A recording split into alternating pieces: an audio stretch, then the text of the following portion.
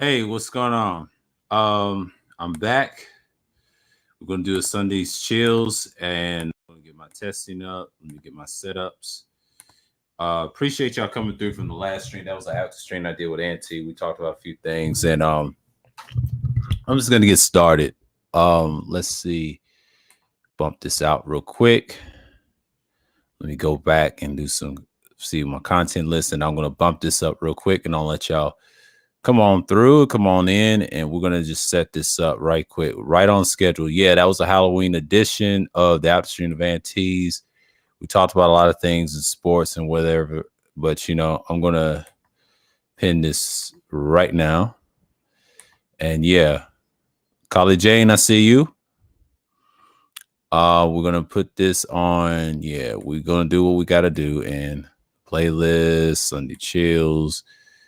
Yeah, in case y'all didn't know, I'm right here. So we got anything in the chat. So let's move around a little bit. Move this thing around. Yeah, just like it was. The last stream that I did was pretty good, but I had some good panelists and things like that. That's Cerulean, they gone and chill and eat.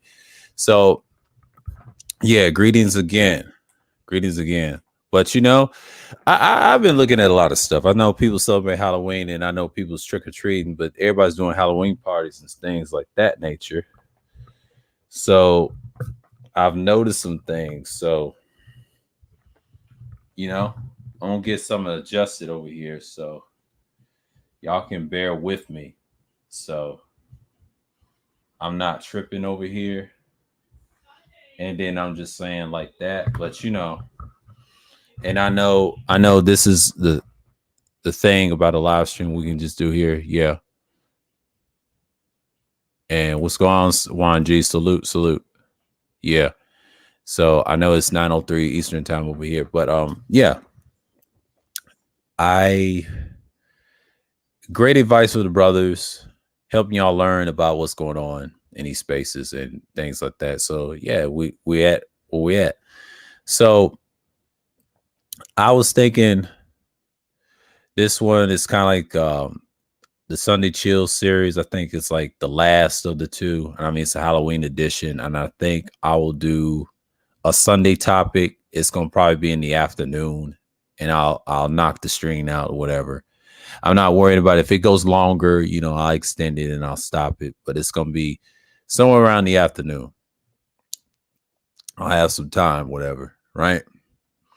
Because I'm gonna do these in the afternoon, probably at that time. I'll make my bones like that way, right? Because once you do streams like these help. Because the most streams I do at night, I just do them because I usually do the night part of the streams. But when it comes like the Sunday streams during the day, yeah, people come through and things like that. And sometimes you can do a double stream, whatever. Sometimes it's usually like that. I mean, this is another chill stream. Yeah, no holds bar. You can say what you want. You got crazy, whatever. It's just it. Some people just have their little way. So we know what time it is. And I'm just chilling for the moment because I did like a little 3-hour stream on that, so I'm not really worried what's going to happen because people is in a little spirit. I don't usually celebrate Halloween. I really don't, because and I just dropped the link, whatever, and things like that. I just watched Gully and his thing, and the Alpo thing. I meant to talk about that too. Alpo is one of the biggest drug dealers of all time. So 5 minutes ago, I did that stream of the Ante. So you already know that that's like a 3-hour stream. So if y'all catch that, we covered a lot of things, and it started because he had like a 13-hour stream, and then I was like that. So with that, I'm just gonna go. Let me put this in my community tab because nobody's not gonna be in there in a minute. So just give them time, and people come through. So yeah, I decided to do this stream because this is a late night one, because I normally do these at late night Sunday chills and things like that, because I decided to move it at night. And in case y'all missed the last one, it's also in the community tab. You can watch it. It's got 3 hours, and we discuss a little bit of everything. So I'm not going to just stop because everybody celebrate Halloween and have long streams like that. You're supposed to have a party or karaoke, but I'm good on that. So, and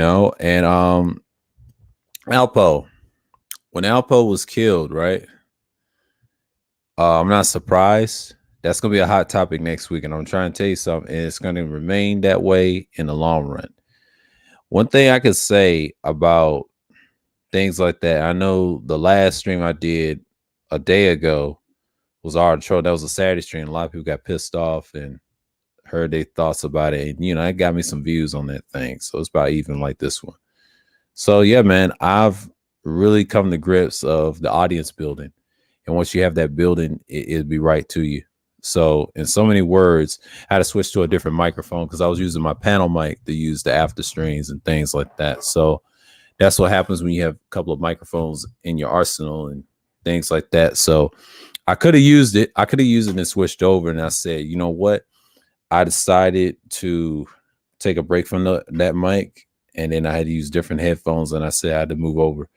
So I had to switch the microphones and give it a rest because I use those on panels, the smaller microphones. But I'm using my main one, the Quadcast, and I could be good so I can turn the gain and control the volume, noise, and sounds and things like that nature. So this is like my main go-to one that I use just to talk to y'all. So all my presentation and things like that. Yeah, but once I had what I have, I stick with it.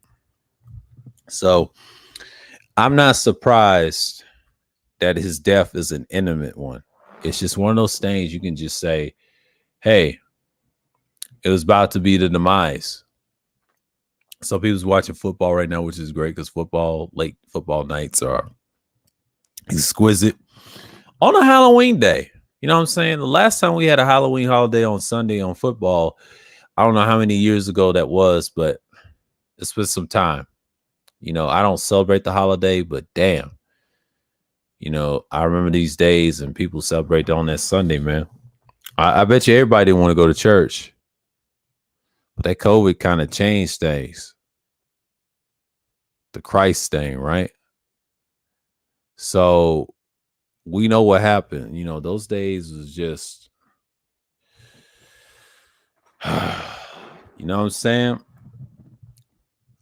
That's what happens, man. You got to get it while you last, But yeah, this is started at 9:00. Usually I start around 8:10 Eastern time or 8:15, like in the middle of the week. It's usually 8:10 Sunday. Around 8:10, people just come join the stream, and then it lasts for like some hours or whatever, right? And it's a 9:00 stream. This is late night, so we're getting into the evening hours in the dark. So I mean, we can stuff some various topics on here. We can go no host bar and start roasting that crazy, right? We can do that here. I mean, my main ones, they just left and just dipped. So that's it. So I'm gonna get my minutes in to an hour or whatever. If y'all want to hop on, that's good in discussion. I can just go in and just do me. So for me, I'm just not worried about what's going on. So the next person can come up. You can speak to me, whatever. We can talk about a little different things. Yeah, appreciate it, Collie Jane. But yeah. And I take care what you can do. So many words. I'm just not worried about what's going on in these spaces in the black sectors. I'm just looking at certain news and outlets, and yeah, it's getting real out here, man. People's getting real, and they doing their thing. So I know people is busy doing a lot of stuff, so I'm not worried. And that's just what it is at this point. Nobody's not really doing anything.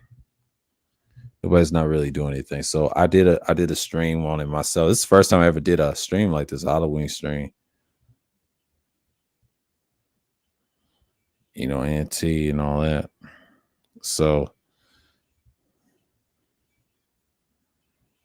yeah. Oh my God, he's got that harlot in the chat. Oh my God. When is he gonna learn? When is dude gonna learn? I respect dude, but I stopped messing with old girl. I mentioned her in that stream too. I ain't gonna delete it or whatever. I just stand on. I said I was gonna get a different audience. I'll find them. Just give me time. Tomorrow and then the whole next month, I'm gonna learn a lot about them. because I'm so tired of the bullshit at this point. But I'm gonna rock with Third Ward more often in that little crew. That's the only one I can tolerate. Everybody else is just fake to me. I just had to cut them down. I'm going less women's channels now. I might have to go hang with Kendra more often because I'm tired of the bullshit, And I know BMT's chilling in his football and things like that because I know people's coming around, and that's just what it is. In so many words, I'm not worried about nothing. So you think I'm really worried? Yeah, some people have short streams and things like that, but I'm not worried, man. Some people get tired of the same old stuff. What's going on, Mike? What's going on, Degenerate? Salute. Yeah, last night was crazy. Yeah, happy Halloween, but I don't even celebrate that shit. But yeah, I mean, I noticed y'all like the avatars. Virgil. Oh my god, man. I got another one of him too. It's another villain. He's one of my favorites in Devil May Cry. I told you I'm pissing motherfuckers off, man. I don't give a shit at this point, but I like this. I'm rocking with this. Hell yeah. But if you see me on these panels, see, y'all remember me with Airden. I got my go-tos. I got 4 go-tos, really. The green one, this one, this one. That's my classic. You want to go there, that's my classic. And then my go-tos will be these 3. Those are my go-tos. But when I'm on other panels, I can be anything else. So, So yeah, y'all know what time it is. Y'all know what time it is. I mean, y'all know what's up. I always cam up on the self live stream. Yeah, Virgil is beast. That's right. He is, boy. What's going on, Grinder? Yeah, good evening to you, bro. But yeah, the last live stream we discussed a lot of things. I mean, we did our thing, so I'm trying to see if it's even published. So I'm just gonna go around and just check and see what's going on. But we talked about a little bit of everything. We covered what we saw. But the last live stream, I think Gino was on the panel and then talked. And he came through, and I know he had to go and everything else, but he's trying to stay in the clear and like what we said. But yeah, man, same here. I mean, I've tried to stay in the clear myself. I don't give a damn what these niggas do now. I just stopped caring about less people now. I'm just going to try to find an audience. That's what I said on my last live stream. I don't give a damn at this point because people come and go. I got to see who's interesting, and then I just got to move forward. Because I already did one today, and I'm not going to get pissed off of whatever. I don't care. I already did something like that. So people just come and go. I see this shit all the time. I've been here long enough to know that's just people are inconsistent sometimes. So you got to stick what you have. So I'm looking at it. I'm still super good, and I just keep it intact. But yeah, that Outpost shit, not surprised. And it's pretty like it's a message to anybody that tells on people back in the day or currently. Your ass is done. I don't see anybody coming back from that. They thought he was going to be invincible. Someone splattered his shit. And I'm not surprised. I'm not mad. I'm not giggling or whatever, but it was going to happen. It was inevitable, boy. I mean, people are tired of shit. See, they couldn't deal with 2 people, 6ix9ine and that guy. They just couldn't deal with it. Somebody had to get rid of them. And I'm not going to say a stage or not. I'm just saying that it's a possibility that he had to go. They couldn't have 2 people that just walk scot-free. I'm just keeping the buck, keeping 1,000. Yeah, that's why I stopped. That's why I stopped trying to stay in certain areas, man. Like, yeah, you got to get away from a lot of women panels. A lot of them are full of shit. I had to go. The one that's to be honest with you, I like Melody's better. To be honest, I am a little biased. I like hers better, but there's certain individuals I don't fuck with over there on the panels. I'm just sorry. Kuda's gonna do his thing. I'm gonna do my thing, and we put our differences to the side. So, for me, a lot of people gonna have their own differences. But the good thing about it is I keep it in check. I keep my shit in check, especially online. If it's a business, you can do it like that. So for me, I'm just gonna stick to what I'm gonna be good at and just see it. I'm not trying to be anything else. Now, the last history series I'm gonna do, I told you about the Olmecs. That's complete and it's done. I'm gonna be talking about something totally different. I'm gonna get back to my philosophies. I'm gonna go into the liberalism. I'll get into a little bit of politics, a little bit, and delve into it. A lot of people say don't talk about it. I don't give a fuck what they say. Fuck them. This need to be said, and I promise people. Then I'll destroy them on them points and do research. I ask the question: is it valuable? I don't do a 2-part series of it. And hell, I may do that, and then I may talk about libertarianism. Does that really matter? We have a discussion on that and break down the tenets. What's going on? You know what I'm saying? Like, as you can see, I can bring links and just line them up like I used to. I know it don't get views, but I'm just trying to say in so many words, you're trying to build that foundation. So as you can tell, people can come through. But I'm gonna stick to that because Wednesdays I don't really get a lot of people. I'm gonna fix that till I ask the questions. I don't give a fuck anymore at this point because I already know how the live stream game works. People are fickle and they're gonna pick who they're gonna watch, and I respect that. And I had to learn that the hard way. Well, actually, I learned the easy way, then I learned the hard way at the same time. Most people are fake, and I have to understand I am competing against everybody. So that's gonna be an issue. But this winter, they're gonna get tired of that bullshit. Somebody's gonna fall off. And I see it coming. People gonna get tired of this shit after a while. I'm just saying. You don't want the same audience. You want a different audience. Once you have a different audience, you won't have no problems. You'll skate through and be up top. That's my issue with this channel, with these numbers. And I'm learning not to get upset. It's not easy. I did this like decades ago, prior, when I had this second channel. And this is not easy to do because once you build this channel again and get back in the algorithm, it's going to take some time. It might take me the whole next month because self live streams is where it's at. I don't mind being a panelist next month. I don't really care. I don't give a fuck. I'm going to stay with it and not giving a fuck. I'm just dead serious at this point. You know what I'm saying? I'm not getting pissed off like I normally do. I'm going to stay being a panelist like for the next month. I might see something that I like because I got to build that audience to a certain degree, and it's not going to be easy, but it's going to take a risk. I don't have to, and rock with different people because I'm learning about my analytics of people that's watching me, and it's not easy when you're doing this type of stuff. But once you get good at it, you have that steadfast. So I'm building something good over here, but I'm going to try to structure it right. So I get what I looked at in my last stuff. So I'm improving, but self live stream is going on. What's going on? Information, man. Salute to you, bro. Yeah, I think the last live stream that I did, I believe we talked about a little bit of everything. I think a little bit of politics, talk about those guys that claim they're conservative. I mean, we've covered that so many times. I got streams on that. I got like playlists of things like that.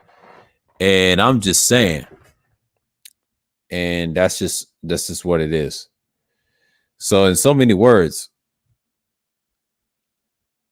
I'm not worrying about the next man. I mean, y'all do your content as you can see fit. I know Art goes live at Tuesday and then Friday. Yeah, because I'm gonna bring back Thursday thrills. I will bring back Thursday streams again. I think those are more breathtaking. Friday Special Madness is kind of special. It's not for everybody. I figured that out because Friday Special, when I first started, I didn't have that much people in the chat, but the ones recent were good too. It depends on what type of audience you have, but now since I'm getting a different type of audience, I got to switch it up and just move around a little bit because Thursdays is where it's at. And a lot of people try to do Thursday streams. They can't do it better than I can. I'm sorry. I'm the best at it. I can hold a crowd if I want to, a smaller crowd. But if it's a bigger crowd, it's different. Depends on if people ain't streaming Thursday. I think Auntie said this today. He said, "Well, nobody was streaming Sunday morning." He said, "Fuck it, I'll go live," and then he did. I'm surprised he went live. Saw his live, got on. We talked for hours, and it was like 13 hours in that bunch. We debated about sports and we did everything. That was that whole stream was about. We talked about real things.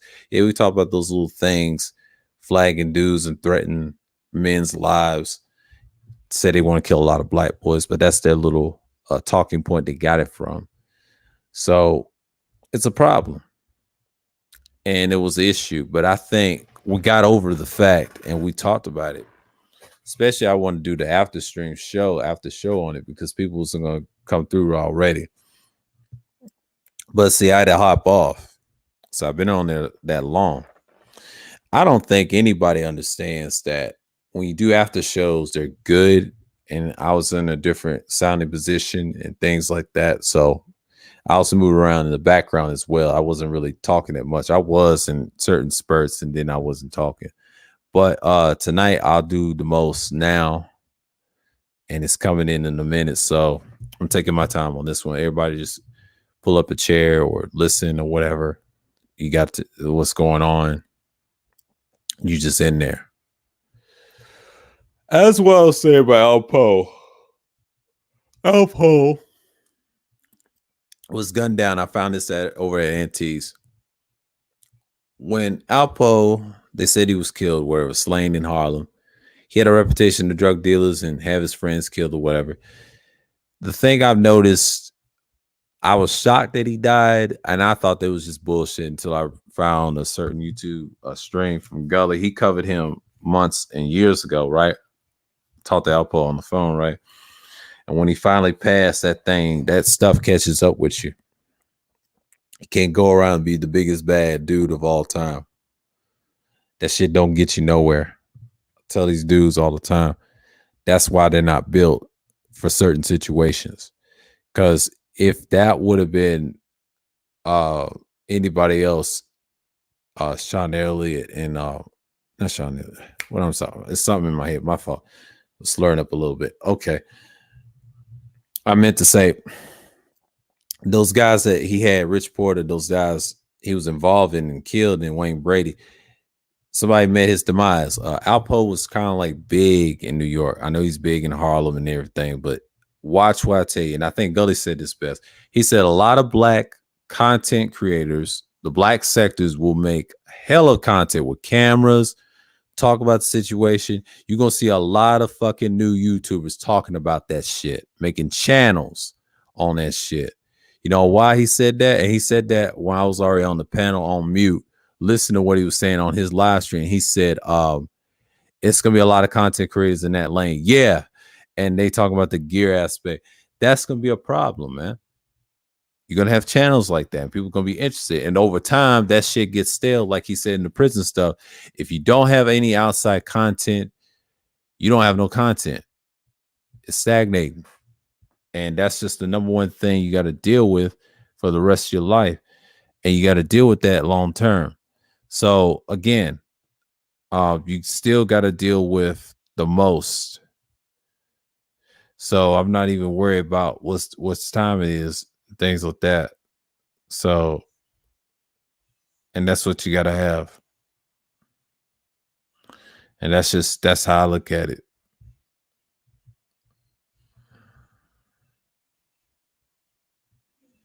And that's just what it is. And I know people is just tired of me rambling a little bit, but that's what part of it. I did a whole rant on self live stream, went crazy. And then normally that's nothing to me. I mean, on long streams, I'm still very consistent. So you got to. But that stream with Topaz, Third Ward, and Bitcoin, I enjoyed the shit out of that. I enjoyed that last night because last night I enjoyed that shit. That was probably a classic. Then I joined Red Stream. She was talking about a little bitch of something. And And you know what I'm saying? And that's just what it is. So I'm very mindful of what I'm saying. Yeah, when he passed away, man, niggas gonna make some content, make some channels off of that shit. They're not even fucking original. That's why we say they're bots, cockroaches, or slaves.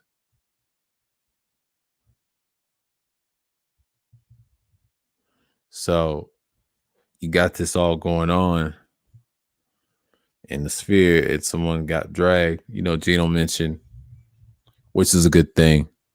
I learned not to get emotional on things. So yeah, I had to cut somebody off today, and I had to like I said, I made some changes in the chat. So if that person comes through, you already know what it is. Somebody's putting a battery in your back to make you act like that. So that's a whole nother spiel. And I might have to talk about people putting batteries in their backs. I'm gonna actually do a self live stream on that probably tomorrow, and I don't care. I'm probably gonna do that, and I'm not one of them. That's my pet peeve of these panel streams. And the reason I say that, it's become a number one fucking problem. And the reason it becomes a problem, I can't mess with you long term. People hold grudges over this shit.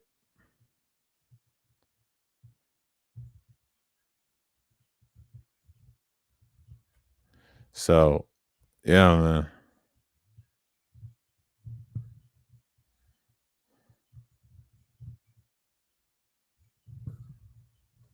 So, I'm not even worried. So, you know, that's the thing you got to deal with. And I'll address it tomorrow. I think it'll be in the afternoon, whatever. If it's cool or whatever, we'll see. I might dress it somewhere around the morning because I need some time to rest in the morning. So I'll dress it in the morning or later morning, whatever, and just start talking. Because I'm not trying to get pissed off or anything, but I'm just gonna go where I stand. Because once you get the self live stream going, people will come through the room and just go crazy. But these is not easy. This is kind of like you got to get in there and do some damage and get the fuck up out of there. And that's what changes the culture. So we already studied culture. I would say any culture.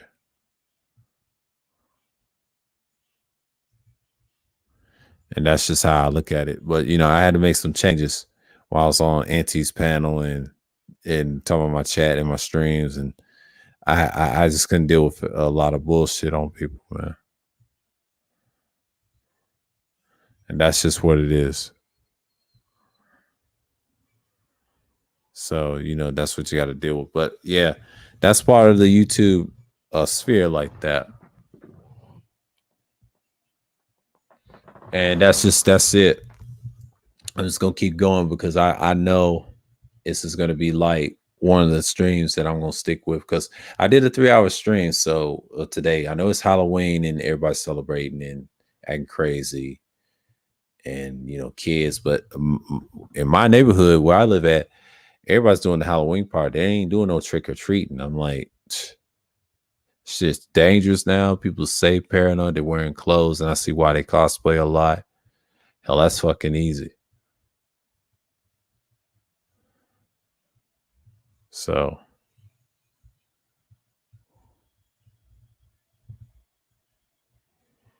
you know, I'm not even worried.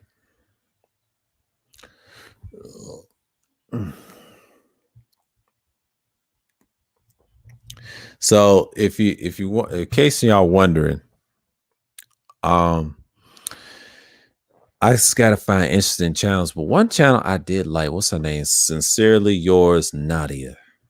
She's pretty good. Um, she's pretty good, and I like her content. She's very interesting. Very interesting.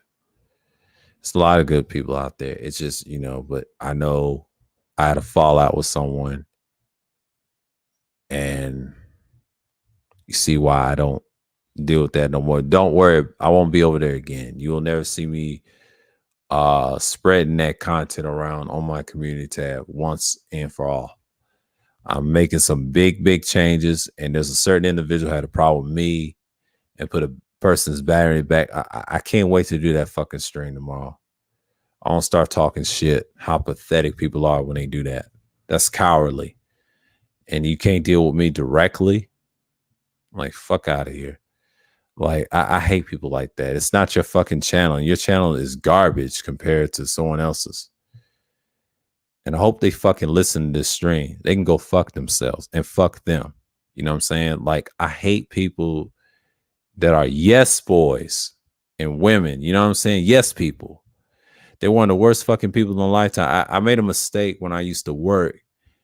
And I should say no to people when I wanted to take off days and turns and things like that because I was too generous. Next time, I'm just going to be evil towards people like that. And you got to, because especially on this internet shit, I'm guillotining dudes right now and women over here. Just up out of here. And I'm not saying physically, I'm just saying up out of here online.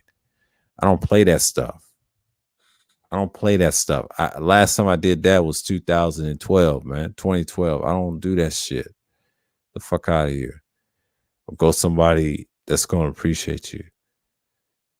Lakers don't appreciate nobody. I mean, what I say, Lakers, my fault. People up here just won't do it all the time. They just over here bullshitting and boasting. And I'm just like, I'm so tired of it, man. And the more I'm tired of the BS, yeah, we had to build and things like that. Yeah, you can talk me. I was on panels like that, but I stopped coming around, man. I had to stop coming around, and I'm gonna remain doing that. It's just a message. Like, you cannot stir up something we're gonna have problems long term. So I'm glad I did some rearranging. Because that is a problem. When you do a lot of rearranging, you just got to adjust people. I'm not playing with people this year, and I'm not going for the BS. I'm just not. I'm tired of it, and it's ridiculous at this point, and people just be a bunch of assholes right now. So, yeah. Now's not the time. And to me, I say, fuck next month. I'm just going to do self-live streams and start destroying dudes and just go where I observe and do things like that in the cold, whatever, and get geared up.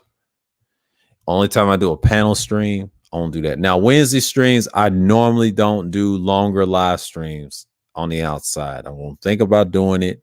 I'll be prepared. It's one of those streams. I'm just gonna have to look at certain people, look at them a certain way. I just can't take people certain instances away. That's my problem. And once I understand that, most people ain't gonna be shit long term. You get tired of the bullshit after a while. I'm just done with it.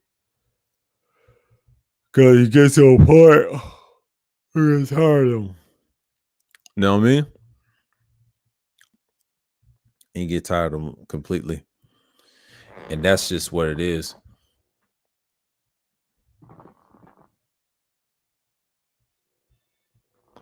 Yeah, fuck Halloween too. I agree. But yeah, I'm just learning about how the audience is going to be built in the future. So I'm just looking at it for what it is.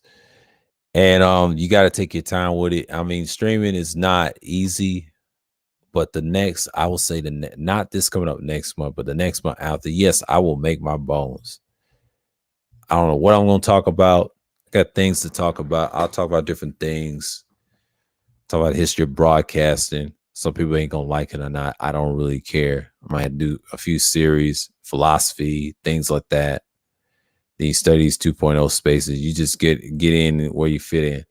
Because I got to be in that different niche lane. The real history shit, I'm just going to leave that alone. I didn't complete enough. If you want me to talk about it, I'll expand on it later. That's the problem. And once I get into it, I'll get into it later. So, yeah, it's a lot of topics you can do off of that and just drop jewels and just cut it. And that website's got so much knowledge and shit. And you dudes can't even touch. You know what I'm saying? I did on every Wednesday because every Wednesday those are my streams. I don't get that many viewage of till over time. So that's how you got to come around. But yeah, the last live stream proved that I need a better audience. I mean, I have a decent audience that's nice, but I need a better one so I can just build off of that. And that's how you build your foundation. Because a lot of dudes, they just don't do that. So another female is not going to save my chances. So yeah, you got to understand that. And that's part of the game as well. You cannot respect people like that long term.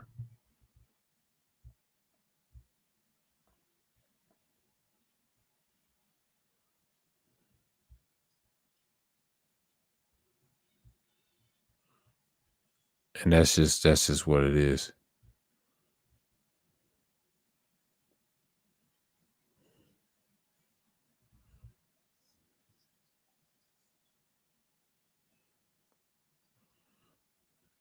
And yeah, but I'm not worried about anything else. But I'm just looking at it from my perspective. You gotta get in where you fit in. So it gets like that. And this is like nighttime stream for me because I did. And he said, fill me in. What people are you talking about? It's a long story. I think Rudimp did a stream about a certain situation. It was like aunties. We talked about certain things that what he's going through with his channel. And I'm just saying like it's a whole nother beast. I will say like I'm just looking at it from his example and I'm kind of fall back on certain channels now. So you know what I'm saying? And then I'll just look at the overall. And I ain't gonna mention what happened this morning. So that's a whole nother feast. You ain't gonna see me over there no more. So I already made my decision. I'm trying to look what next month's gonna look like, and I will say the next month after. I won't make my bones this weather. Yeah, what's going on, AB? Salute. Oh, not a problem, AB. Anytime, man. Anytime. Yeah. But I blame the host. A certain individual put a battery in her back. I'm going to address that tomorrow. I don't like that shit. But that happens. I'm done with that channel, so I'm good. And I learned a lesson. You can't support people that's inconsistent, man. I already know, and I've seen this before. I've seen it on my old I will say this channel, and I learned the lessons. You gotta pick who you watch. Sometimes you gotta blame the audience, encouraging the host to fuck up too. Yes, the host's fault, but 95% of the time, the audience co-sign that shit. But that's why I don't like these newer formats. I'm learning, but you gotta pick and choose who you talk to too. And that's a combination I've learned when I was on certain streams and things like that. And it happens. And how you pick your audience is not easy because sometimes they'll come over if you met them in chats, panels, they just come through because you got to screen people too because you can't just have everybody on your team like that. I think DeAndre told me a certain way. I'm the same way too. I screen everybody. I have to because I don't want no problems. I don't want no madness.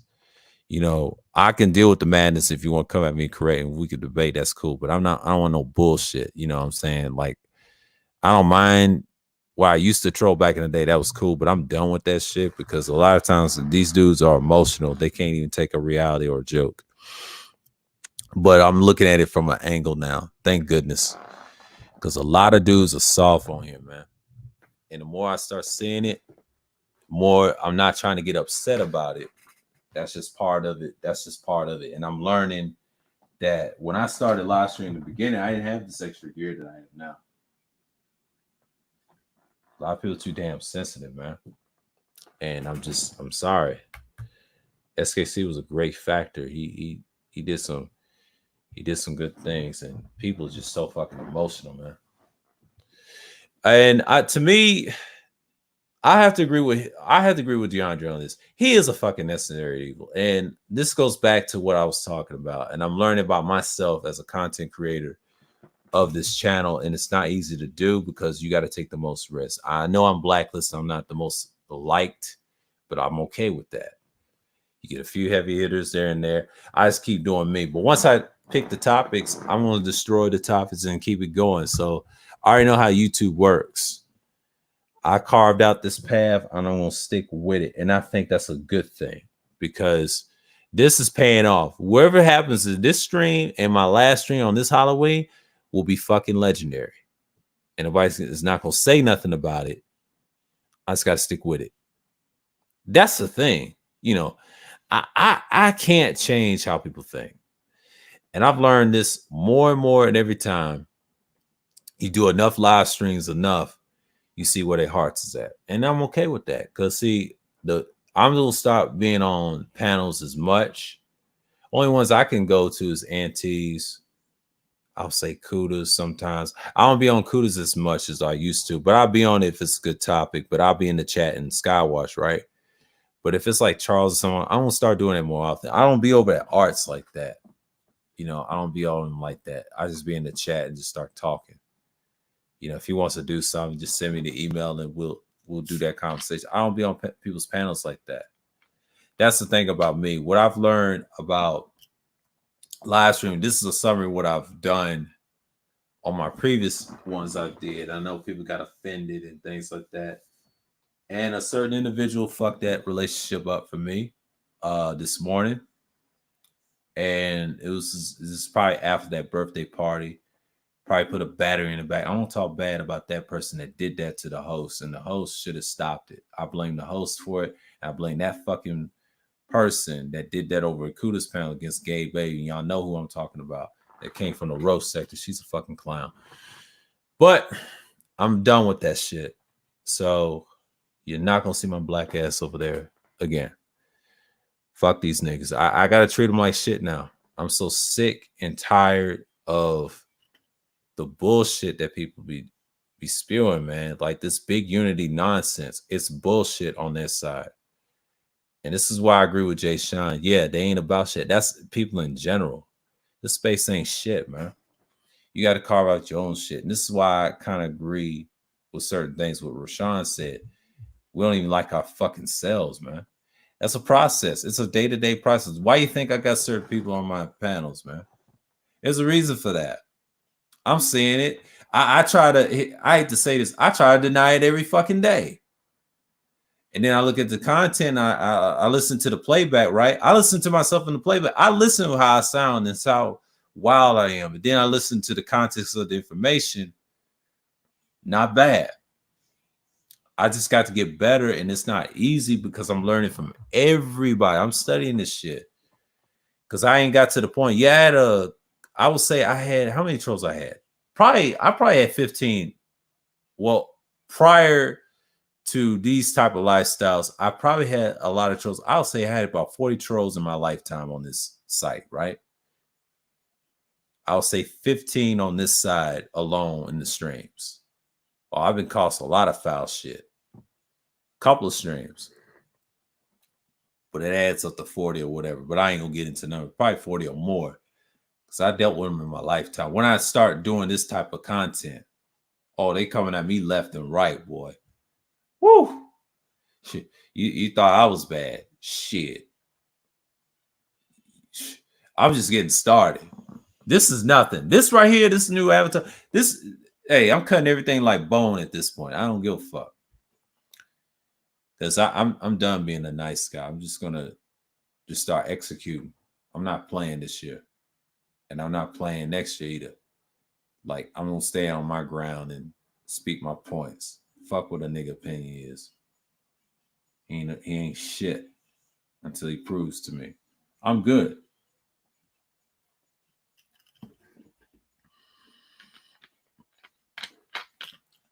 I'm done with the bullshit. You got to do what you got to do. I'm going to be less frequent. If I hear some drama from their side, fuck them. They get what they get.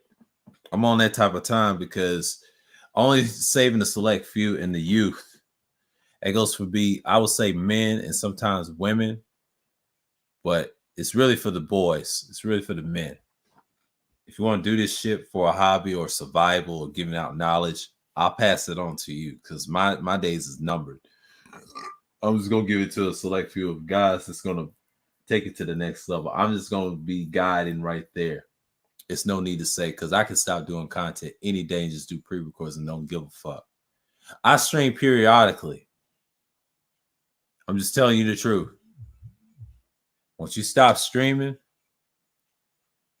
and like I say, go to the next man, I don't believe in that bullshit. No, my work speaks for its fucking self. I've done that, and you're gonna see I'm gonna fall back. There's a lot of reasons why dudes ain't shit now because they don't want to work with you. It's a lot of ego-driven motherfuckers, man. I've been saying that to longest. A lot of dudes just ain't built for that. You know what I'm saying? Because I'm not trying to trip over something that people don't want to expound on. You know what I'm saying? Because I'm not trying to follow that fucking crowd. Because you got a lot of haters in this space and you got a lot of motherfuckers that ain't consistent. You got to cut their heads off sometimes. It's guillotine season. And that's what I'm about. I don't give a fuck anymore. And that's just trying. I'm just trying to see this through. I might have to frequent channels that I should be frequent. I'm gonna stay there and start picking the audience. I'm gonna start doing it. And I hate to say this, I might have to start going to channels that I should be supporting. And it's hard to support that side of that fence. But you know what I'm saying? And I mean, I'm looking. And eventually I will, because I'm gonna have to start moving around. Because staying in one spot ain't gonna work. Because that's the only edge I'm gonna have. Because everybody else is just inconsistent. I already got I'm gonna go in tomorrow. Probably tomorrow morning about the shit. It's so fucking annoying.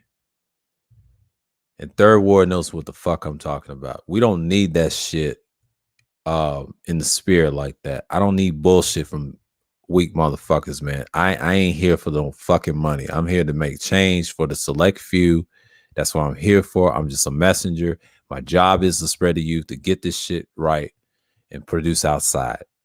I'm just a messenger at this point. I don't give a fuck about this shit or anything else because I'm sick of weak niggas, man. I'm done with them. That's why I did this avatar. I'm not fucking playing. You up out of here. I'm chopping heads off. I'm not playing, man. I'm cutting heads off next year. I'm not playing. Because next year, I'm focused on the election in the state of Georgia. That's going to be the difference. That's where the progress is going to be. See, this year is damn near a wash because we're in the COVID period. I mean, pandemic period. So I don't care anymore.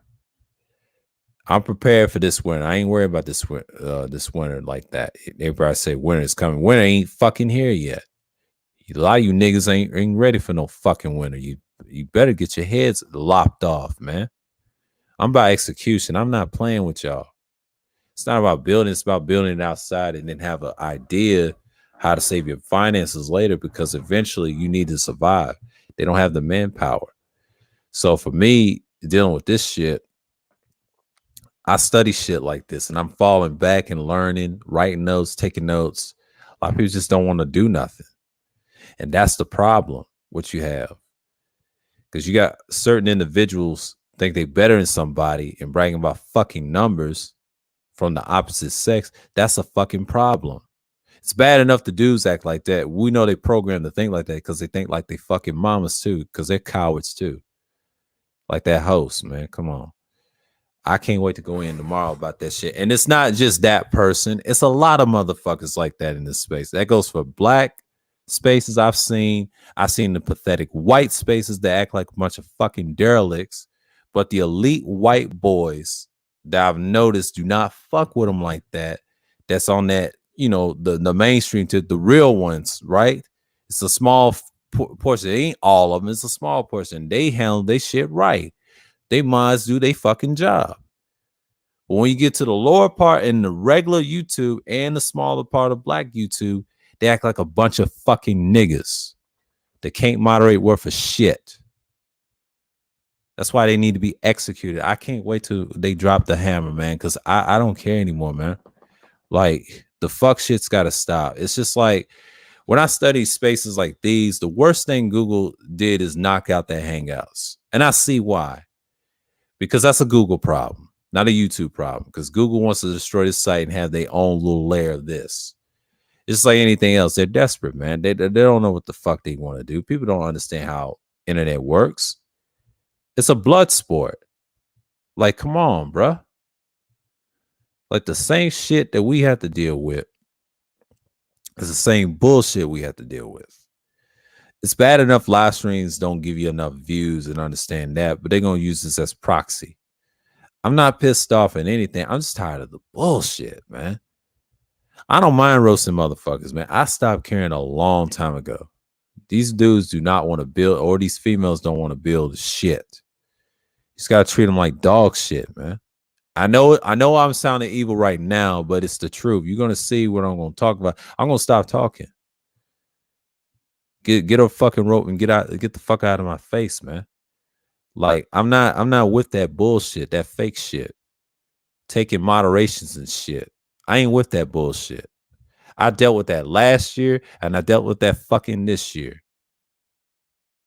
I have a policy. I'm consistent with it. The last time I say never again, I said this in March. I had a fallout with a certain individual I don't fuck with. He's just like the rest of them, ain't shit. He's a shit host.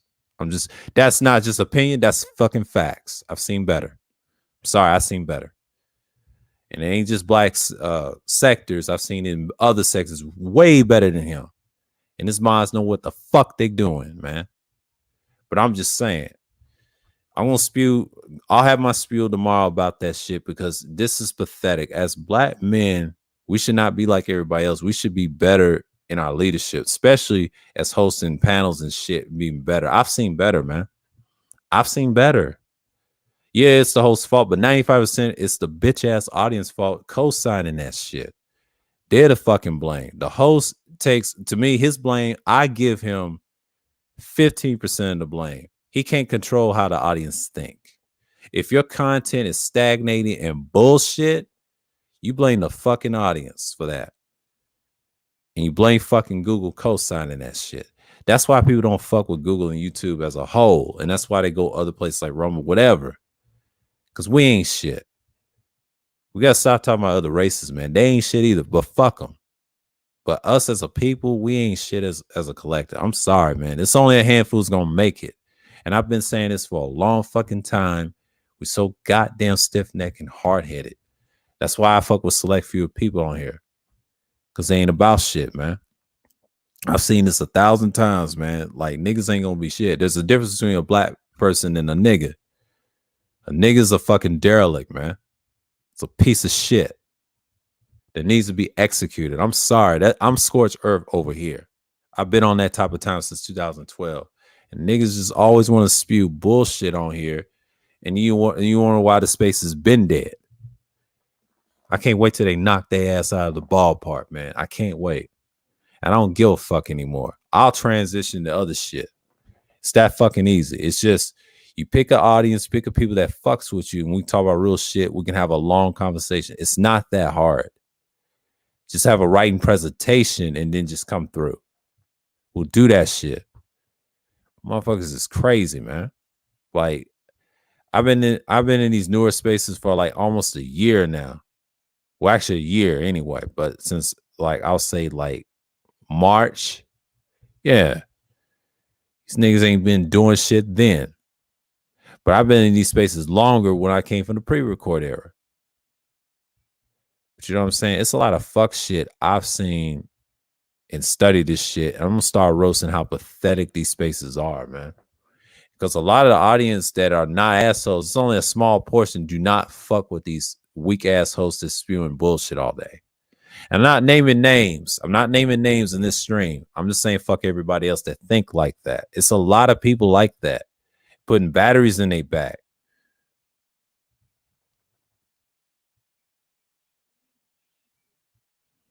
Oh, good night, UD. And that's just the problem, man. I am so tired of the bullshit. Like, I mean, that stream, I probably enjoyed that 3 hour stream where we talked about. It was a great discussion, but you got a lot of fuck people over here, man.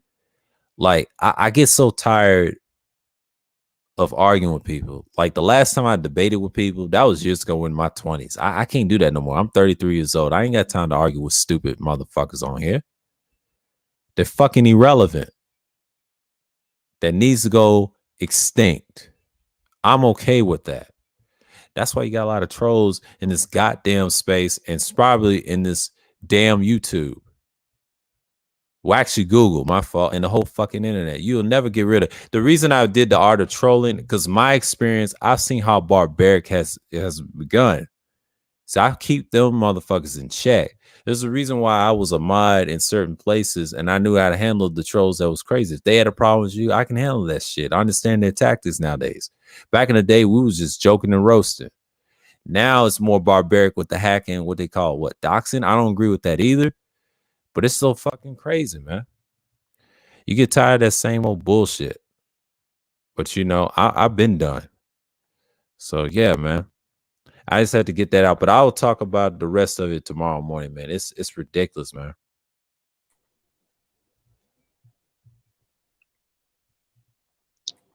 Hello. What's going on? I'm cool.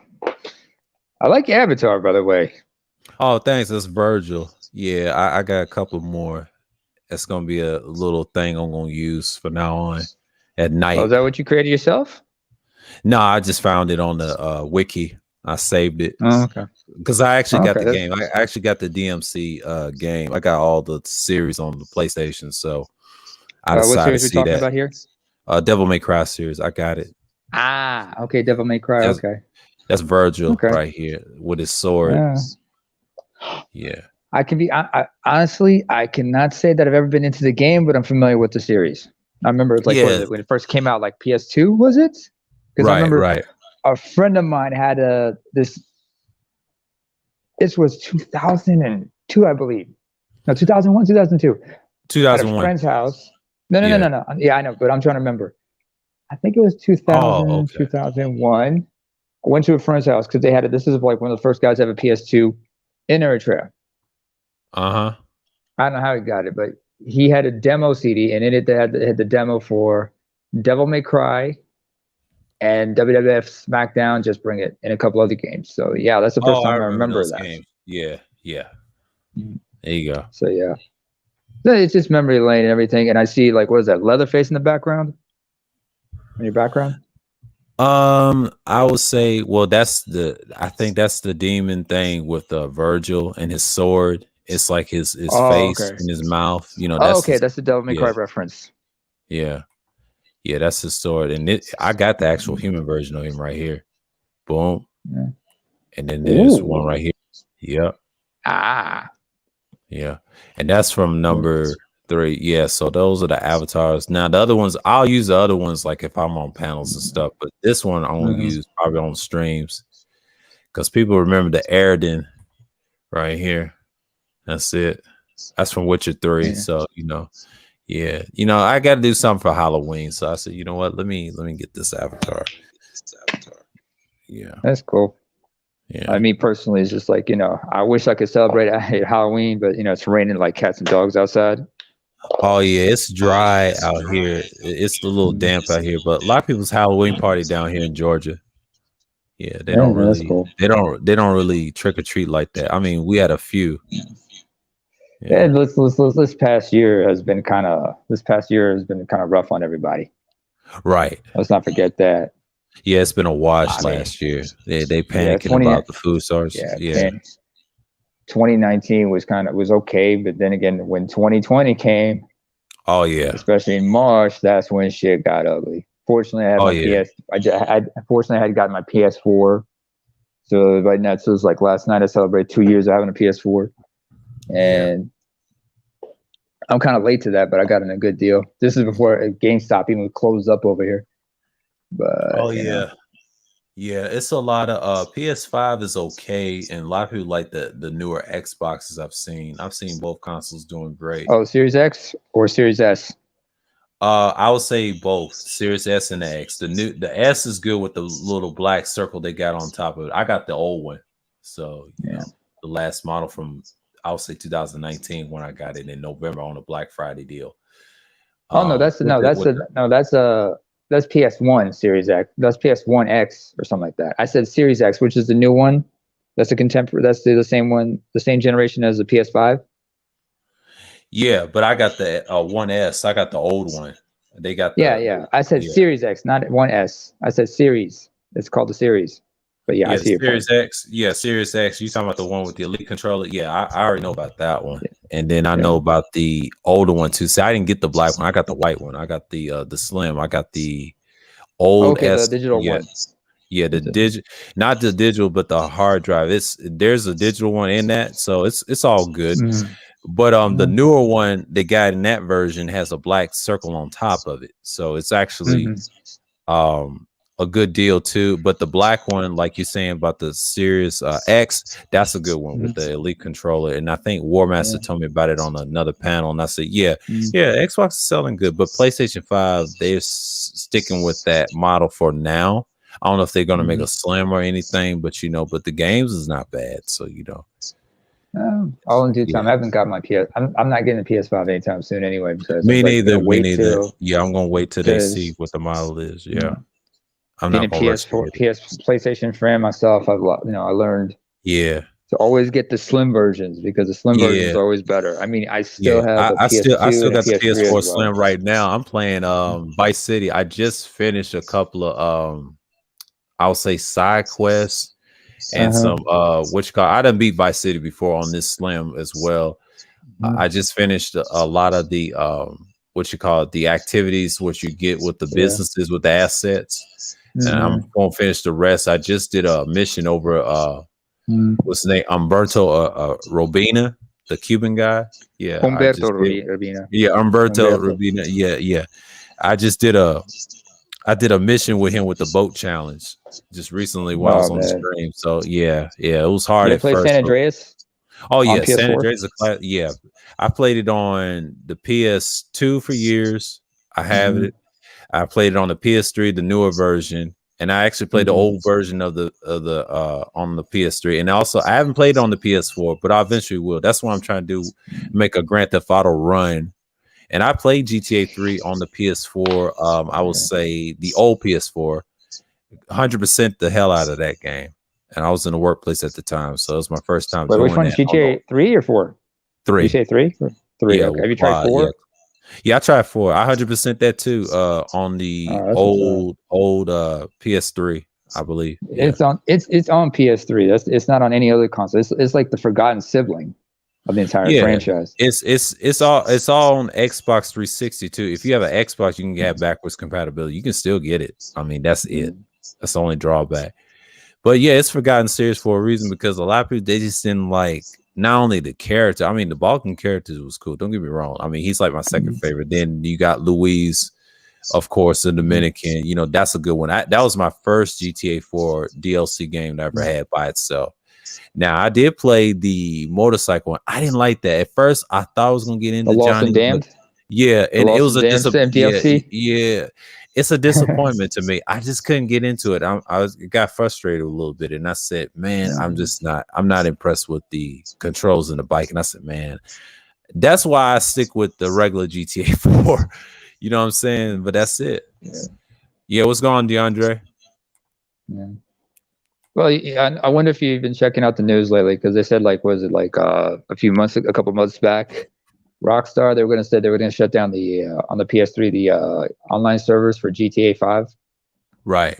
Because they're bringing it out to GTA 4. I'm like, why? I'm sure there's going to be some gamers who still want to play on the PS4 3. PS3, but they've been doing that for I think it was last year and prior to that they wanted to do that. But see, Rockstar is throwing out these games on the PS5, and you know how they do. They just on the PS4, do they remaster it and shit? I know, guys. I got a friend who's like a diehard friend. I don't really play the games myself, but I am familiar with them because I've got a brother who's a GTA 5 fanatic. Yeah. No, not Fanatic. Excuse me. That's his go-to. You end up telling him get the you can get the PS4. I mean, you get the GTA 4.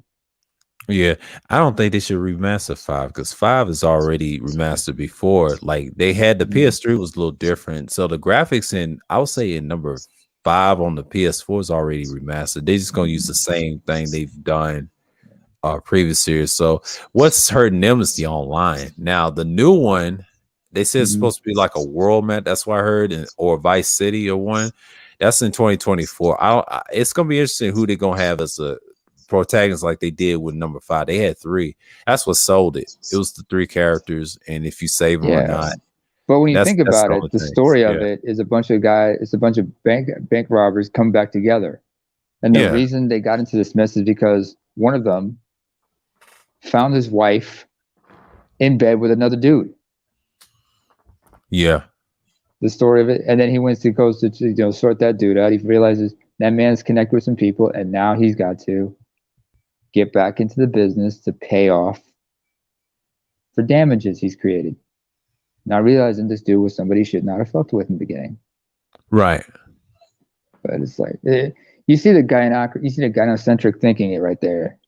In those games. Yeah, some of these games. I saw that in Mike's Marriage. Now, Trevor, on the other hand, was actually obvious because I know, he was banging a broad that was a dope head and things like that. A meth head, and then he killed Johnny. Yeah. What's worse is Trevor has mommy issues. That too. There you go. But when he stomped the hell out of Johnny, is Franklin. Yeah, Franklin's saying because it's normal because he reminds you of the guy that played him. He is cousins with Young Melee, the rapper, but it suited Carl Johnson. But if you paid attention, it was 3 elements of Carl Johnson. The green represented the life, the life of CJ in the gang and stuff. It's the blue represented everything. Yeah, and the blue represent the stealth of him. When he went to Mad Dog's mansion, the stealth aspect of the game. If you had the silencer and the knife, that's what Michael represents. That's Carl Johnson in the blue form. Now the orange is the adrenaline junkie. Remember he did the flight school thing out in the desert? I think I have.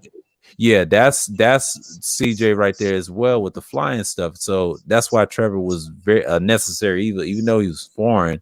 Like you have all the foreigners that came in every GTA game, which it makes sense. That's why you got those 3 characters. It's based off those series, but like you said, bank robbers trying to find their niche in society, especially what they call Los Angeles. They call Los Santos and things like that. So yeah. And that's just how it is. I mean, man, that game was a big hit. I remember it was like the good thing was up here is like, they do follow the age restriction and everything. So nobody was trying to get that game online like they were supposed. Nobody was getting that game, that wasn't supposed to be. American Negro.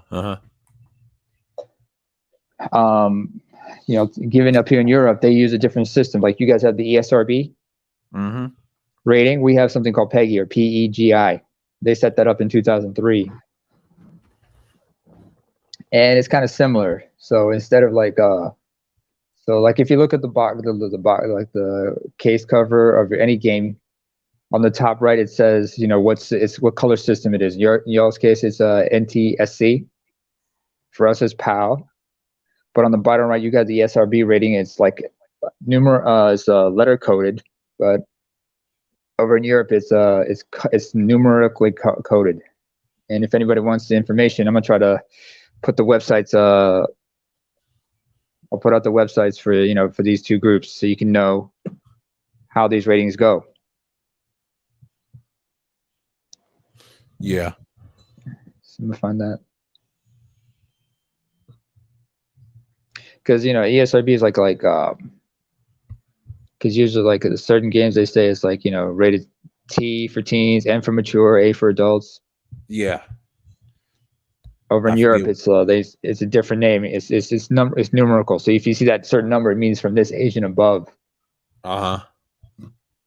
So like for a game, we used to have like 18 plus. They did those games. They took it off of the USRB. I know exactly what you're talking about. Yeah. No, that's adults. They made that A. That's A for adults now. A for adults. Yeah, because I remember when they said 18 plus years ago. So, you know, they changed it so many times. But like you said, yeah, mature, was it 17 plus? Yeah. Mature 17 plus. Up here, that would be that, but that's a gray line right there. Yeah, because there's certain games that like because of the PEGI, the PEGI rating, some of those games that's rated M for mature could be regarded as a PEGI 16 or PEGI 18, which means could be 16 above or 18 above. There's a sort of a gray matter between the two. Hang on, let me. Yeah, I think let me copy. I was looking at the teen version of those games too, because I remember those at the time, like they did with the wrestling, and yeah, it's a lot of games like that. Now everyone that's like kids to adults, that's what we have too. I mean, our ratings is something else. I mean, I can't tell y'all. You can just do a search on any game and they'll give you the rating because sometimes those ratings can be questionable. I put it in the chat for everybody if they want to see what it's all about. Right. The ESRB rating and the European one. This is how we do it in Europe. And just like like you see on the ads of every video game, the trailer, they always put the ad, they put the rating out there. So they let them know, okay, it's ready for this game. It's ready for this kind of audience and whatnot. So thankful for that, because I remember, was it like GameStop I used to frequent? I used to talk to some of the cats and I was like, do you guys get worried about people buying, GTA 5 up here? Say, oh no, we're very strict on who we sell the games to. If a kid wants to buy it, he's got to have his parents over there and the parent has to take responsibility for it. But now we don't really do that because we don't want to get caught. Who knows? It might be a setup. So they don't fuck around like that. Yeah. So it's like, it's just wild, but but I'm not sad that that GameStop is closed, but hey, they had to close up eventually up here. They couldn't compete. Oh yeah, that's normal. That's like that in the US too. They can't even. I mean, it's still around in certain states, but they having a hard time. Like, yeah, remember that fiasco they had with on the stock market? Yeah, yeah, man. eToro, the stuff. eToro kind of. Because what they found out is like somebody's trying to what they do? They're trying to big short it. Yeah. And some like this was like a bunch of some guys in Wall Street to try to pull that shit off. But apparently some average folks were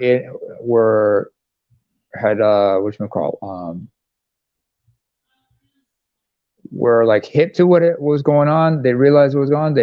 They picked up on what was going on. And next thing you know, they go to Reddit, let everybody know this is what's going down. This is what we're going to do. And we're going to, and then next thing you know, eToro saw a flood of people just getting active on that, on GameStop stocks and whatnot. I remember also Charles talking about that. Fortunately, he made some money, but yeah, good for him. But eventually, eToro kind of turned on everybody, and they stopped trading. Wall Street shut down everything. It's kind of a way to stick it to the establishment, because a lot of people in Wall Street, they're like in the upper ends of society, and they like to manipulate the stock market that way. Right. But when common folks try to use the same tricks, they shut it down. So you see how this whole system's kind of slanted in a way. Yeah. This is weird. But yeah, video games is the shit though.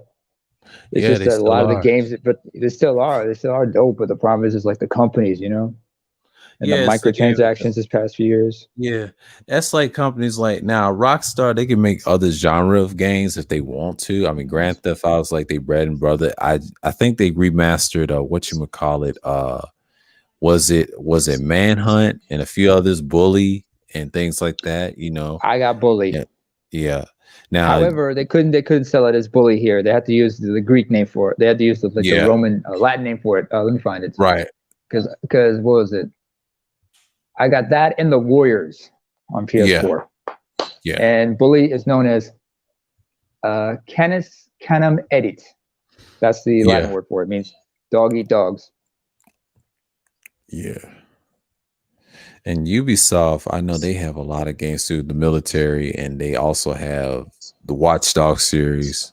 Assassin's Creed, I don't know what happened. There was a split between some woman. It got political, and they complained about the characters. They had their own little studio. So, yeah, my younger brother is really big into the Assassin's Creed, especially like the new ones, the last three ones, because Valhalla has been big. Yeah, Valhalla's big. But you know how it is. Valhalla's big. There's also Odyssey, which takes you back to ancient Greece, and then of course there's Origin that takes you back to ancient. Origin's the best one. I like it. Egypt, and Nubia. Yeah, Nubia. But you can't talk about Egypt without talking about Nubia. Yeah, they talk about that. They talk about Thebes. I like that Thebes DLC, man. Those pharaohs has a lot of story. One of my favorites. I played on PS4.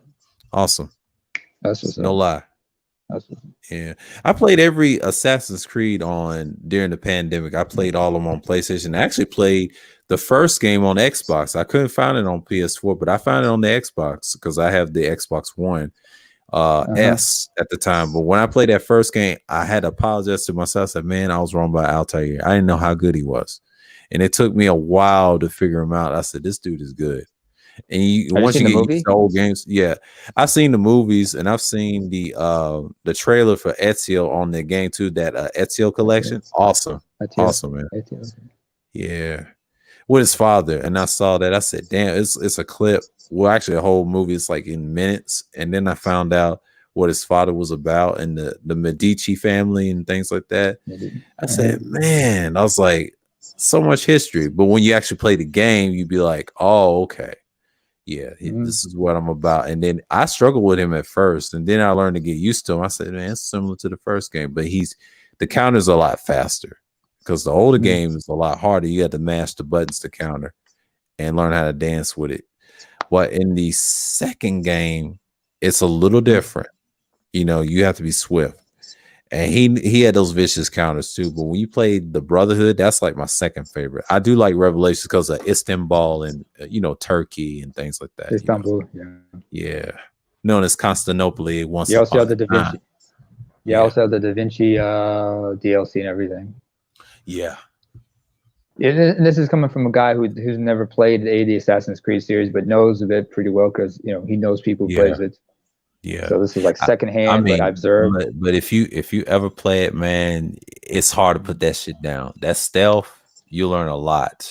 I've actually played some Ubisoft games. Actually, my one game in particular I've got a chance to play was based on the show Spartacus. That was a PSN game. Yeah, that was short lived. They took it down for 2 years. I was like, Ubisoft's got some good games. I played Watch Dogs. I enjoyed that shit. I enjoyed that. I didn't get to 100. I didn't get a chance to 100. Spartacus Gladiator. Yeah, but it was a great game either way.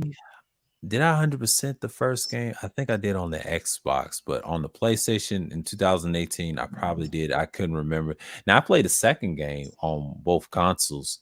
But I played the third game on the Xbox One S recently, and that's a good one too. I played the DLCs with Aiden Pierce and the other one, and the online is a little different because they swiped the online on Watch Dogs too. I got both of them on actually on the Xbox console on the disc, but I have one on PlayStation on PS4 and then one on the digital on the PS4 as well. So yeah. That's a lot of gigabytes right there. Yeah. I gotta ask the question. Yeah. What kind of hard drive are you using? Shoot. I forget what the Slim is. It holds pretty much a lot. I forget. It's like the brand, the company, what model and what everything. I think it's a Slim, but it's like that terabyte version. Now I had the terabyte no, not the PS4. Not your PS4, but your external hard drives storage. Oh, the storage. I didn't use one on the PlayStation. No need because I didn't have a lot of games on the PS4 like that. Now on the Xbox, I do because I need one. I need the external hard drive for that one because I have a lot of games I want to play on that one because I think some of the games I kind of just knocked off my library list. So I really play less games like I used to. I don't really play them a lot like I normally do. Yeah. Well, I don't know. Me personally, I mean, I'm a PS4 guy myself. I mean, I tried playing an Xbox game. I just couldn't get a feel for the controller. Yeah, everybody says that. Ain't nothing wrong with it. I mean, hey, once you get used to it or things like that, I mean, it's not perfect for everybody. Now, some people like it for the shooters. That's for one. I think it's made for role playing shooters, third person.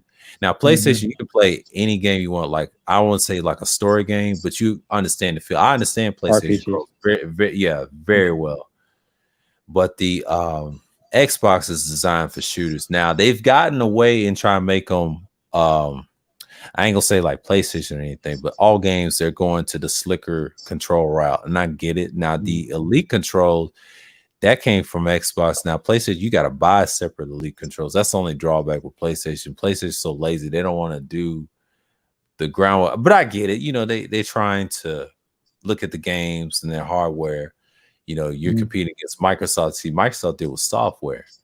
Now, PlayStation's trying to get their software game up too, trying to compete with Xbox even more. It's gonna be interesting what they're gonna with the newer consoles with the software. You know, that's what they're doing, especially with microphones. If you're streaming and things like that, all that's in the realm of technology. You know what you're using, and you got a good Twitch account, everything, but all this. But then again,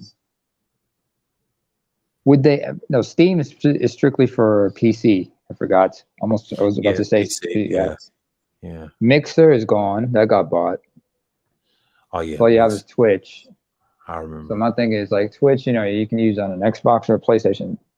Because I remember, was it on PS3 and Xbox 360? It doesn't work like it used to. The Twitch app, that is. Yeah, the app. I think you can still use. You can browse it, but you can't log into it. I mean, I've tried like how many times? I was like, what the hell is wrong with this thing? You can stream it on PS4 and I believe PS5 with the newer app and Xbox. Because Xbox got that software. I know. I mean, people use OBS and things like that, but still, you know, Twitch is still standard. If you're into streaming, and there's certain microphones that come with that too, like they're good for streaming too. Now I know people love Elgatos because they use them for the PS5 or the PS4. If you have every brand, you know, I saw the mics, I was like, God damn, 150, you know, in the US. I mean, shoot, you know, but you got channels like that doing reviews, but the video games, that's what sell it. That's what sell it. I mean, you have all the gear you want, but those games sell. It's that hard drive, you know. Well, other services are also using. I mean, take for example, like if you might remember earlier this year, like because in the summer, there was a huge outcry when Sony said they were going to shut down the PSN store on the PS3 and PS Vita. Yeah, and everybody's like, "What the hell are you doing? You can't. We cannot do PlayStation now because PlayStation now is like ain't what it used to. It's not what it is." And plus, there's not a lot of titles you can find for like older consoles. So like, we're not doing it. We want our consoles. And there was a huge outcry, and they said, you know what, we're gonna keep it. We're gonna keep the PS3 for now, and the Vita, but the PSP is gonna shut down. But then again, it's not a big deal to get the to lose a PSP because you can still purchase PSP games on PS3 and PlayStation Vita store. So. Yeah. It's all good. I still got my old PSP and it still works. Yeah. You know, I haven't used the store on that for years. I try to use it on the PS3 PlayStation. My PS3 PlayStation is fine, so it still. You can use it for remote play. It's a lot of fun just doing that. Yeah. I mean, there's still good. There's still games. It's just they're still going to be there. Like how many? I mean. What can I say? How many games can we find that's like just appealing like that? You know? Yeah. I mean, that they haven't upgraded it to a PS4 or anything like that. There's certain games that are the huge hits from the PSP class, the era, PS2. They're still in the PS2, haven't moved out to PS3. Yeah, PS2 had the greatest catalog. I mean, someone said it on the street. Yeah, they do. I got a a lot of good catalog on the PS2. The Siphon the most Filter successfully series. sold. Yeah. And one of the, and it, let's not forget, was one of the big appeals for the PS2 to be such a big sell. Yeah. It wasn't just because Sony realized it was not just a gaming console; it's also an entertainment system. Yeah. Because a lot of kids were able to DVDs. convince, and at that time, most DVD players were like what, 400 or 500, at least. Yeah. The PS3 was on sale for like what, 300. At the time, I remember 300 at the time, but you had to, and you buy that. What was it? The remote control and everything separately, a couple games, whatnot. Yeah. And that's under budget, and you can watch any DVDs you wanted. Oh yeah. Still plays. Yeah. Just like the original PlayStation was like, not only played video games, but it doubled as a CD player and also played VCDs as well. Oh yeah, I do remember that. The PS1, yeah. But that second one, the internet, that's when they try to add internet, kind of like the Xbox, the original one. PlayStation 2 was something else. Yeah. But here's the problem. Both of them were Ethernet. There was no Wi-Fi because everybody was still on dial-up. This is 2001 we're talking about. Yeah. That was a long time ago.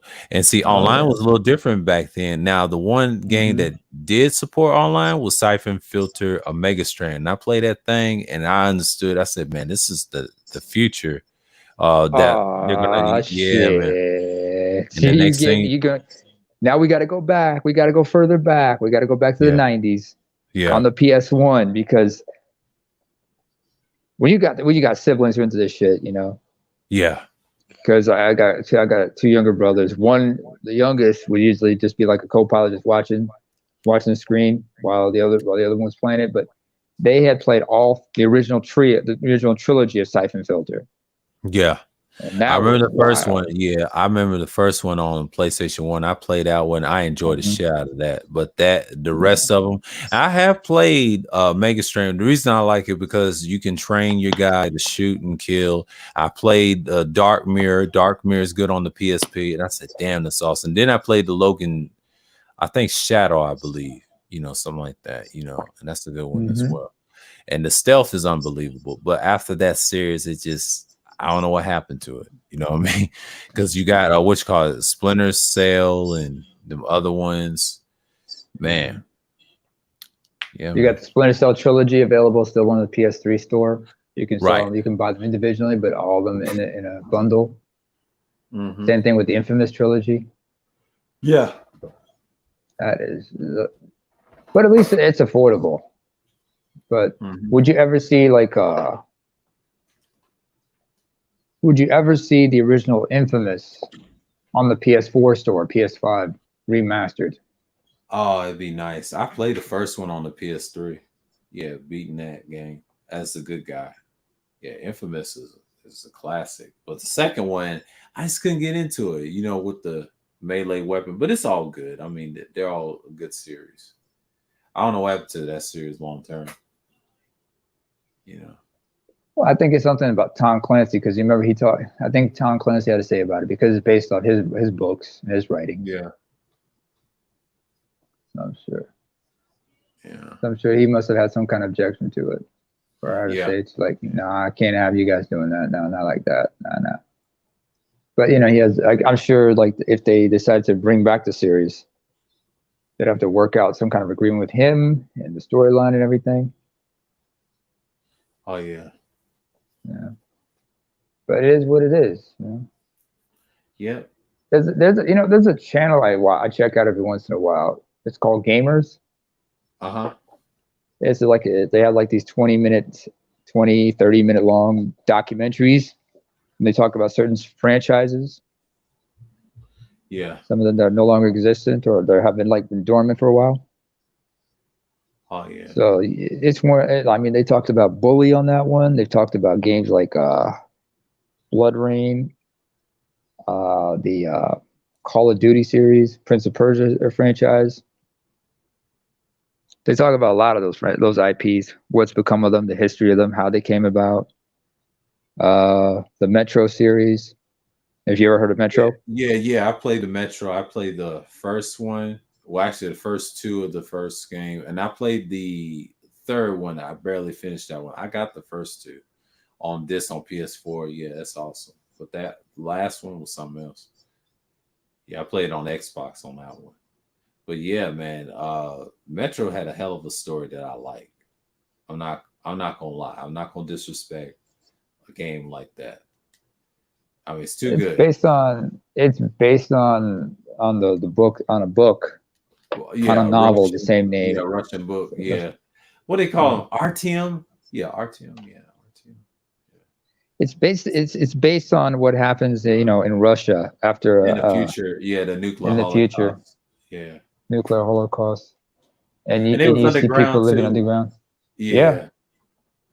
I mean, I'm not surprised. I don't know if that's going to be true or not. I mean, that's just a opinion for most people, but I wouldn't be surprised. They try to say America did it. I'm like, oh shit, I don't want to be in that situation. But hey, like if the rate we're going, it can be possible. I'm not saying it can't. You may never know. What about the game Homefront? That too. I mean, a lot of those games, I can't put it past me. People asked me those questions years ago. It's possible. Nothing is impossible. If it's going to happen, if the way we're going, the way we vote, yeah, I could see that. I'm not saying to be facetious. I'm just saying for what it is. It's okay. Facetious. I've never heard. I don't know the meaning of that word exactly. I'm just joking. Because you may never know. Some people they say it just to get attention. Like when I say it, it's like most people say it all the time because I don't know if anything happens. Because if it doesn't, I just try not to worry about it. Because most people they get into this Armageddon talk. I remember years ago, like, oh, if it's possible to happen, yeah, it can happen because we may never know. Turn of millennia, everybody was like losing their shit. Yeah, I mean, you can't trust Putin because Putin's gonna be Putin. Like I don't know if he's gonna be the last Rasputin because you don't know what Russia's doing because. One minute you think they're on the up and up, and next thing you know, something happened. What happened to what happened? What he did to the Muslim people, and tortured them to death in the prisons and stuff. Yeah, Russia's not looking too good. America wants to be the good guys all day, but yeah, we ain't perfect either. Because I know people want those jobs. I know military is the backbone. What is Cerulean said? Same thing. We talk about it all the time. Ain't nothing wrong with joining the military. There's nothing wrong with that. You're just making money. As long as you come out of it, as long as you get yours and whatnot. Yeah, there you go. You come out in one piece. Unfortunately, not that many. And the one thing they forget to tell you is like, number of immigrants who enlist in the armed forces. Because, a lot of Latinos were non-U.S. citizens, just like a lot of Filipinos enlist in the Navy, hoping that that'll fast track them to U.S. citizenship afterwards. What happens is like, if a lot of them but a lot of them make up the bodies, make up a lot of the casualties in certain operations. And if they get killed, they're put on their pine boxes, sent back to their countries of origin. Their families are told they have to go home. They have to return home. Because while they were still alive and serving in the U.S. Armed Forces, those families were able to stay legally in the U.S. on U.S. bases and whatnot, and ports, like any more American family. But there's a movie I remember that comes to mind when I think of something like that. It's Denzel Washington, like in his during his formal years. He plays a and he uses a British accent. And in that film, he's like he's supposedly a British national. No, he's not a British national. But having served in Her Majesty's Armed Forces, he was supposed to be, he was like dealing with some paperwork or immigration issues or something like that. Mm-hmm. Like he's like wondering, why am I not getting my citizenship? I mean, I served Her Majesty's Armed Forces. Shouldn't that like? Doesn't that like entitle me to certain things that I've earned? So the movie's about that, everything. Like they say, he's like, you're going to be deported. Like some officers tell him you got to be deported some places, some shit like that. Like, so it's really. Let me find. I got to find the name of that movie. It's interesting where we talk about that stuff, like join the military. But yeah, I mean, I'm thinking, because but like I said about the game Homefront, the storyline is like, the way, and the storyline was ingenious how they talked about it, because it seems like China must have gotten. Yeah, hang on a second. Let me look at Homefront. Let me look at the storyline for it so I can explain to everybody.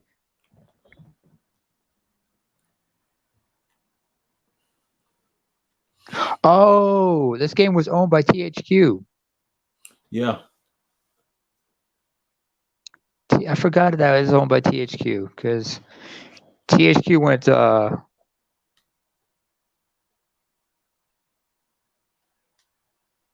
It's hang on. It went bankrupt before it was taken over by another company. Yeah, I remember.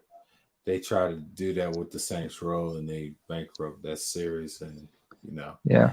Volition, they was, I won't say they're to blame, but they had to know what was going on. But money gets involved with the publishers, and they have to make that money. That's true.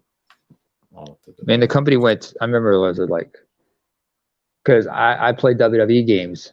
I like to play WWE titles. Oh yeah.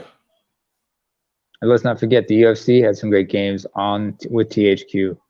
And with well. EA, EA things got just, things are not what you think. In fact, graphic wise and all the everything, there's I've seen like a couple of YouTube channels where they compare the THQ trilogy to the EA trilogy, and the PS3 games were way more convincing. They look more real. I mean, like, and you didn't have to deal with microtransactions when you played online, but unfortunately, the online servers were shut down. The funny thing about that game is, of the 3 games on the PS3, UFC 2009 Undisputed, UFC Undisputed 2010, and then UFC Undisputed 3. The last 2, their online servers are shut down. The first one, its server is still exists. I mean, I remember trying to get onto it, but sometimes I'd have like some kind of mix-up. So there's something weird with the server. I mean, it's still up, but for some reason, it just doesn't function like it used to.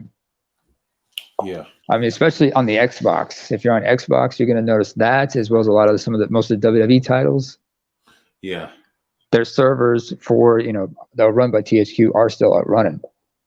Oh yeah, you can find any old game for Xbox player compatibility. It's just like the thing. What's saving Xbox is Halo and Gears. I mean, I like Gears of War. That's another reason why Xbox is the compatibility, Gears, and the shooters. Gears of War. Play that much. Yeah, I played all the series, all 5 of them, and then I played the one with the Judgment. But the story match. Now they fucked it up at the end in number 5. Shouts out to War Master. He said, "Why do you have to add a female protagonist?" I said, "The War Master, don't do it." Well, he has the right to say what he has the right to question it. Yeah. But I guess he didn't realize, it didn't dawn on him. Oh, now I see why they had to bring that in. Yeah. But then again, Gears 5, you also had like a bunch of DLC characters, some guests in there. Right. Yeah, I played in the form of the New Day, and as Dave Bautista. As a second skin for the main protagonist. Yeah. I played Hive Busters. That's a good one of their DLC as well. Yeah, it's beastly. Which one do you think is a better FPS? Gears of War or Halo? Halo's good first-person shooter. Now, third person, I would say Gears, but the best first person, I will say, to be fair,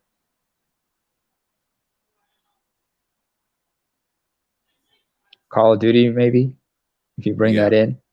Yeah, that's a good or one. Or Medal of Honor, for that matter.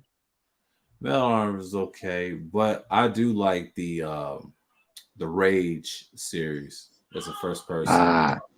Yeah. Okay. I like that from Bethesda. But Fallout's good. There's a lot of good ones out there. Fallout's all right. Yeah. Fallout is like, I don't know.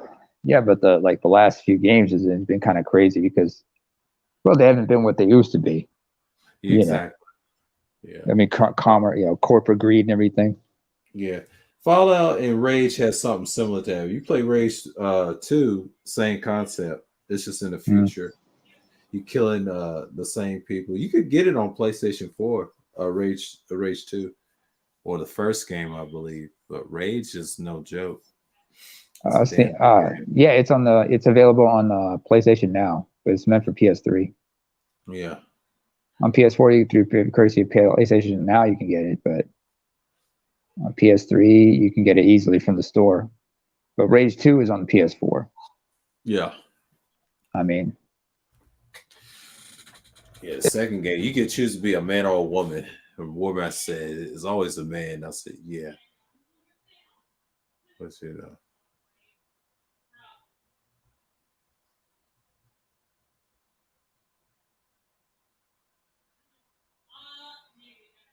yeah.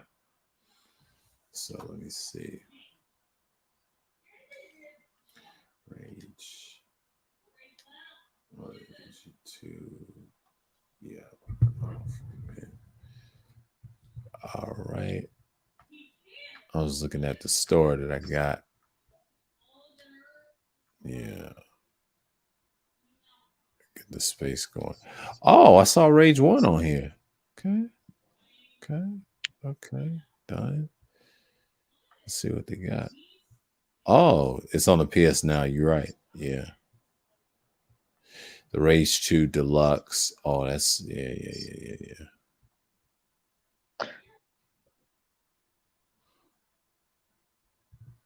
Hang on a second. I'm looking for something.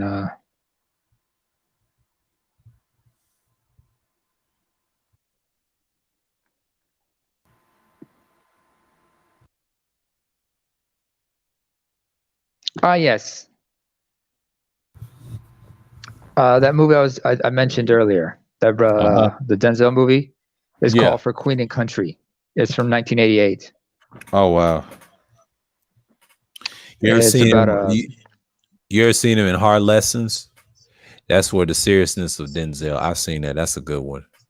As a principal, yeah. What do you think was a better principal, him or Morgan Freeman in Lean on Me? Oh, that's a good one. I want to give it to Morgan Freeman. He was good. Both of them were good, but I think Denzel was better in Hard Lessons because the way he handled himself. But some people would pick Morgan Freeman. That's not a bad pick, you know. To me, I take Denzel because it's different. I ain't never seen him playing those roles like that except for Malcolm X. That's the closest things you'll play.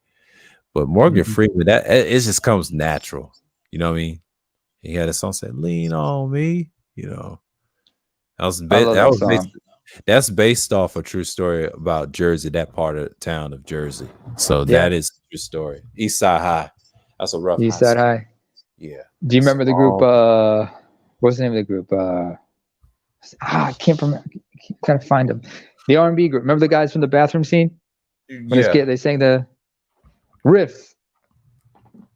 Those guys, they were alumnus. They were graduates from that school, and when they were in that scene, they were graduate. I think they were in their senior year or they were graduating, and they went on to become an R&B group. Yeah, I know exactly what you're talking about. I remember finding a clip where they went back to their high school. 4 of the members are still alive. The 5th one died in 2016, but they had a new lead when the group reformed, and there's a clip of them just at their old high school in that very same bathroom, singing the song, singing the school song, and I can't help but sing along with it because I just love the music like that.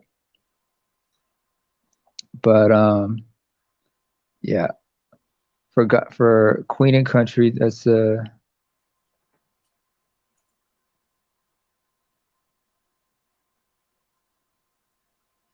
Yeah, and that music director had to change its format of the song and the style. She said the original song was boring. Boring. Yeah.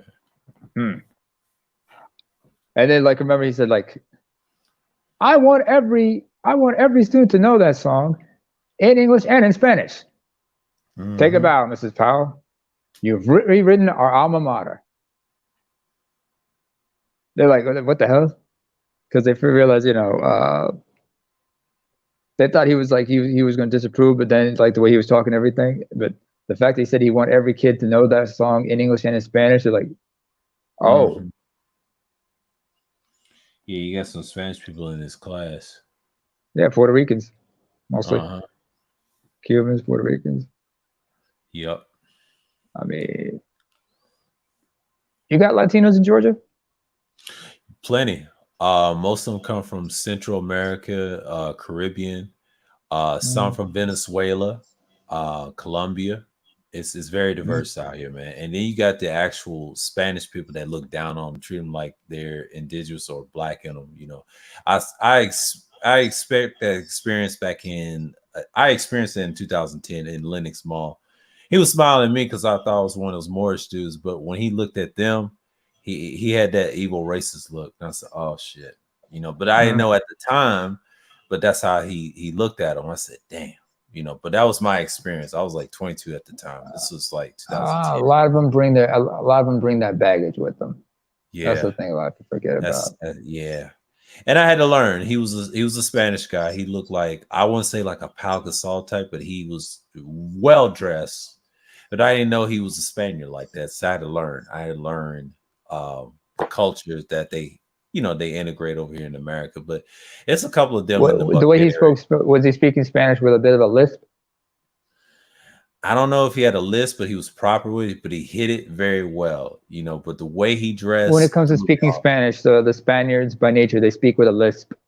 Yeah, they do. It's something that's been cultured, so it's something cultured, and while everybody else sounds like he dressed he's dressed so proper though. That's what threw me off. The way he dressed, it just like at the time. See, I didn't know because he looked like a regular, white person. But I said, well, damn. But he had the Spanish looks, like you said. But the way he looked at the Mexican and everybody else, he looked down on them. It's like I don't want to say a caste system, how they treat them, but I tried. It is a caste system. But I told the Mexican guy, I said, look, he ain't fucking with you like that.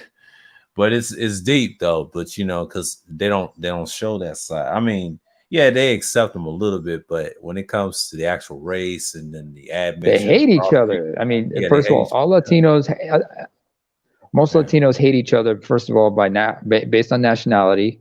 Yeah, and then they're going to hate each other based on a combination of region and ethnic backgrounds.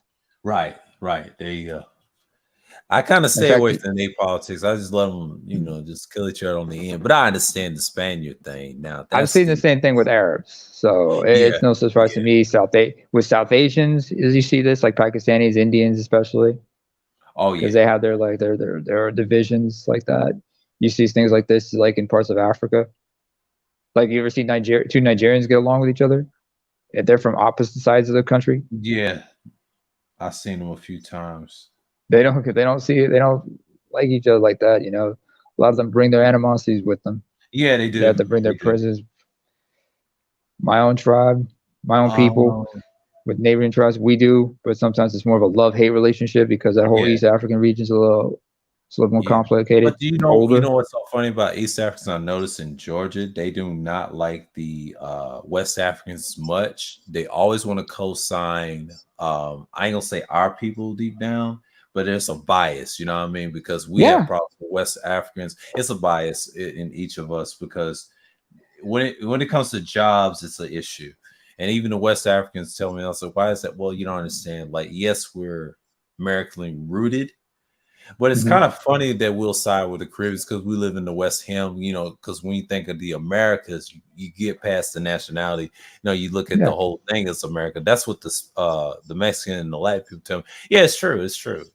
But they always going to pick what's really said. Yeah, the derelict Negro. Yeah, they always do because it's a bias. I mean, the Spaniard thought, I trust him, the real thing, versus the mix These one, are just a tool. yeah, the mix, yeah, and I don't like that, but I understand why, because the admixtures of those places, what you see, what you call Spanish people down there, they don't understand. The blacks is the real thing because we got that melanin. Yeah, it's a racial bias. If you want to get technical about slavery and conquest, that's what they look at. They're not going to look at a Mexican as one of them. It's like you said with your tribes. I mean, everybody has that little problem. But then I researched, I said, why do the Polynesians get along with themselves? Now, they do fight each other over territory and things like that. They ain't going to go on the news on record, but it happens. I mean, it could be over something small. It could be territory. I got to eat something. We all have our little Polynesians. Process. Yeah, they go against certain other tribes and things like years ago, but I didn't think they was like that violent though until I did some research. You mean like with like Samoans, Tongans, and such like that? All that, yeah. I didn't know it was like big like that, but I thought that was like unified like that. I said, they are all related in certain ways. The languages are similar to one another. It's just that but they have their own like politics and whatnot. Not to mention when we talk about Samoans, you have to understand there's two groups of Samoans because the island is divided into two countries. You got American Samoa, which is an overseas U.S. territory, and all the Samoans are U.S. nationals. And then you got Free Samoa, which is under British rule. They, along with Tonga, the island of Fiji, they were all like under British rule at one time or another. Yeah. And their views, mentalities, and whatnot are not all the same. Yeah. But they have their rivalries. But sometimes they keep it a buck. They keep it like they'll keep it rational. They'll be sensible with their rivalries. For example, like most kids here, like in the States, our less kids play American football, but over there they prefer to play rugby. Yeah, and it's big over there. So whenever, and let's not forget also the New Zealanders. You bring them in there into the mix. Oh yeah. What you're gonna see, first of all, you're gonna see everybody doing their, like before every game, doing their traditional dances, their traditional war dances. Right. Like New Zealanders, they'll do the haka, and some of the white boys also know how to speak Maori, which is the language of the indigenous tribe. So they know how to do but they always have to have a Maori lead the group usually. Yeah. I forget what they call it in Tonga, but in the case of excuse me, case of Samoa, they have something called a sivatau, which is similar. Yeah. If anybody everybody might remember 2015, 2016, WWE, like the Usos, they used to do something like that when they entered the ring. They would do like a traditional sivatau. And so like a Samoan rugby team, they would do the sivatau just before every game. It's part of their like warrior spirit. It's just basically they're invoking the spirit of their ancestors and claiming who they are. But I remember, and most times, other teams, they just face them, they ignore them. But a friend of mine who's French, she showed me this clip, and it took place like during the Rugby World Cup. The French players, all in a line, walked up. Mm-hmm. Yeah. They all formed a big wall, and they looked, and they were like at least 3 feet away from the Kiwis. When the Kiwis are doing their war chant, they just stood there and looked at them because this is in France, and they're saying this is our turf, and we're not intimidated. And the French went on to beat them. Yep. I think either that or they made it to the finals but lost to South Africa. Mm-hmm. But yeah, you learn about everybody. Not everybody's perfect. Like some groups get idolized a lot, but I'm like, you don't see the pros and cons of each group. Mm-hmm. Like for example, like if you ever watched Joe Rogan's podcast. Are you familiar with Joe Rogan?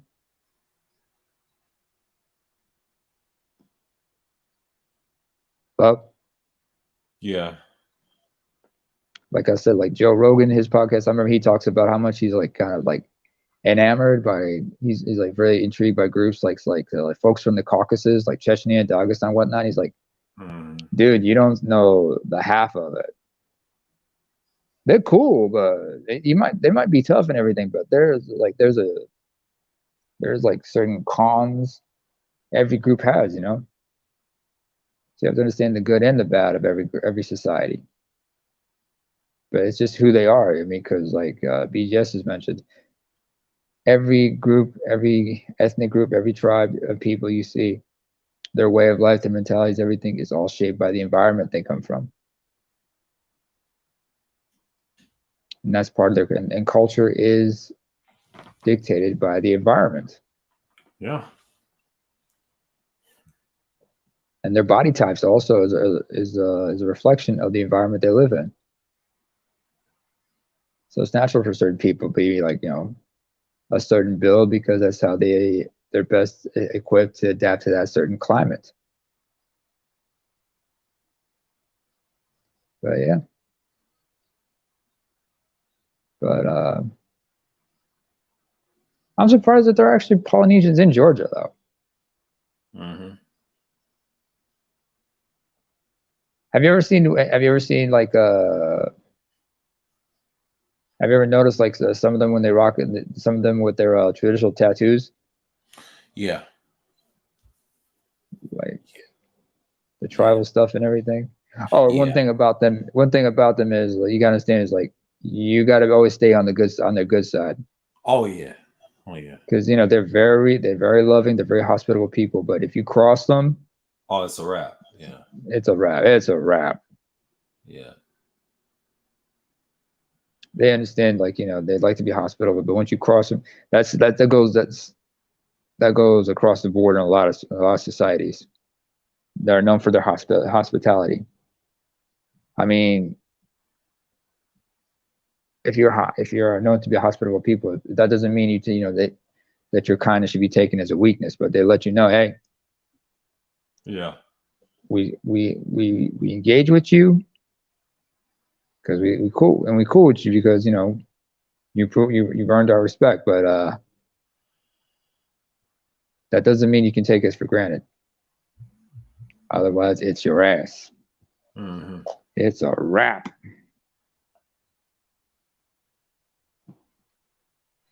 And I've had to learn that the hard way myself. Yeah. Man, this is Sunday chill. I guess everybody's like just falling asleep, just tired.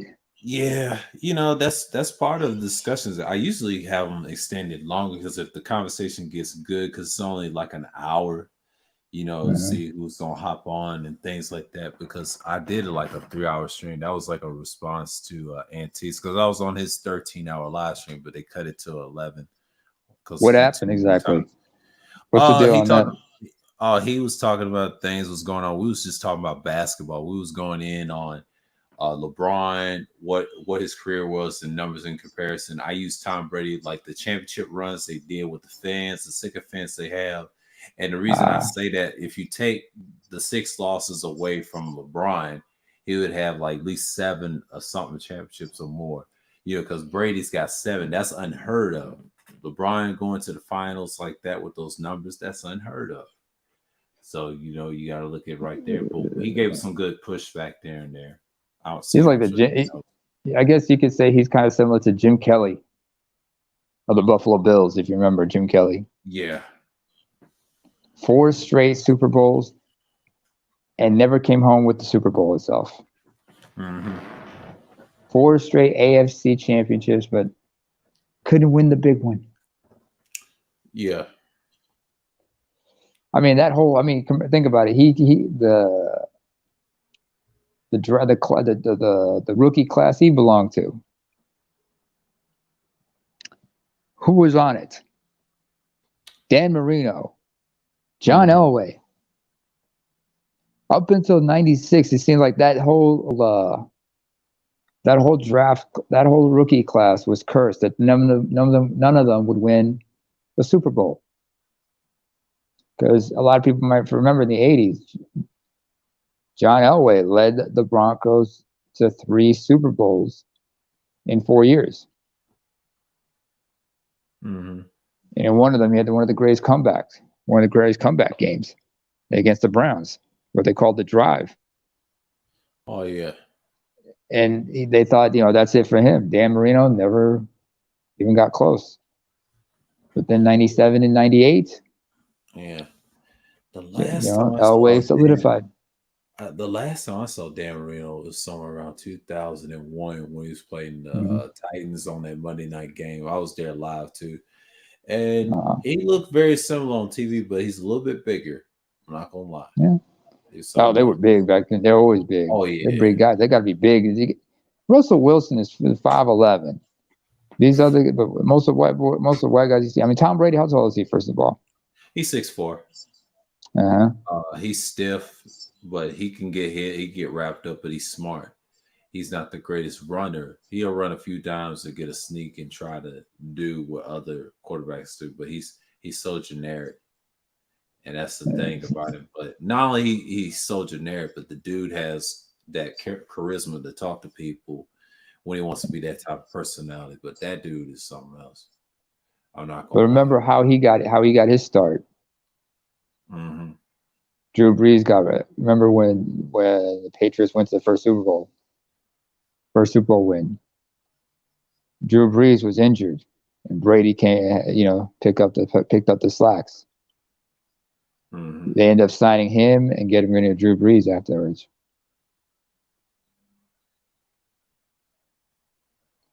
It was like that kind of opportunity. That opened the door for him. And yeah, I guess you can say it's generic, but there's got to be more to it than that. I mean, he's got a good read for the game, his leadership skill, perhaps.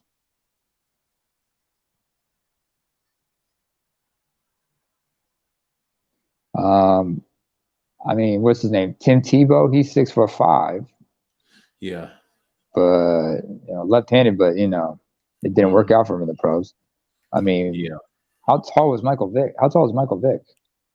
I think he's like 5'9", 5'7", around that range. He's fast. Hold on, let me find him. Yeah, he's in that range. I believe 5'9" to 5'7". I keep forgetting. He's fast. Whew. He had a lot of Virginia Tech. Hokies. 6 foot, 210. Yeah, that's about right. Yeah, that's about right. He's up in that. 6 foot, 210. He's got a younger brother, Marcus. Mm-hmm. Who also went to Virginia Tech. Yeah.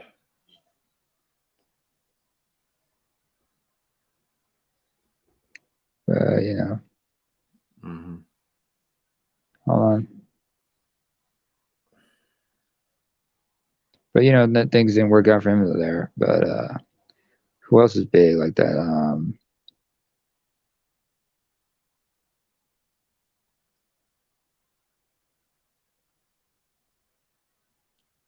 Brett Favre. He was looking at Brett Favre. Brett Favre is 6'2", 220. Mm-hmm. They weren't small men. I mean, they're a lot of them are pretty big. They have to be that size just to handle the hits.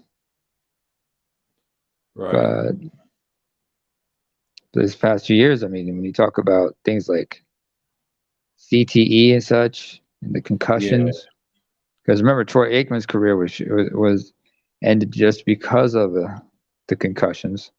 Oh yeah. Oh, John Elway's 6'3". 6'3", 215. That's how much he weighed. Yeah, he's 6'3". He was mobile too. Now Tom Brady's got an inch taller than him. He's 6'4". The way he destroys the defense like that, it's ridiculous. I know a lot of people will say, "Oh, Brady cheats." No, he just had a good system. Parcells system. I remember that school of thought. We talked about over that Antes as well in that stream. So let's not forget the Deflategate. Yeah, Deflategate as well. Or the camcorder gate, because apparently they had somebody spying on the other teams to read their signals. Oh yeah. Oh, Dan Marino's from Pittsburgh, born and raised in Pittsburgh, and he's 6'4". Yeah. Okay. Yeah. He's from Pittsburgh. They love him. I mean, they remember him for Miami. So yeah, Pittsburgh's got a lot of talent out there. Italian and Polish. Good mix. Great mix. Yeah. That's why he got that name. Yeah, he has an Italian name, but he looks a little Daniel Constantine Marino Jr. This is his full name. Mother, his father Dan Sr. is Italian. His mother Veronica Klajinski. Or actually, it's supposed to be Klajinska. If you're, in Poland, it'd be Klajinska for a woman, but Klajinski. So yeah, okay, that's the Polish side. I see. Elway 60. He said Marino 6'4". Jim Kelly was how big?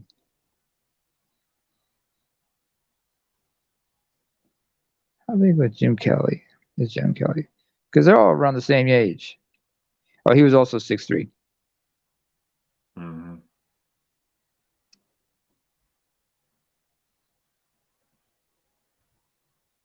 Donovan McNabb, how tall is he?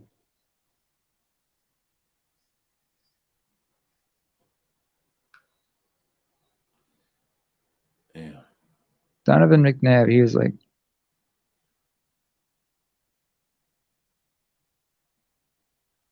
6'2". Yeah. Steve McNair, God rest his soul, he was like what? You remember Steve McNair? Oh yeah, very well. I used to see him live growing up as a kid at the Titan Stadium back in the day. Steve McNair was a big motherfucking quarterback. He had a hell of a throw. I've seen 6'3", 230. Yeah, I've seen him get sacked by Ray Lewis live too. When he come up for him and Eddie George was 6'6". I remember Eddie George when he was 6'6" live. He was a big dude too. Eddie George was 6'6". You sure? He said, check his community tab. Okay. No, he's 6'3". Eddie George is 6'3".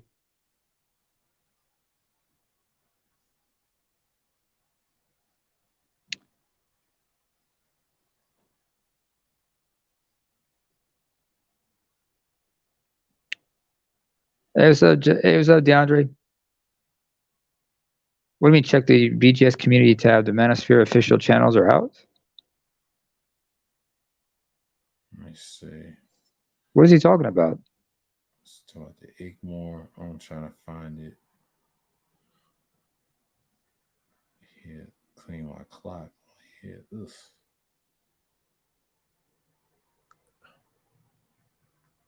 Hey, DeAndre, come on up, man. It's getting lonely, just the two of us here. We could use a third voice. What is BGS doing nowadays? I was at Artisans the other day. He had a good stream. What was discussion on Artisans? Comics and encyclopedias. Charles was there. For the share. Shouts out to Charles with the share. What was it? Who did Artisan sketch this time? I mean, sorry, who did No, he was working and he had like. Sorry, Artisan. Oh man, I mean, sorry, my mistake. I got Artisan mixed up with Art of New Style. No, Artisan MC. He's cool. I just subscribed him yesterday. Yeah, he was cool. He's got a good channel.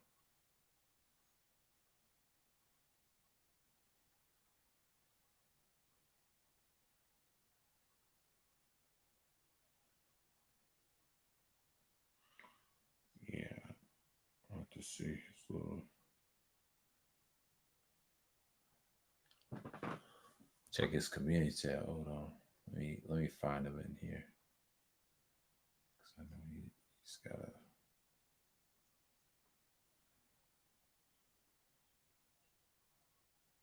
Here we go.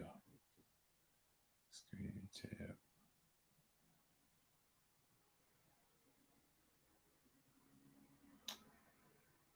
Oh, okay. Solo TV. Dennis Sperling Unfiltered. Yeah. LR Movement, Hassan. Oh, he's got sheep. Who? He's got this one. Okay, sole provider, Bill Mungerer. Oh shit. Oh, he got Ty City. What else he got? Arta Itmore, JX. Where's the jab? Oh, okay. If you want your channel removed for any reason, then contact Habitual Line Steppers Gmail. Ah, he's got nameless protagonist. Ah, like Brain Trust. Ah, I see. Ike. Yeah, I saw DeAndre. Was Green Gorilla in there as well? I think he's in there. You got Dr. Dunbar, Game Changer, Ramil. You got Underrated Darkness. Walt Diddy Show. Yeah, you got She Stay Sleep TV. Yeah, that's a Mansford channel. Wow. Yeah, I saw DeAndre. Wow.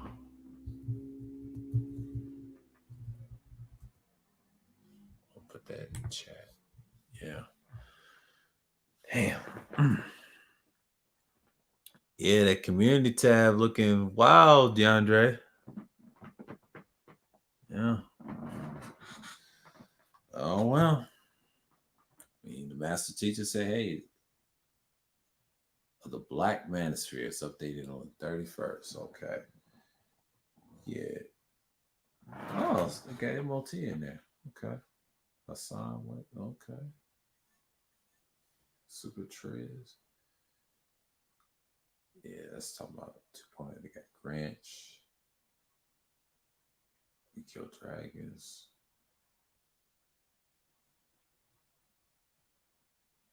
I'll see what's in the comments.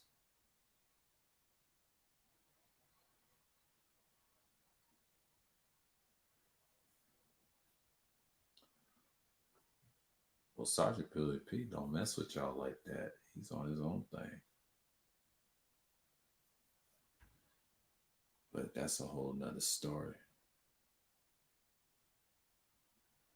The lead attorney. Shit.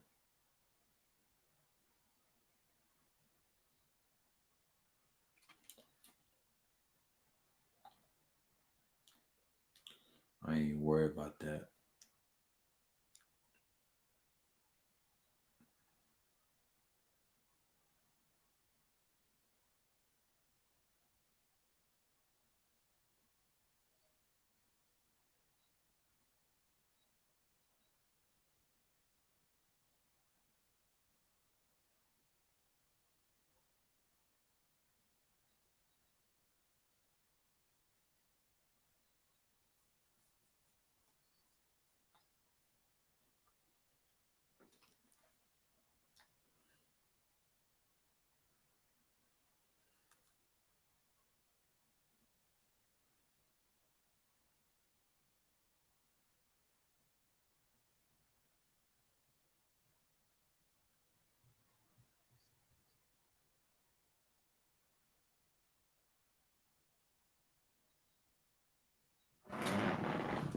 Yep. I saw it. Saw the channels, DeAndre. Damn. Yeah, man. How big is the list? It's like a couple of channels I recognize. I mean, those are the ones that claim Manosphere. So, yeah, man. Yeah, what's the point of this exactly? What is this, to get rid of all the fake ass ones and try to filter out all the mess? I don't know. I think it's something about, what was about to happen next month and this month, the update. I don't know if they're target of the channels. I don't know what they see. I'm sorry, now. Update? Can you please explain? Like an update. Yeah, it's like an update. What do you mean? I don't understand. Let's just say, I don't want to say they tone down the rhetoric. I mean, that's just a whole nother That's a whole nother. Yeah, it's one of those things. And I think Gino mentioned early in the last live stream. Yeah, but he's kind of busy, but he knows something about that too. But yeah, man, I'm not surprised I'm not on that list because I've been out of the sphere for years. I was part of another sector. That's catered to another sphere of you guys. I think 2.0 and things like that. Because when I think about that, I say, yeah, that's y'all. I said, oh, so yeah. I don't know what that means, but because I know they go over at Bernard's. Half of them go over at Bernard's, which is kind of odd to me. But I don't know. I just stay away from a lot of people. I just don't get. Yeah. There's a lot of names. There's certain YouTubers I've never heard of. I do not even bother going there because I stick with the ones I know, and I don't bother anybody. I don't see no point.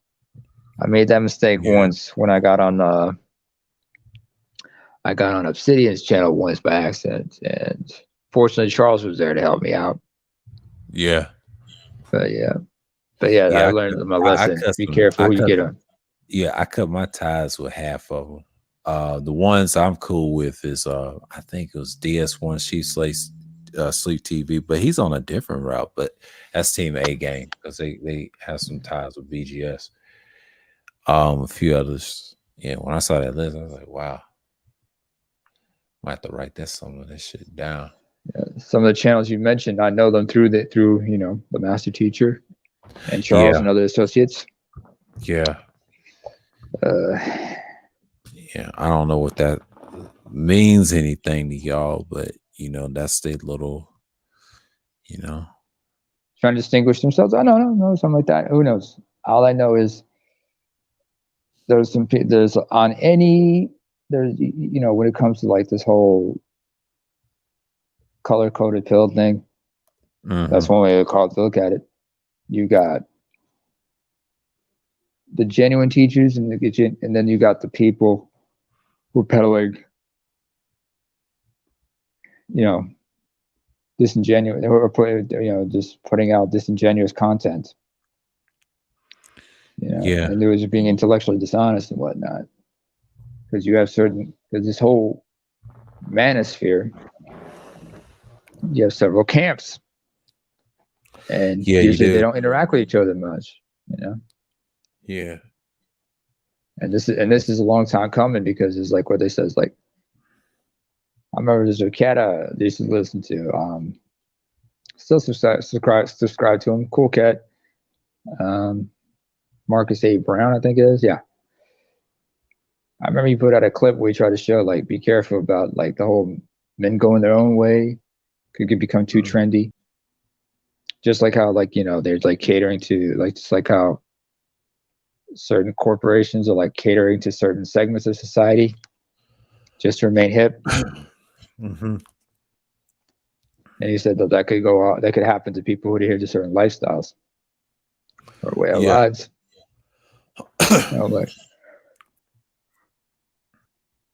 Excuse me.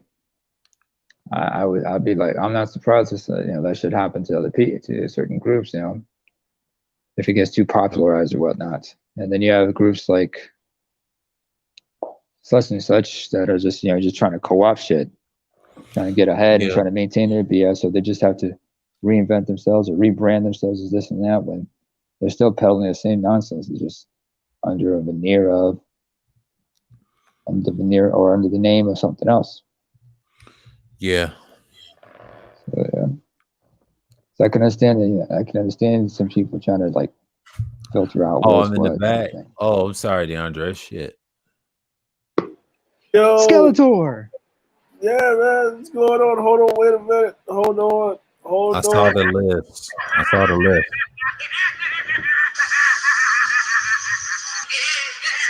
All right, I'm back. All right. So yeah, man. You saw that list, huh? Yeah, I saw. I haven't. List. I was like, wow. I couldn't see that list. because I'm on my tablet. Oh, I see it on my subscription feed now. Yeah. You notice there's certain people missing, right? Myself. Wacky. Yep. Yeah. The brain trust is on there. Yeah, that's complex. Yeah. Was that I Got don't know. Art of Mike B got it Idmore. on. You got Yeah. AMS. You got Stephens Cole, Leah Turney. I know DS1's on there. She Slays Soup TV. Yeah. That's Team A What game. about Black Dynamite? I mean Charles. Charles? Yeah, he's on there. Yeah, he's on there. Information Yeah, well, Man's on there. Where the hell is he? Well, since we got Skeletor, we need to get He-Man up in here. 'Cause I'm a little scared now. Yeah. Look, Now I'm just cringing like cringer because I'm a little scared. You know, somebody need to turn me to Bellcat because I can't deal with this nonsense right now. Habitual Line Steppers. This is by dude Kev. Yeah. But see, but here's the thing, right? Here's the crazy part. It's okay. Didn't Ramil say take yourself off of that shit? Ramil? Yeah, he did from DS1 with the magazine shit with Team A game. But here's the crazy part. They got Edward Anderson. They got MOT on here. Wow. Yeah, but here's the thing, right? Here's the thing about this, right? The Black Manosphere, the name is still trademarked by Dr. Dick Pills. Wow. Dr. You know what I'm saying?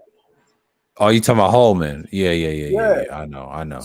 So if you use the name and you're saying that you're a part of these featured channels, then if you giving him credence to throw your ass in his damn magazine, so you basically giving them permission without removing yourself off of this fucking list.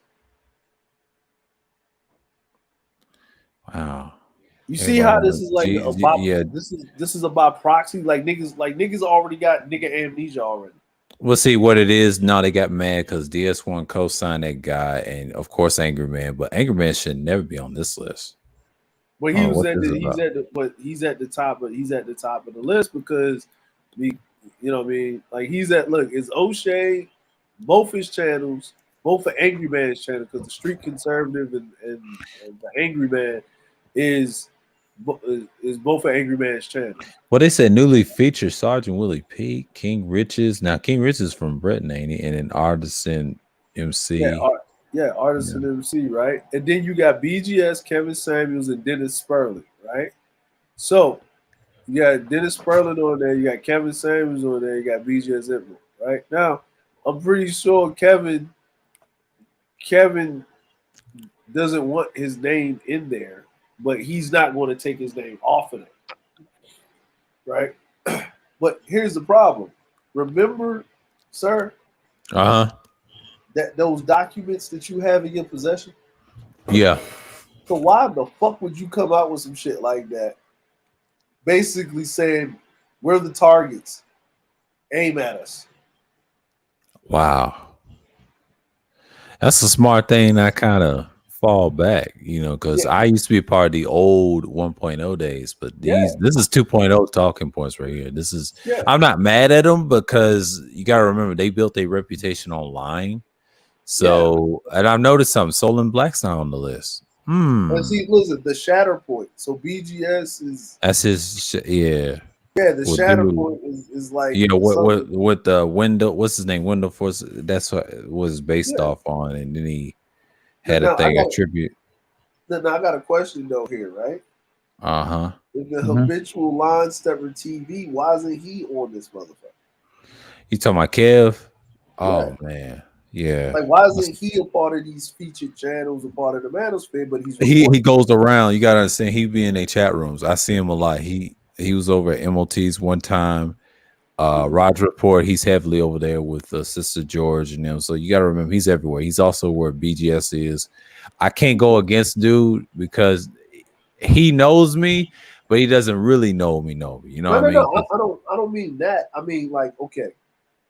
BGS got this on his community tab, right? Right. This is the list that's out. So he's putting this out there, right? He's not sharing something from somebody else. He's actually copy pasted, put it out, the whole thing on his contents on his community tab, right? All right. If you want your channel removed for any reason, then contact us at a Habitual Line Steppers. To my Kev, yeah. Right? But here's the thing. Where is Habitual Line Steppers TV in any of these channels featured in the Manosphere if you're reporting on it? Damn. He's got Ty City on here, Logic Sphere. You get what I'm saying, right? Yeah. So are you a part of the manosphere or you're reporting on them? And then if you have the authority to remove someone's name off of it, then are you working with Dr. Holman? Wow. Like, who gave you the authority to put these people's name on it? Because everybody knows that Dr. Holman ran the goddamn trademark on the Black Manosphere. Yeah. So this right here is copyright infringement by whatever name that it is. And these people have already said, there's a bunch of people on that have already said to take their fucking names off of it in the first place. They don't want to be associated with anything that has to do with the Black Manosphere, end quote, on fucking Bernard Riley's panel, right? They all on Bernard Riley's panel. So all these people like X and all them. Oh, okay. You get what I'm saying, right? Yeah, so, yeah. So see, I don't frequent with Bernard too. I understand that. I know me. Yeah. You know, I'm not a part of that. No, but I'm like when they had that whole inquisition about it, right? Oh yeah. About the magazine. They even said it. Yeah. Bernard Riley said it. All of them said the same shit. But yet when you come out with the Black Manosphere thing again, you're saying this, right? You're saying this again, and then the person that's reporting this, you say if you don't want to be on it, to take your name off of it, but their name ain't even a part of the featured channels or whatever the fuck is going on. But who gives them the overarching authority to put people's name on it and take people's name off of it when the name is allegedly to be trademarked by Dr. Holman and so forth or whatever? See, this is where the trick bag comes into fucking play, right? What's going on, Waggy? What's going on? Yeah. Did you see the community tab, man? What community tab? Who's BGS's community tab. No, I haven't seen it. What happened? Of the featured channels of the Black Manosphere. I don't see it. Yeah, it's BGS Igmore's community tab, and you'll see the official recognized channels of the Black Manosphere is updated. I would say today, like Halloween, like October 31st, 2021. Of course, you got O'Shea's vlogcast and his official channel. Of course, Street Conservative, The Angry Man, of course, Obsidian Media 2, Solo 84 TV, of course, BGS, and they had Kevin Samuels on there, Dennis Sperling, the lawyer, Unfiltered, right? Here's the newly featured. They had SWP. I don't know why the hell they put him on there. King Rich is the British guy. Artisan MC, I know who he is. The Roger Report, I used to nickname him the Reset Report. He knows I'll be playing around with him, but he's on there. Black Man, Brutally Honest, that's Kev. That's the one with the habitual line steps. That's the whole group. That's his shit. Yeah, I see it now. Okay. Yeah, that's Kev and them. That's Kev and them. See, anytime Roger Report, Sister George and them, and Roguish and all them, that's habitual line steps because I see them post stuff. Even though BGS shared their shit a lot because you know. You got the attorney dude. You got Dr. T, Hassan Johnson. You got Green Gorilla. Dr. Dunbar is big. Discussion 76. He's got I'm seeing it. Okay, but this is the thing, right? Sorry to interrupt, but who in the world gives BGS the right to say the quote unquote officially recognized channels of the Black Manosphere? Well, that's a good question. That's a great question. But it's not even him. It's look at the bottom. It's old dude, the habitual line stepper dude. It's Kev. It's Kev. The Black Brutally Honest. It's his fault. Yeah, and he put MOT on here. He put Kev. Who's Kev? Kev, his name is Kevin. The guy that you call Black Brutally Honest, his name is Kevin too. He's known as Kev. Anytime you hear that name over at the Roger Report, if you ever subscribe to him, he always mentioned him Kev, and I think MOT mentioned him last year. His name was Kev. Kev is Black Ram? Not Black Ram. No, Black Brutally Honest. That's Kev. You know, he got doxxed, and he called himself Black Brutally Honest. Yeah. Well, yeah, I don't know who that is. That's Kev. I know who he is. He be floating around. So he's the one that made this list. Yeah, technically, him. And BGS co-signed it. Yeah. Okay, so even though Homeboy made the list and BGS co-signed it, but the thing is, how is it officially recognized when It's the only time when someone or something can be officially recognized within the space is if the overall majority of people in the space recognize it. Right. So it's like if the majority of people in the space did not give their input on it, then it's not officially recognized.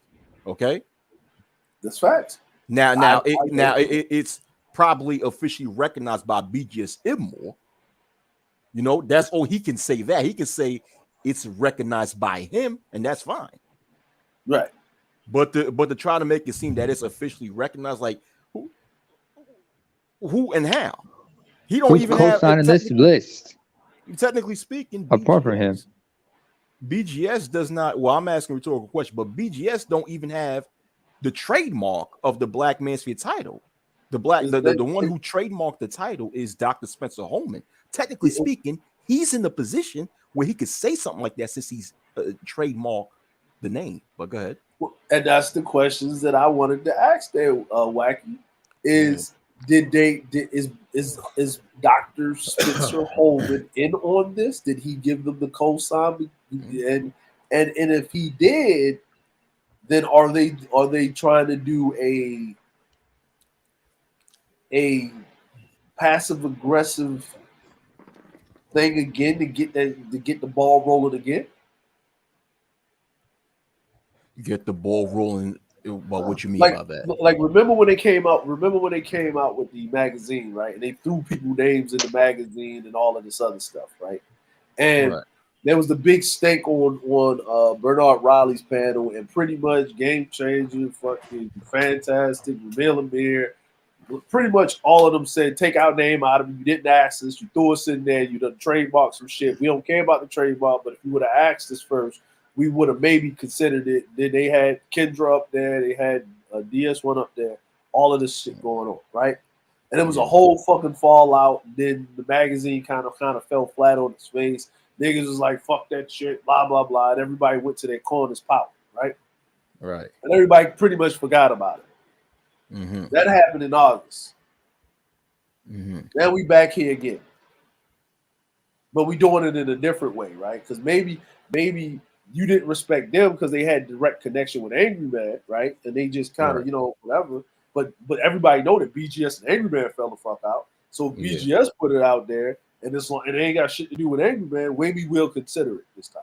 Right. Mm-hmm. But it's still a strong arm tactic, right? Because that magazine means nothing if you don't have the people that actually originally or were a part of that community pushing it forward, right? It's like having hip hop music without niggas. Right. You know what I'm saying?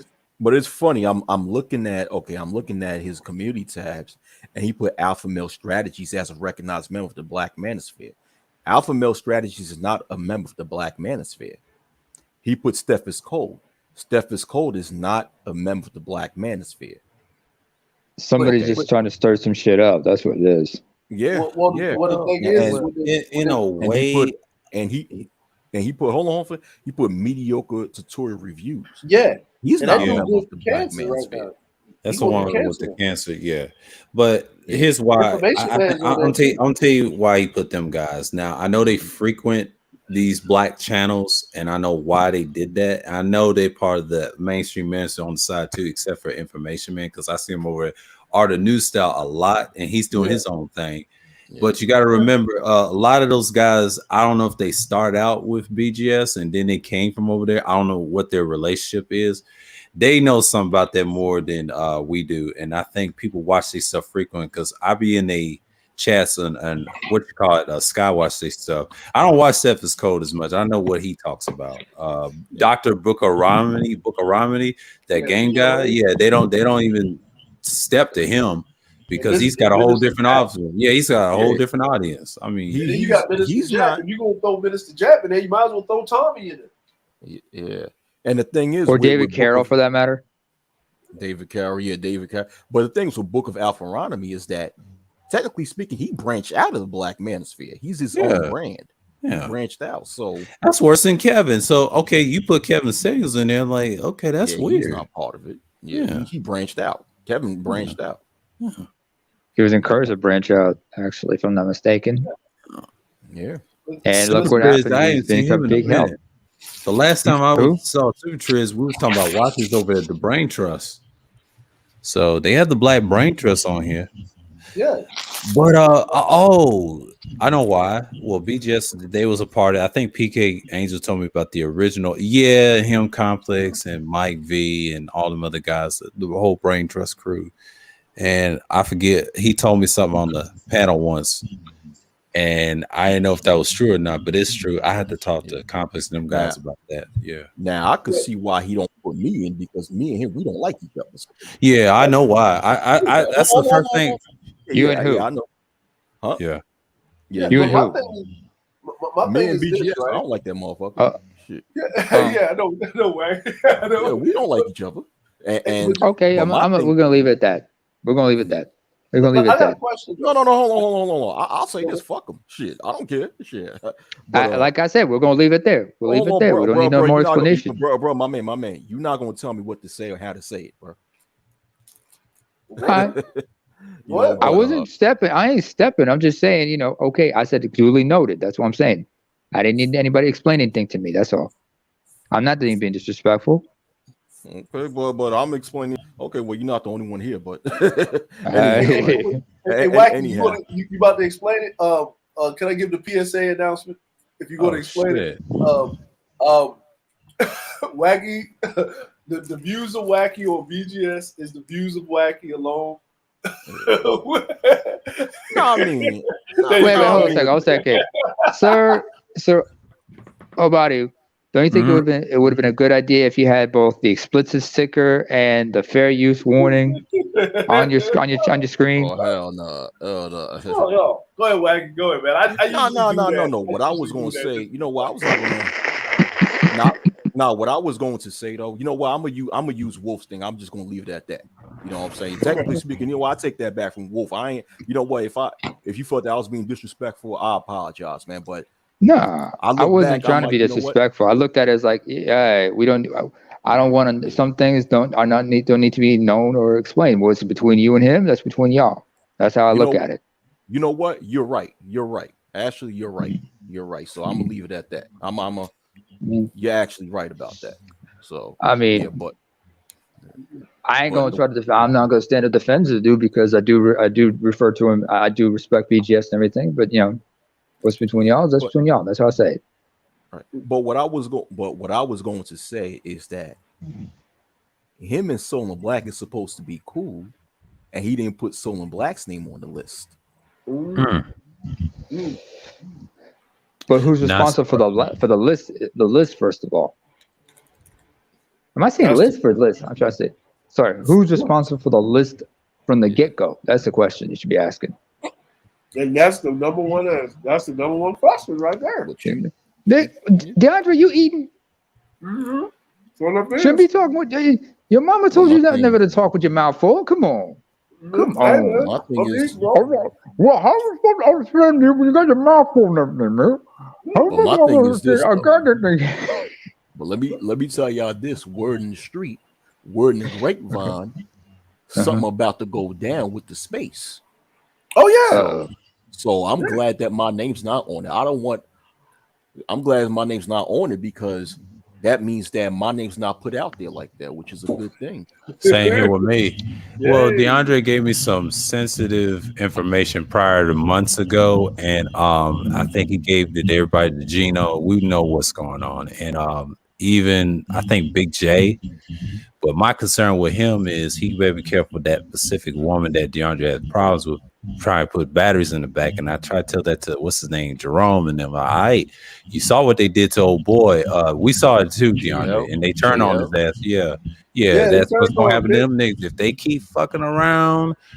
The battery in the back and shit. That and then Gino told me earlier in the stream. He said, "You know they have Asus." But I said, "Gino, I already knew that years ago. They've been." What are we talking about here? Duracell or Energizer? When we talk about the battery. Shit, any of them. Like I'm just saying, like manipulate. You know, like they be doing shit that's on purpose. I don't like that shit, and I'm gonna address it tomorrow because I don't address it briefly. You know, because it's a habit I've seen in every panel. Like, why you co-sign it? And I blame the host and the fucking followers for it because they co-sign that shit. You get somebody on the panel act reckless that I dealt with today, and that's why I said in the stream, like I'm tired of this shit. And that's why I had to cut my ties with certain people. I said, I'm glad I ain't a part of this shit or this other bullshit. And I had a standard when I create these streams, man. Like that's what happens when you deal with niggas, man. They got issues, man. They got issues, man. I'm glad. Wait, what is it the Cerulean says? The reason certain things, no. The reason certain things don't happen or certain things go out the certain way is because of niggas. Yeah, man. Yeah, man. What's up, Sheed, bro? What's going on, fella? What's going on, man? What up, man? Hey, what's going on, Sheed? What's going on, fella? I was just over there listening. What's going on, fellas? I was just over there listening to what y'all just talking about with that dude, JL. Boy, they giving his ass the blues. They giving his ass the blues.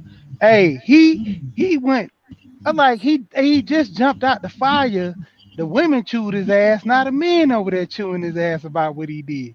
I was like, this is the same dude that I see come on panels. Like he'll say the men need to deal with men and we address this, but then he'll go after women on the panels. Like, who is this broad going after these such ladies?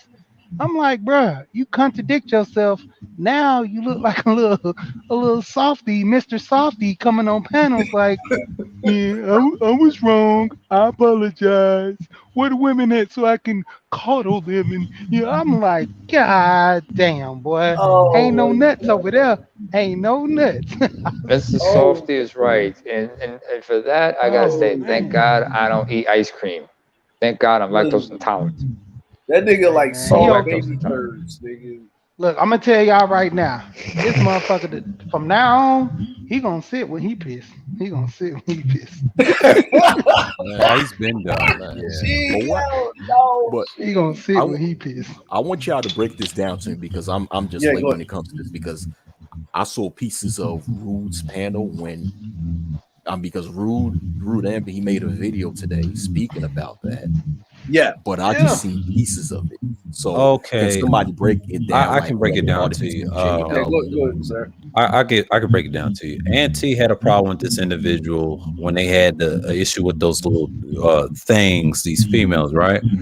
I saw them forming over at Platinum's channel since March. I can take you a step further, right? And when Platinum cut them off in the months around my birthday in May, when Jessica X flipped the tables on them after I watched BGS's stream with the Black Nazi string going against the Christian, that was done by design because I knew Jessica was cool. All them cats and Dave was already over there, but dude, what's his name? The other British guy called Jessica to come over because it was talking shit, and it was on my birthday, and Auntie was hosting the channel, and I don't think he's to blame for it, but it was done by design. But they didn't want no smoke for it, so they was mad at him about that and a lot of things. And then of course Fantastic and Jerome got at it, and Jerome kind of punked out because he challenged him to a fight over at Platinum's in March, and it was before my birthday. He didn't even show up, and Fantastic asked him like, hey, you didn't even show up, and he got quiet like a church mouse. But that shows you how weak these dudes are. But the whole thing with the JL thing, he was mad because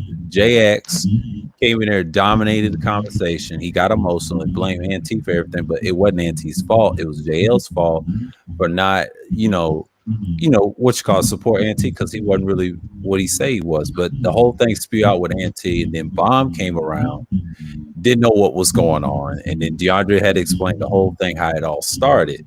But it's deeper than that. It all goes back to Platinum, man, because when Platinum let them girls go and they did him dirty, they've been on this man-hating shit since March. This goes back to March. This is new. Hold on, but okay. I just specifically want not sorry to interrupt. I just specifically want to know what started between JL and those group of girls. Like how, because I thought at one point it was cool, but then they turned. He went in verbal. Oh, he went at verbal about. Yeah, he went at verbal, but it's more to it. It all stemmed from what happened over at Auntie's, and I don't know if he wanted to do that, but I knew I don't know what happened to the old boy though, but I figured something was gonna happen. They just didn't get along. At first I thought they was gonna get along, but I knew they was gonna eat each other at some point because when Auntie ignored him, that's when the shit went left. So I expect verbal to be on that stuff too. This is the biggest thing. He was their little choir boy, and he fucked around, and something happened with verbal, which he got in his feelings about, and he started trying to come at verbal over some shit, and verbal and all the other women gave him his ass, and then he jumped off the panel and tried to back out of the shit because he knew he fucked up. Because it's like, how you gonna be about us women and this and that, and then you gonna fucking go against the code? So whatever they say, that shit's supposed to be the fucking code, and he broke the code, and that's why they gave him his ass. Actually, that's part of it, but really he was a battery in the back, kind of like Jerome White said. The person's pulling the strings. I don't want to mention her name on this channel. She's full of shit. She's controlling the Alphabet group. Verbal ain't got no power. She's weak as hell. Cyber Live broke it down over at Auntie's, and the whole thing, we saw it coming how they was gonna split. They was cool until he fucked up and did something verbal with somebody or top brass. They had to check his ass. And the reason you're seeing it now, see, Rude Dev's been peeping. China White came on my panel. Was it that 11 live stream that we had? But we had an offline conversation about that too. Why she did that? She was trying to look for cover. And of course, they don't like DeAndre deep down, or what's the name, Cerulean. So it all goes back to those girls. But those girls be spewing that racist shit. And then we was talking about over at Auntie's about it too, but we knew what was going to happen. See, JL was caping the whole time, but when he got burnt, it's just like I said, it's going to happen to Jerome too, because he's got that disease along with him too. And I try to tell BJ, just be careful, because they're going to dox your ass and it's over. Because I know what's her name be over there with Nile and Taz be instigating shit. Anytime you fuck with them, it's always something. You know what I mean? I understand why Fantastic be mad at them a lot, but y'all perpetuate shit. Y'all keep talking about what's his name. Sarun said, quit talking about Senji. It's the same old shit. And they always get that. They always get their views up for that shit, man. Like speaking of Big J Triple X, I don't think that Big J Triple X is like tight with them. It's just that. Yeah. Like he can you hear? I can't hear. I can hear Wacky, but he's a little Wacky. Muffled, you're muffled, man. Wacky, you're a little muffled, man. Yeah, you got to fix your mic, bro. No, he's okay right now. Go ahead, Wacky. Can y'all hear me now? Yeah, go ahead. Go ahead. Yeah, you better. Yeah, you're good now. Okay, good. Okay, I'm sorry. Yeah, they're like. Speaking of Big Ted Hood, General on deck. I don't think Big J Triple X is like tight with them. It's just that he feels that they haven't crossed him, so therefore he has no reason to cross them. Yeah, that's the type of relationship he has with them. It's like, hey, listen, they haven't disrespected me, so therefore there's no reason for me to get at them. Oh, you talking about JL? There's that. No, he's talking about Big J. Yeah, he has to be. He's next. He has to be careful. Yeah, he has to be. He has to be careful. But you know those girls. I ain't gonna mention them. Fuck them. I mean, but I'm just saying. Really. But he don't. I know they don't go after him. I'm just saying, really like he has to be careful like that. Like Big J's, like what I'm trying to say is that Big J's thing is that he don't really have a problem with them. It's not that he's close to them. He's not close with them, but he doesn't really have a problem with them because they never crossed him. And he expresses that on his videos. He's like, "Hey, listen, those girls never crossed me, so therefore I have no reason to get at them." You know, that's his thing. He's like, "Hey, listen, as long as they don't cross me, so it's not like he's close to them or anything like that. No. Yeah. But yeah, I noticed them to be in this chat, but I said, VJ, man, woo, they coming for heads, man. Well, I've been in the clouds listening to the conversation for the most part. I would, and if I may for just a second, I would tell you. Go ahead. It is certain people within this space, and I don't want to. That's not why I came up here. I came up here to actually talk about the men's side of the house. There are certain people in this space, certain females in this space. You know what you're going to get when you start dealing with them. You know that the minute you say something that goes against the narrative that they want to spend, you know what's going to happen. You already know they're going to come for you. You already know that they're going. It's off with your head. But as long as you're bending knee and you're acquiescing and you are in agreements with them and you're saying, yeah, the men are fucked up, they're going to be over there praising you. But the minute you say, well, hold on, wait a minute, let's talk about this thing down the middle. And once you hold that mirror up, they're going to come for your fucking head. That's period. So that's why I said, and I said it in a couple other places that I frequently go to, that I've been going to, and I'm going to continue to go to, because they're in alignment with how I think and what I agree with. Okay, that's number one. So number two is, I think if more people start practicing that and stop giving the energy to the negative side, if you disagree with them, leave them alone, stay off and over there. Still, that doesn't refrain you from saying what you want to say wherever you go if the conversation comes up. I don't see why there should be any reason why you should be afraid to voice your opinion, because that's what we're here for. That's number one.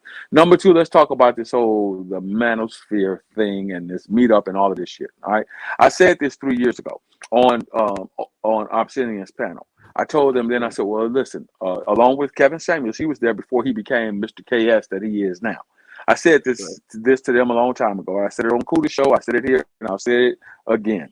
What should have happened was 3 years ago, they should have went ahead on and taken the name, and they should have put the name, they should have did whatever they was going to do to get the name fucking sanitized. Then they should have come up with a actual website. That way they could say, these are the content creators who are flying the Manosphere flag. That way it wouldn't be any questioning as to who was not, who is, and who is not a part of said organization. Do you understand what I'm telling you? They failed to do that, and that's why that whole thing came right back around when that guy came out and he what do you call it? When he trademarked the name. I told them 3 years ago they should have trademarked the name. I told them, those guys, 3 years ago, to set up some sort of organizational structure. That way you don't have people just popping up, starting a channel and flying the Black Manosphere flag. Kevin Samuels is a fraternity member, is a member of a Greek organization, a Pan-Hellenic Greek 9 organization. He knows how it's done. You can't just put on a Kappa Alpha Psi fraternity t-shirt and walk around and say, I'm a Nuke. You can't put on an Omega Psi Phi fraternity t-shirt and walk around and say, I'm a Q-Dog. You can't put on a Masonic Order t-shirt with the Masonic Trial and Error on it and say, oh, I'm a member of PHA. You cannot do that. And there's a reason why, because they don't want people who cannot or will not represent said organization in a certain manner. So this is the problem that's now rearing its ugly head again. They should have taken the opportunity that they had 3 years ago, trademarked the name, and now we know who's in, who's out. Anybody that's Johnny come lately that comes up to the table saying, oh, I'm in the Black Manosphere, said, no, you're not. Your name is not on the ledger. Your channel is not listed among the channels that's on the ledger. That's true. It's really, really simple. What you have again, and this whole meetup, Black Manosphere meetup thing, this is what they're trying to, I believe, a part of what they're trying to squelch out now. Like I heard the brother say, well, they got certain people they say is a part of it, is not a part of it. Kevin Samuels is very much a part of the Black Manosphere. Period. He was brought in by BGS. He was put on by he was brought in by BGS. He was put on by O'Shea. Okay, and then he has been guided by Obsidian. So he is very much a part of the Black Manosphere. Yeah, I'll disagree with that. I believe he branched out. Brother branched out. You see, that's the problem again. He branched out, but yet and still, he always, if you listen to him, he'll refer back to the talking points at certain points in time during his shows. And he also will mention certain content creators like Obsidian, like O'Shea, Duke Jackson. So he branched. Okay, two things can be true at the same time. It doesn't matter whether he branched out or not. What matters is he's still affiliated with them by affiliation. He still mentions BGS. He still mentions Obsidian. He still mentions O'Shea, Duke Jackson. So that's telling you where his affiliation is. Hold on, General. Mentioning channels does not necessarily mean that you're a member of the online community, of a certain online community. Like there's times that I've mentioned people within the mainstream manosphere. But branching, in my okay, content, I got it. In my content, but that doesn't mean I'm a member of the mainstream manosphere, dude. Kevin Samuels cannot be affiliated. Well, you say affiliated. I'll say this: Kevin Samuels cannot succeed the way that he's in and still carry on the Black Manosphere name. That's bad for his brand. He could do some things like you said, mention channels and shout out certain channels. But bro, he branched out of the Black Manosphere. He is his own brand. Branching out doesn't necessarily. Okay, so I have an organization, and it's not like I am signed to a signed contract. For example, I'm an NBA, NFL player. I'm under contract with Nike, right? Therefore, under contract, I can't branch out and then start wearing Adidas apparel, or I can't branch out and start wearing Under Armour apparel. That's different. But I can branch out. But I can still branch out, and I can still start my own brand under the Nike endorsement. I can still do that. LeBron James is a Nike guy, but he still has Team LeBron. Air Jordan is a Nike guy, but he still has Air Jordan, and then he has Jumpman. He branched out. That doesn't mean that he's not a Nike team member. It doesn't mean he's not in the Nike staple. Okay, in order to branch out, we have to be clear and concise. But generally, in order to branch out of somewhere, that means you totally left that group. You can't branch out and still be part of that group. I get what you're saying, but I don't think that's the case with Kevin Samuels. I'm only number one. I'm only telling you what I know. Number two, if he had branched so far out and so far away from them, he wouldn't go over to Obsidian's show and sit on the panel with him. He wouldn't go over to. That doesn't mean. Wait a minute. That doesn't mean he's a member of the man. I don't even understand why we. I don't even understand why. I like me personally. I was the like you know. I mean, I don't understand. Go ahead, Jenna. Go ahead.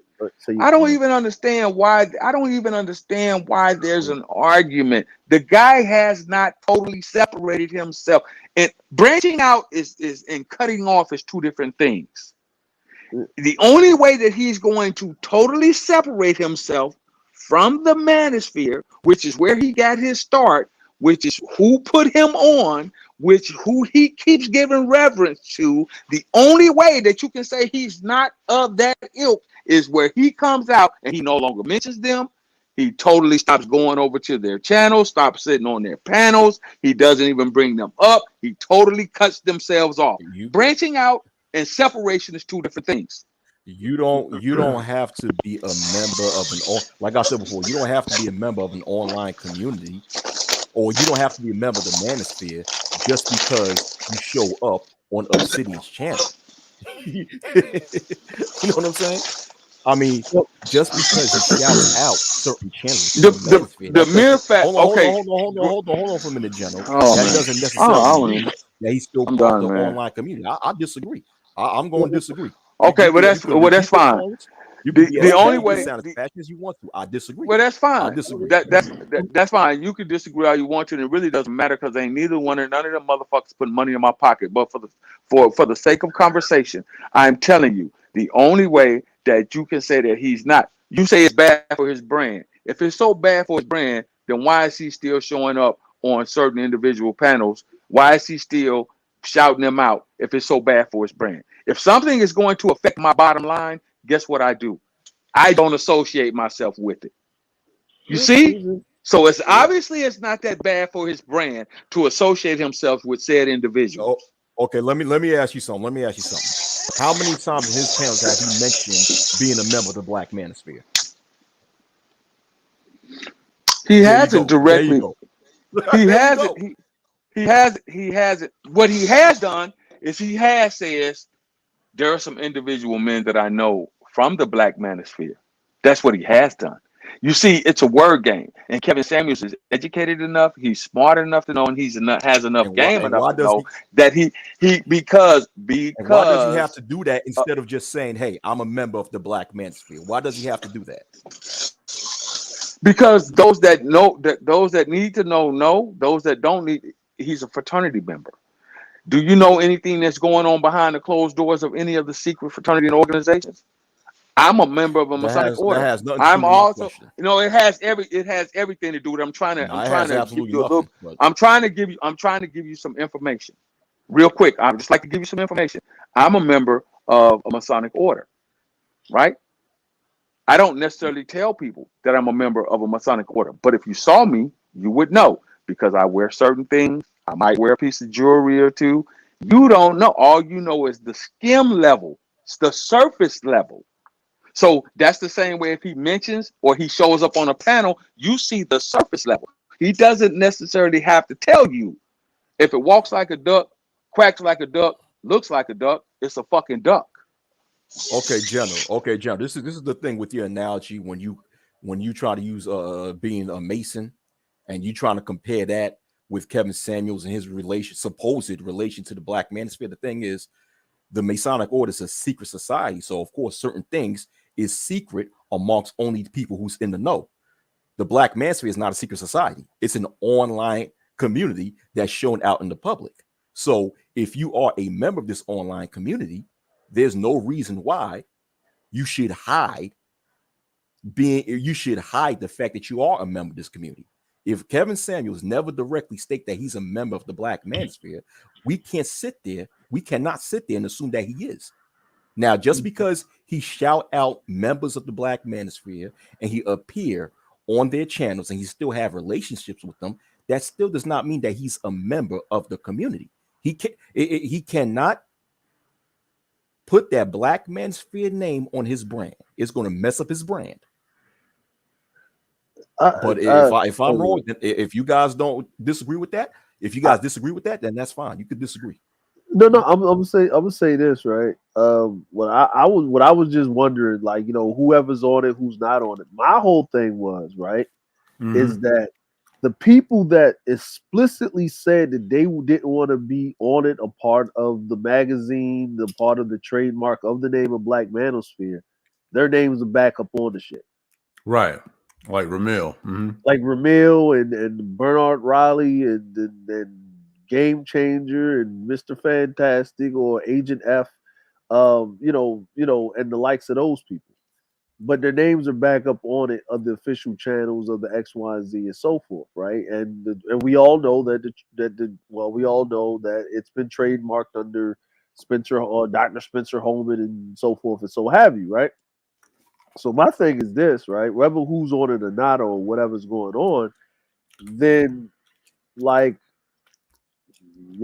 this shit's about to be, you about to see some shit getting kicked up. Now, if some shit ain't kicked up, it's just that motherfuckers just said fuck it, and then behind the scenes they had conversations because they doing this meetup, and because they know that a BGS, because I don't think BGS co-signed it last time. No. It had nothing to do with it last time, and I think, like me personally, I think this is like a power pool. Like this is like a power pool, right? You know what I'm saying? This is first. The question for as long.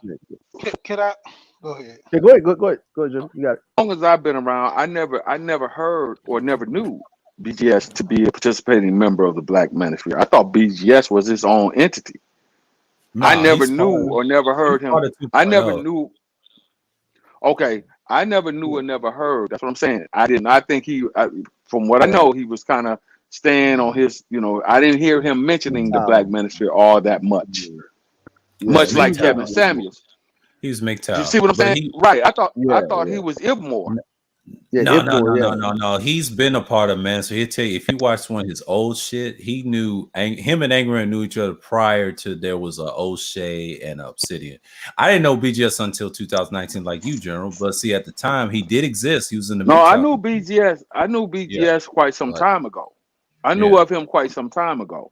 But I think I knew BGS 15, 16, 17. Yeah. But he always been a part of the 2.0 because it was the big four. A lot of people didn't know it was such thing as a big four. They keep leaving them out on purpose because him and Angry Man kind of led charge. He just let Angry Man and the other three just kind of lead it, you know, because he tried to mislead y'all with those three, but really it's them four. Because if you don't mention him, that's a problem because remember he did co-sign the Black Order now.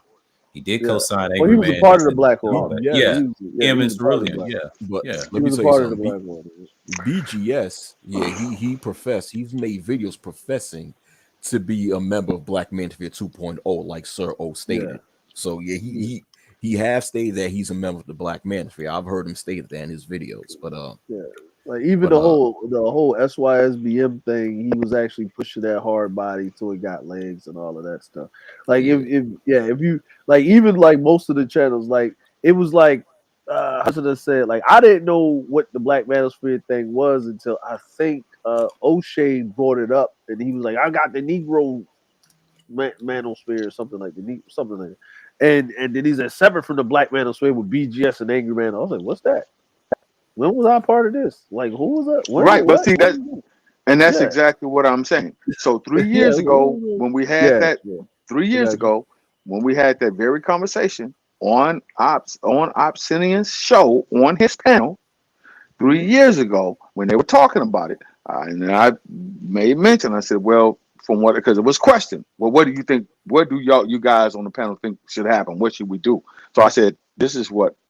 From me being a member of certain organizations and fraternities and things of this nature and military organizations, this is what I think should happen. And I laid it out to him, and I said, Kevin Samuels, you know this because you are a member of a national Greek organization. So you know how it should go.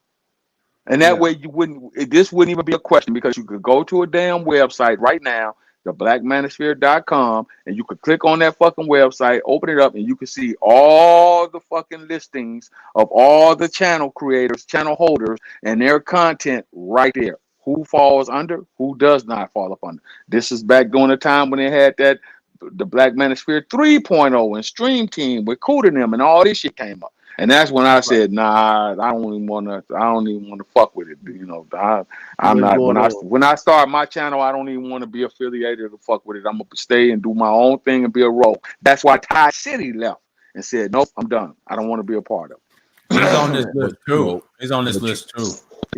Ty City is not. I know he is, and that's what I'm saying. So what they're doing is they're trying to co-op now, because all of a sudden they got. What they're doing, and this is me from a military strategist point, and I'm looking at the same thing, and I'm seeing it too. What they're doing is they are co-opting. Now, have they had background conversations, off-air conversations with these creators to say, hey, come on and join? We don't know. This is what the meetup is supposedly about in Atlanta, how they're going to get structured and all this other shit. We don't know. But to merely just start grabbing people and throwing people channels and names in there without, this is why it was mentioned a minute ago, the reason why a couple of people like Fantastic and the other guy had issues with it on Bernard Riley's channel. So now all of a sudden you're telling me that, so now all of a sudden you're telling me that Ramil is falling underneath that structure? I don't and the thing they got is, Ty City's name on here, Minister Jab, all the guys from each that support BGS and these guys, and Kevin Habitual Line Steppers. Why they using his email? That's his shit. The Black Man Brutally Honest, him and Roger. Now I know they cool because I frequently watch their stuff because I know how the Ickmores are. Now the Ickmores is them. I would say Art of Ickmore, New Style, and what's the name? Artisan MC. It's a lot. It's a handful. Now BGS and them, it's a collective. Not everybody's a part of that. Now you can say PK Angel, the new guy they got, AB. Those are Ickmores. But if you want to talk about the group. But the thing is that in the grand scheme of things, who cares? Who cares? Because nothing comes out. Nothing real comes out of the. Unfortunately, and I'm ashamed of saying this because I'm actually considered one of the creators of this entire space. But the way I'm looking at it now is that for the most part, there's not a lot of things of substance that come out of this space. So I really don't give a damn. Really, it's just something to me. I just find it as entertainment. But the thing is, like what General was saying, because General brought up a very good point when it comes to organization, and when he speaks about how 3 years ago he was on Obsidian's panel and told the panel how the Black Manosphere should go forward when it comes to organizing together as an official group and having their own website. That's actually the way to go, and be a politically and the group should be political. There should be a political agenda as far as helping, assisting the collective of Black males. So that's a great idea. But the thing is that a lot of people in this space are not serious about helping the Black male collective. They're not serious about it. They just want to come here and try and complain about females and all this other bullshit.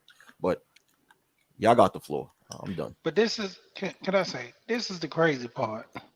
Out of all this stuff about the guys who brought up the magazine and all this stuff, and all the guys who don't want to be on the magazine and complaining, if it was a BGS or Angry Man started his website, there will be no fight about it. Well, only thing they mad. The fight is that it was Angry Man, like that was his name. Yeah, he got Angry Man trademark. That's why O'Shea came out with the Negro Manosphere, because Angry Man trademarked the name. So when Father Time got the trademark from Angry Man to make the magazine, Angry Man sold it to a Houston guy, a doctor. It was confirmed by Beasley. I remember a stream that he did because I was there. He had a stream and he said, "How in the fuck would you sell it to a Houston doctor? And you supposed to be a fucking leader of the space?" And he did that. And Angry Man would regret it. Look like a fool right now because the doctor can just shut this shit down if he wanted to. I don't know what it's about. No, he's gonna fucking eat off of it. The doctor's gonna eat off this shit. He's gonna wait till this shit blow up and he's gonna get a cut off of it. That's the smartest thing to do. I want to see, and now that I know that, that's like some fuck. Like at the end of the day, it don't matter who's on the fucking list, who's in this shit now, because it already went to shit. Just like General said, they should have did this shit a while back. They didn't take haste and do the shit when it was proper. So now everybody in the space is just jumping in, say the Manosphere. I don't consider myself being in the Manosphere. I'm in this space. I'm dealing with guys in the space. I talk to the guys, but I don't consider myself no Manosphere guy. Hold on, wait a minute. Hold on. We got breaking news. They just jumped in BGS ass. Wow. What? I'm not surprised. Hold on. I'm getting the cliff notes. Who jumped on them? Hold on. Complex jumped in his ass about the definition of what he think the Manosphere is. Jessica X gave him that left, right. Oh shit! Is it on? Hold on. What channel this on? Hold on, man. Hold on. Is it on the community tab? No, because Jessica was fighting with him earlier. Yeah, I think because of that. I think because that thing I saw on the community tab said 5 hours. I guess they pulled up on him about that shit again. Like just dropped on smoke. Yeah. But Black brutally honest to him and Igmore is like they strategic too.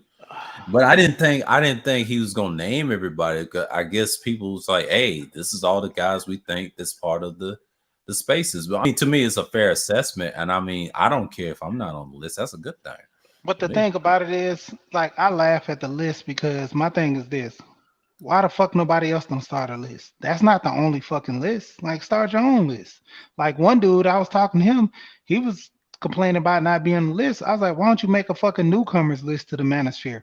I'm like, this is the wild, wild west now. Everybody's starting their own shit, making their own rules, doing shit willy-nilly like the way they fuck they want to.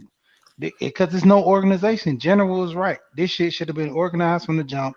It should have been you're joining, and like the crazy part, this shit would have never got elevated the way it is now. Because I always say when I come to this space, I'm here to learn, I'm here for the message. But the thing is, it's so watered down. So many motherfuckers in here crying, and nobody's really teaching that much. Like, what are the guys that are teaching? Nobody's going to their channels. The discussions. Nobody's going to the channel. I mean, it was on Sister George's channel. It was the that was early. I seen that shit. Yeah. She just tried to play. My thing is this. Once again, like I said, going back to what I was saying, who cares about a list? Who cares about a list? My thing is, what is the agenda And is the agenda being met? What's the agenda? The agenda of this space supposed to be about helping to improve the social, political, and economic position of the Black male collective in the Western Hemisphere. All right. When it comes to helping as far as to improve the criminals, the crime situation that Black males tend to be in, when it comes to helping to solve the issues when it comes to the incarceration crisis, the education crisis of Black males, the health crisis, the crisis when it comes to their relationships in the home, the crisis when it comes to unemployment and what have you. These are the things that this space was originally built upon to solve these issues, right?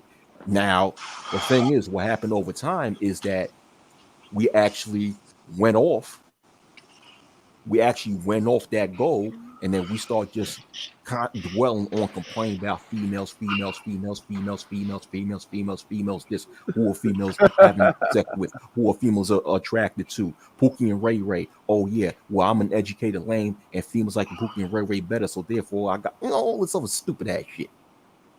So at the end of the day, whatever list someone makes, when the true goals are not being met when it comes to helping Black males, what's the point? That's why I'm looking at this. To me, it's entertainment. It's like watching the baseball game. I mean, the baseball game was way more exciting tonight. It's turned into Love and Hip Hop. That's all this space is Love and Hip Hop. Exactly. Well, go ahead, Jenny. Of course it turned in that. But as with anything, when the first iteration of the Black Manosphere, when all of those guys went away, and then it got passed down to the younger guys like O'Shea and Obsidian and Angry Man who stayed, right, and they took the helm, it went in a different direction. Just like when you look at politics, every president or every organization, when they have change at the top, they take the organization in a different direction. So to sit here and complain about, oh, well, it was about do this, that, and the third, and then it became this, and now it's about that. Well, that's what happened when leadership changes. You see what I'm saying? For a lot of people who have not been under the structure of large corporations or large organizations, when a new leader comes in and takes over, he says, okay, this is how we're going to improve, and this is the new direction that we're going to go in now. And for the older people that are still there, they're like, well, wait a minute, I thought we were about this. Well, yeah, but don't worry about that no more, because that's out. This is the way we're going now. And that's all that happened. So that's a non-issue. The real issue is that is an issue. The real issue is no, it's not, because if you're the leader and then I come in and you're going in this direction and you're talking about politics and you're talking about home life and how to improve it, and then you're no longer the leader, you go away, and now I come in and I say, well, we're no longer talking about that. This is the direction this organization is going in because I'm in charge now. That's how it goes. Okay, that's what I was talking about, and that is an issue. All right, so why? You know why that's an issue? Hold on. The reason why that's an issue is because look at the state of Black males as time passes. It's getting worse and worse and worse. So if this is a space that was supposed to meant to help Black males, and we're not doing it, we're just focusing on females, that's an issue. Because we're not. It's helping in it. It's help. Hold on, brother. It's helping. Go ahead. Let me because those issues 12 years ago, 14 years ago, when the Black Manosphere 1 was in alignment with Sergeant Willie Pete and all of those brothers, that was what was of the importance they felt of that time. Now that this new generation that's come along, and you have the Obsidians, and you have the what's O'Shea, Duke Jackson, and you got the Bernard Rileys. This is what they're talking about in today's time. And 5 years from now, those guys are going to be going to go away. 5, 6, 8 years from now, those guys are going to go by the wayside, and then you have a whole new crop that'll be under the Black Manosphere that'll be talking about something totally different. And that's how it happens. And at the end of the day, the incarceration issue of Black males is not being solved. The education issue of Black males is not being solved. The unemployment issue of Black males is not being solved. So that's an issue. when they're not solved, and we have a place where we can exactly solve them.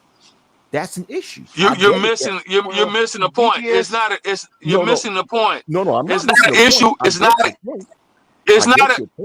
Let me finish, brother. Let me finish, brother. Hold on for a minute, because I was not done. Allow me to finish. No, hold on. Allow me to finish, brother. Allow me to finish. Oh my goddamn God! I don't know where the point of brother. First of all, I don't know where the point of contention is with us. I don't know why there seems to be a point of contention with us. And why is there a point of contention with us? I don't know why you scream. Why is there? First of all, why is there a point of contention with us? Why is there a point of contention here with us? I don't know why you're screaming. Because every time you tell me, because you respond to my point. Before you tell me the point of contention is with you. You was responding to my point. Remember? So you got to answer that question. So you saying I'm all right? I'll tell you why. Because before I'll tell you why. But hold on. Because before every time I respond to before you say this, hold on. You say that I'm missing the point. No, I get the point that you're coming from. And to prove that I get the point you're coming from, I told you the results of what happens when the agenda shifts away from the original agenda. Therefore, certain issues that black males go through. It's not there. The point is that's not their agenda. Black Manosphere right now, they don't feel that is of importance. So you can only thing you can do is voice. Okay, then, but what does it matter? Because you're not a part of the organization. You're only giving your objective.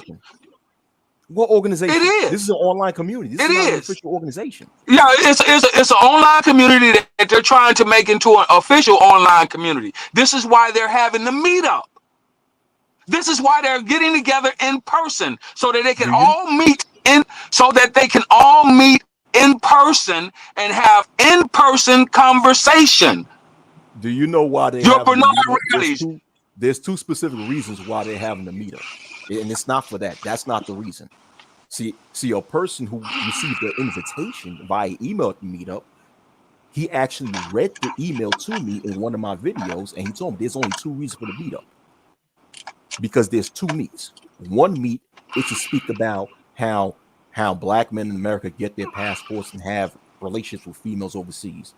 The second I'm aware of that is about IT. The second meetup is about how black men could improve their careers in IT. It's not about how to make the black man's into an organization. That's not the reason why. Okay. Okay, so you got to understand that is the main parameters that they're using. However, pause, if you look at everybody that's on that list who is potentially going to attend are individuals who fly and represent the Black Manosphere in this digital space, i.e. your Obsidian, i.e. your O'Shea Duke Jackson, i.e. your Bernard Riley, i.e. the list goes on and on and on and on and on. So they can have all of those mainframe. They can have, let me finish. They can have all of those mainframe meetings, but at the end of the day, they're going to have that small group that's going to attend that mainframe meeting that's going to branch off, and then they're going to discuss, because Kevin Samuels is going to be there, and then they're going to discuss what's going on with the black. It's going to be a meeting within a meeting within a meeting. That's why it's called the Black Manosphere Meetup. I think that's why it's called the Black Manosphere Meetup. I think you're speculating what's going to happen. That's why they're calling it. That's why they're calling it. What are they calling it? What's the name of it? Okay, like you said, the Black Manosphere Meetup. But let me say this. Okay, then. Well, why is it not the Black Man's Tech Meeting? Why is it not the Black Male Tech Meeting? You asked me a question. I'm answering, and I'm not done answering. Go ahead. Me a question. I'm answering, but you're interrupting while I'm giving you an answer. Once again, within the invitation, they gave the actual goal of the meetup. It's called the Black Manosphere Meetup, yes, but just because it's called the Black Manosphere Meetup does not automatically mean that they're going to meet up to discuss how to make the Black Manosphere an official organization. You're speculating. And you don't think that that's going to be a topic. You don't think that that's going to be a topic of discussion with all of these members who are content creators underneath that banner meeting in one place? You don't think that they're going to discuss that at all? I'm not going to speculate that there's no evidence of that. It's not. Trust me, it's not. Thank you. They're gonna come over there. They're gonna do their usual. But the main thing is, because from what I've been hearing on these other channels, and the dude who mainly got this together, he's talking about meeting people face to face to kind of clear the air about some stuff as well. So, one of the little beefs and stuff. Wait a minute, I got a question right quick. Clear the air about some stuff. Clear the air about some stuff pertaining to what? Well, they little beefs in this space. Mostly all the guys who beef in this which is what? Pertaining to what in what space? The Black Manosphere space, right? But all you have to do is read between the lines. They're not coming there to actually make the space better, because actually if they were coming there to make the space better, they would have already been organized. This stuff, like these guys are basically coming in talking about what they said about tech, and so be it. If the conversation comes up because of the magazine, of course they're going to talk about it, but their main thing is to try to do what's been supposed to been done, was talk about the young black boys, the next generation, what we going to do about them, because we can fuss and fight online all day long, but if the younger generation is seeing the bullshit, because I just came from a panel where I think little Pookie Troop, they call him, like 19 or 21. This dude, he's running around talking about how he's gonna be MGTOW and he's not fucking with women because they give us a bad choice. And this is the generation that's coming up behind us, the guys that don't want to get married because they heard other guys struggle. And I'm like, you ain't even experienced life, but you want to be like one guy was talking about, he's a MGTOW and he's 22. How the hell you 22 and MGTOW because you heard another guy on the panel talking about it and thinking it's a good life because you ain't getting no ass already, so I might as well try this. I just got a question for you. So you mean to tell me that you're gonna have two of the big three at a meeting along with many other that are content creators underneath the banner of the Black Manosphere, and you mean to tell me they're not going to discuss the space and what's going on in the space and what should be done? That's what you're telling me. Trust me. They're going to reference or talk about a little bit, but it's not going to be the main topic. That's the point that we're saying. It is not going to be the main topic. I didn't say it. We know what the main topic is going to be. The main topic is about tech and how to get black men into the tech field and then into the IT field. We know that. Yeah. What I'm telling you is if that was the case, why then call it the Black Manosphere Meetup in Atlanta? Because if they call it anything other than the Black Manosphere Meetup, majority of the time, guys who are in the Black Manosphere are not gonna come. If we call it the Tech Meetup, who's gonna come to the Tech Meetup? Guys like what's his name? Aqua Techie, Keep It Techie. You got guys like Mike V might come because Complex. Mike is in that space. Complex. Now, if you call it the Manosphere Meetup, who's in the Manosphere? Damn near everybody who wants to call themselves a Manosphere member. So they're coming. Exactly. So that should tell. Listen, I'm not here to tell you because I'm not in the organization. I'm only telling you. When I was listening to the other day, when I was listening to Obsidian's show, and I still listen to him. I don't participate in his panels, but I still listen to him. All right, and he was talking about it. He laid out some of the things that they were going to be addressing at that meeting. And that came from the horse's mouth. One of the main people who's pushing the fucking bullshit. That's what I'm trying to tell you. I'm not trying to tell you what some off-brand motherfucker on the side is saying. I'm telling you what one of the main suspects that we're talking about, which is Obsidian Media Network 2, has said on his show. That's what I'm telling you. Like I said, I don't have to speculate. if they call this meetup, that guys who are in the comic book, Comic-Con Manosphere 2.0, guess who's coming? Guys like Soul Shader, guys like Artisan, because why? That's what they deal with, the comics, stuff like that. If it's called the Manosphere Comic Book, who's coming? Manosphere guys that do comics. That's what I'm telling you. I understand that. I understand all. I get that.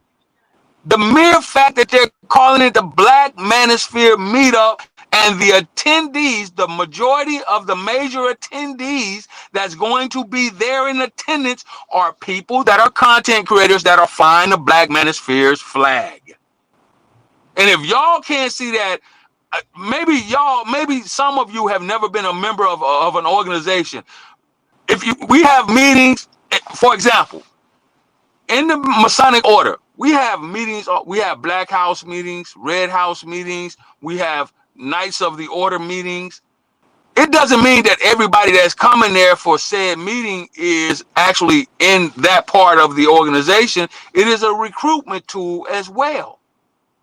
So the order of business is to discuss whatever the topic of discussion is, whether we're talking about how to improve the communities, whether we're talking about the direction of the Masonic Order, the chapters that you belong to, where we're going to go, what we're going to do, how we're going to do it. It doesn't matter that. What matters is we're drawing everybody that is a member, potentially a member, or is a member, and then saying, hey, we're going to offshoot from the main topic of discussion and go behind the scenes and discuss business according to what we're going to do on the online side of it, which is something that I said a long time ago should have happened over 3 years ago. That's all I'm saying. I don't care what the fuck they do. Really, I don't. I was done with the whole Black Manosphere bullshit with the Black Manosphere 3.0, and they separated those young brothers, and they tried to besmirch those young brothers, and they, instead of accepting them with open arms and trying to work with them, I was done then, because I said to myself, I thought this was a space for black men, about black men, and of black men. And when they separated, when O'Shea Duke Jackson said, ain't no such thing as Black Manosphere 3.0, I was done with them niggas. Because I knew then what it was all about. It ain't for helping black men to be better. It's for money. How can I put money in my pocket? And can't nobody tell me nothing else different. None of them can tell me nothing else different. I even said this to O'Shea. I've said it to Obsidian. I've said it to goddamn Kevin Samuels. And I'll say it here. I told them then, y'all on some bullshit. This ain't about helping black men to become better men, better parents, better community, better men in the community.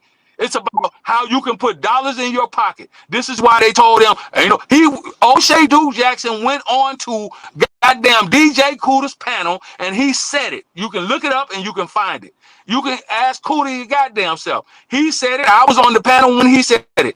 Ain't no such thing. I'm telling you right now. Ain't no such thing as Black Manosphere 3.0. Now y'all can call yourself whatever you want to call yourself. You could, and that's when they came up with Stream Team. I was there on O'Shea Duke Jackson's panel when all of those guys came over there. When they had Kuda and Fantastic and Ty City over there. Brandon L was over there. I'm not telling you what I heard. I'm telling you what I know. Yeah, I heard. Yeah, I was in attendance. Yeah, I heard Obsidian say it a long time ago when I first met him. He said, I'm not here for solutions. I'm just here to point out the problem. Right. He said that multiple times, right? Like, I was like, well, what are your solutions? I'm not here for solutions. I'm just here to point out the problem. Like, yo, that's what he's always been. Like, I'm here to make money off of the BFF. And I'm here to make money off the BFF. And I was like, you know what? I'm glad that you're up front with it, and then you know what I mean. So So I'll put you in that box of a nigga I'll never listen to. Like it's just fucking, right. You know what I'm saying? I'm here for trauma bonding and making money off of it. So I was like, you know what? I got it. I understood it when he said it. He said it on BGS multiple times. He said it even on his own channel. So you know what I mean? That's what it is. Now I think to what Wacky was saying is that the whole brand or the whole movement that was started by the pillars and the forefathers of black male agency, getting into your community, understanding what the problems is, searching for solutions, being men about things, right? Because that's what men's supposed to do. We find a problem, we find it, we beat our heads against the wall, we may argue, fight, and scrape about to get to the solution, but we ultimately want a solution. And I think that's what he's getting to, is that these dudes took what was originally the mission statement of coming together as men, talking about your problems, but finding a solution to just trauma bonding and whining. Is that correct, Way? That's absolutely correct. Okay. And I think that's what was missing. I think that's what he was trying to get to, General. Like, you know what I'm saying? But that's the same thing. That's the same thing that's the same thing that I was laying out. And I said the reason why their mission statement has changed is because the elders that were there at the very beginning, the generation 1, has gone away. So now the mission statement has changed, and this is what they're talking about. Whether it's important to you or not, it's important to them. We're saying the same damn thing. But the thing is, I'm just one, because you're the one who's sitting there getting all amped up and screaming, getting loud. What I'm saying is that that's what's wrong with the space today. I never disagree with you when you said, well, the focus have shifted. That's what I just said. That's what I said prior to you responding to my statement. I said, yes, that's what I agree. But then I said, well, that's a bad thing. When the focus have been shifted to something other than helping out the black male collective out in the real world, that's a problem. That's all I'm saying. Right. And I am saying it's a problem for who? I think it's a problem? Yes. Do you think it's a problem? Yes. But it is not a problem to them who's actually in the organization. People talk shit about men who belong to people talk shit about men who belong to secret fraternities or secret organizations such as, fraternities and PHA societies, right? People talk shit because they don't know about the inner workings of them. Do we give a fuck about what people on the outside are talking about? No, we don't, because they don't know. So because it is an issue to you, doesn't mean that it's an issue to them, because they're going by the new mission statement. The mission statement of Generation 1 has gone away. It no longer exists.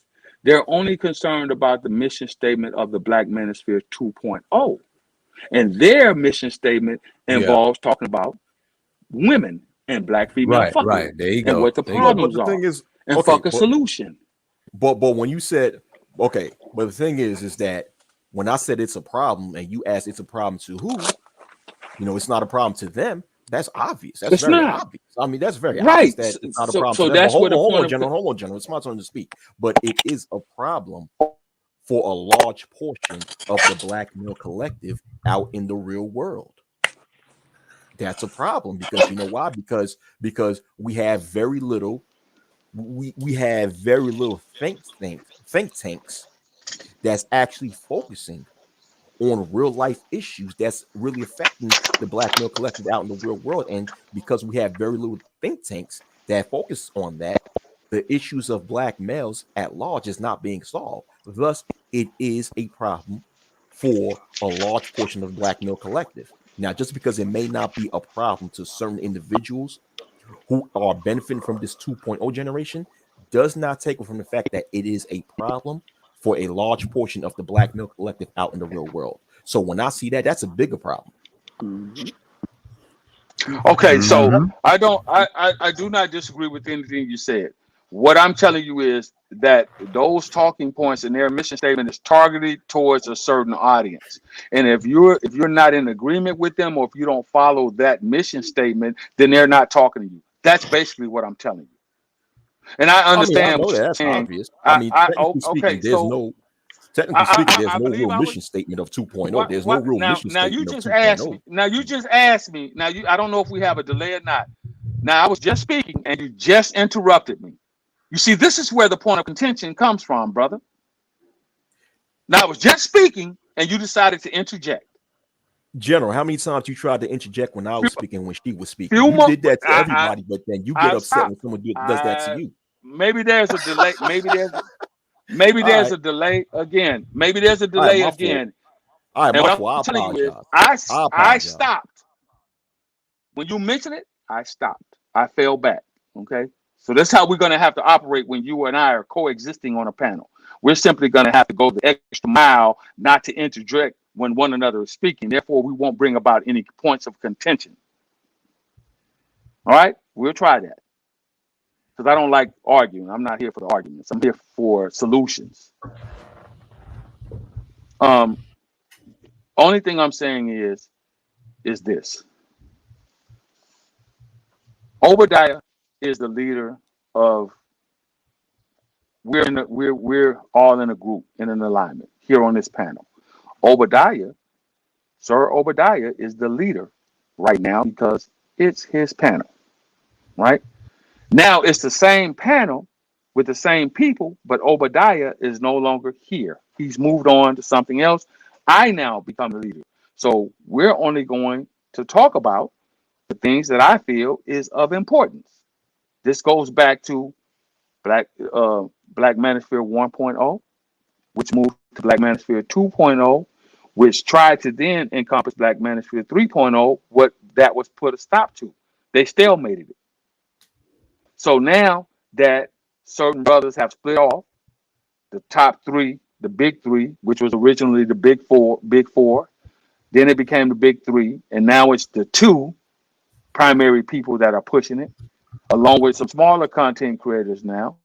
They have a whole different operating modus of operandi. So they're not concerned with what Manosphere 1.0 was talking about because their mission statement has changed.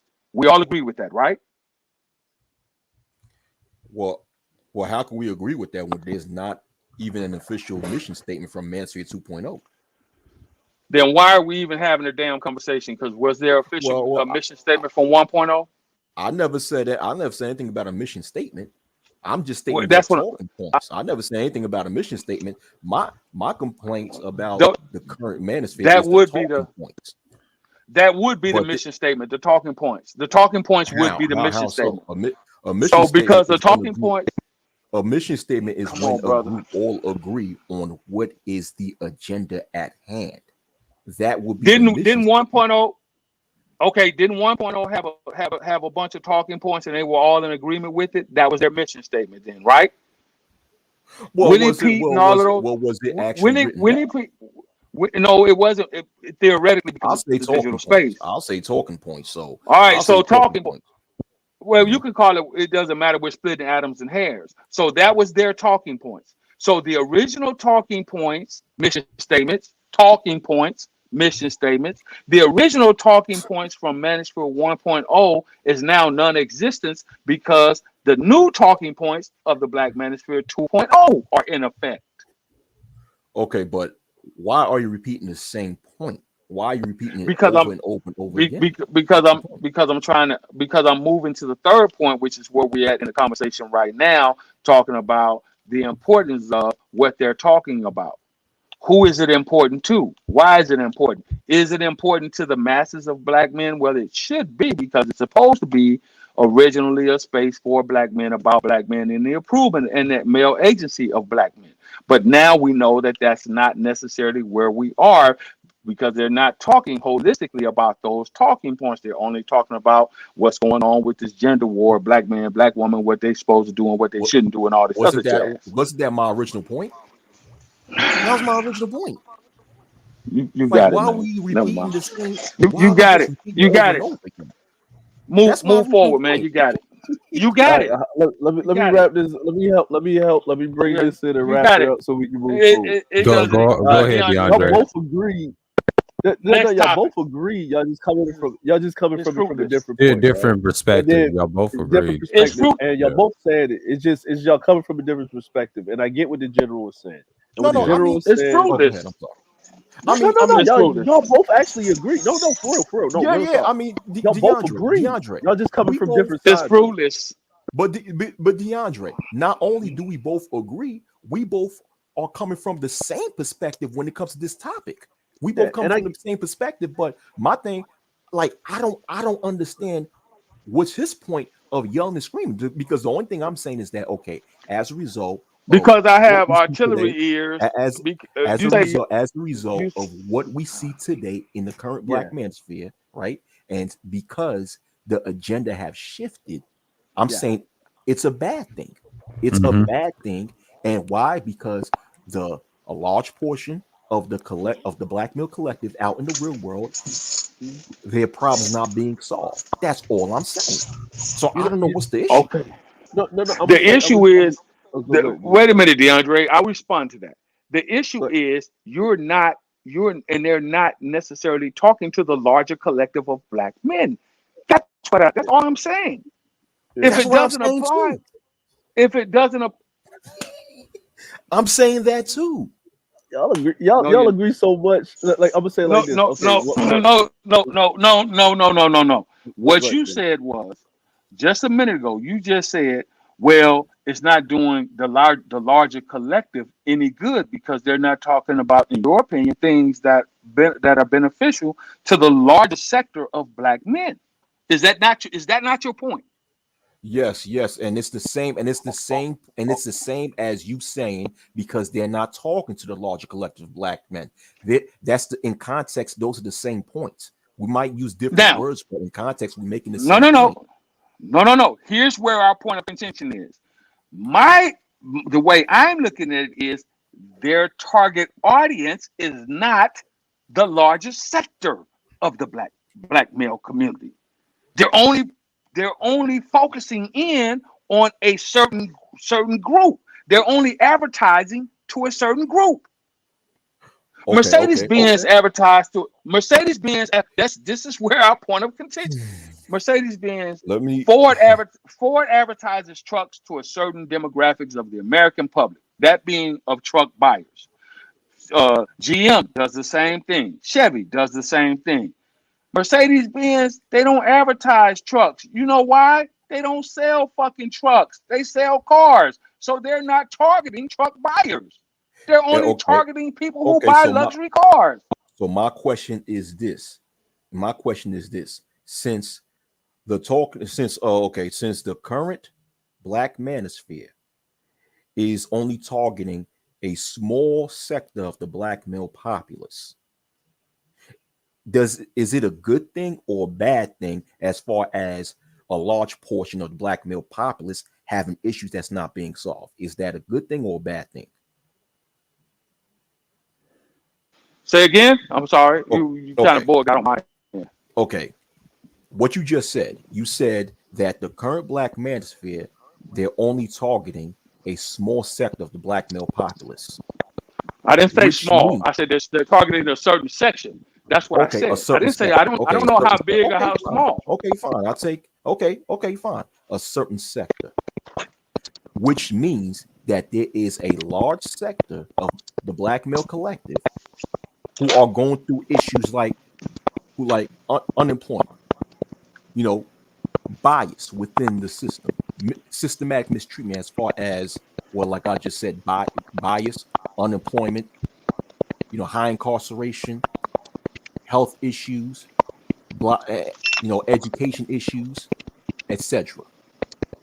Since the Black manosphere is talking a certain group of the Black male sector, right, of the Black male populace, which doesn't include Black males that are going through these problems that I just mentioned, is it a good thing that the Black male collective going through these problems, that their problems not being solved? Is that a good thing or a bad thing?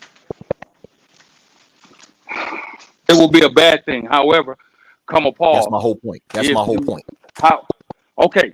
Point taken. I don't know where the point of contention is, but go ahead. I'm sorry. We disagree right there, because I'm telling you that they're not talking to the bigger sector. They're only talking to people who find what they have to say of importance. They don't care about, they're not talking about, some of them, not all, most of them are not talking about, the unequal justice system or this and that or the third, or the unemployment system, how it's affecting Black men. Most of the brothers are not talking about that. They're talking about black women. What the problem is with black women. And those are the black men that they're focusing on. How big or how small that sector is of black men is of irrelevance because we don't know.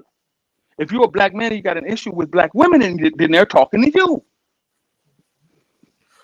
Okay, but once again, that goes back to my original point. I'm saying the same thing. So I don't know where we disagree at. Let me bring it this way, right? So I get what Wacky's saying, I get the general's saying. Y'all coming from the same angle. What the general is saying is that these guys are directing at themselves at a loud minority of people that have these problems. What Wacky is saying is, I guess the long-term effects of this will actually exacerbate the problem into a bigger problem because they're not having any real solutions to actually help these men out with this small, loud minority. Is that correct? Right. Thank you, Just right.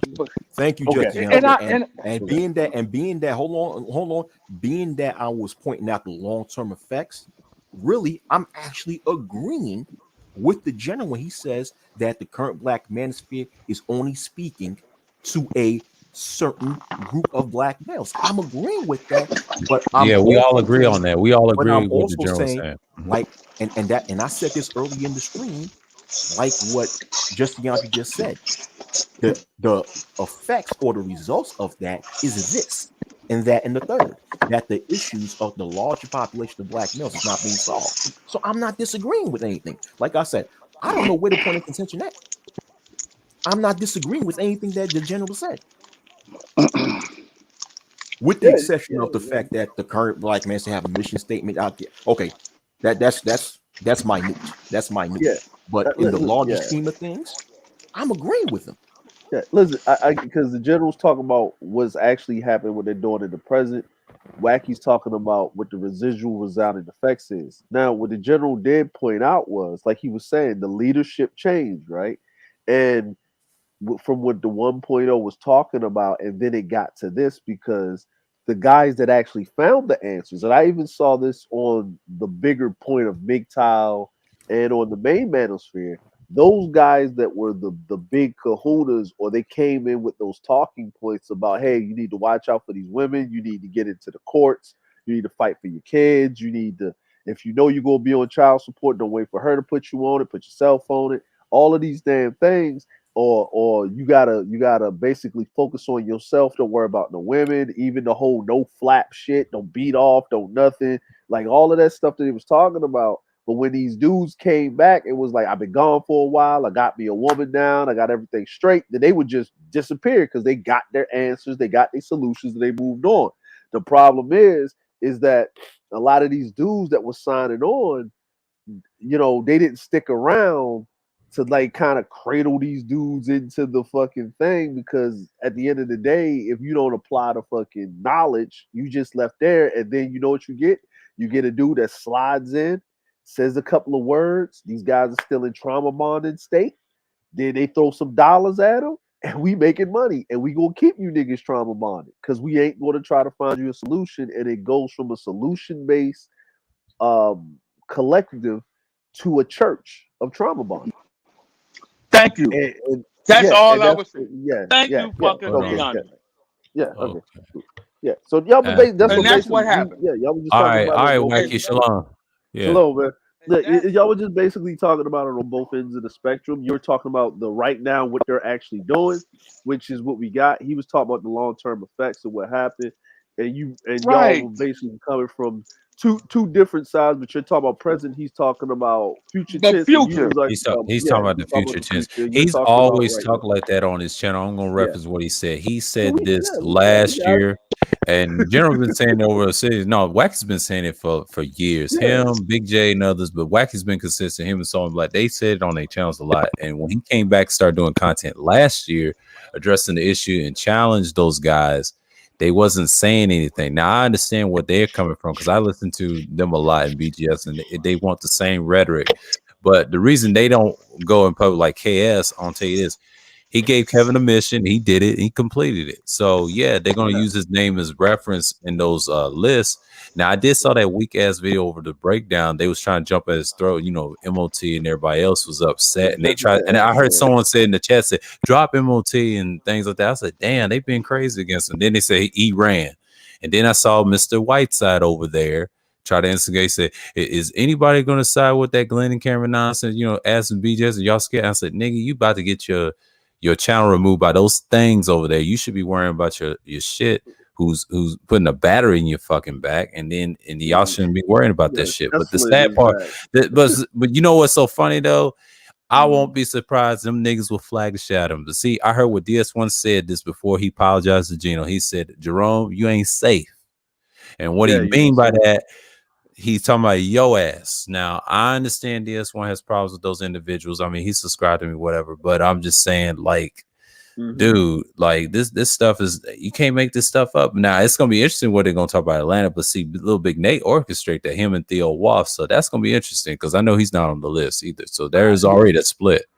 So, yeah, right there. Like I'm gonna right say there. Like this. Yeah, it's like what happened. I'm like, you know, what they're gonna do in Atlanta, or if it's gonna go off, or if they're gonna do it.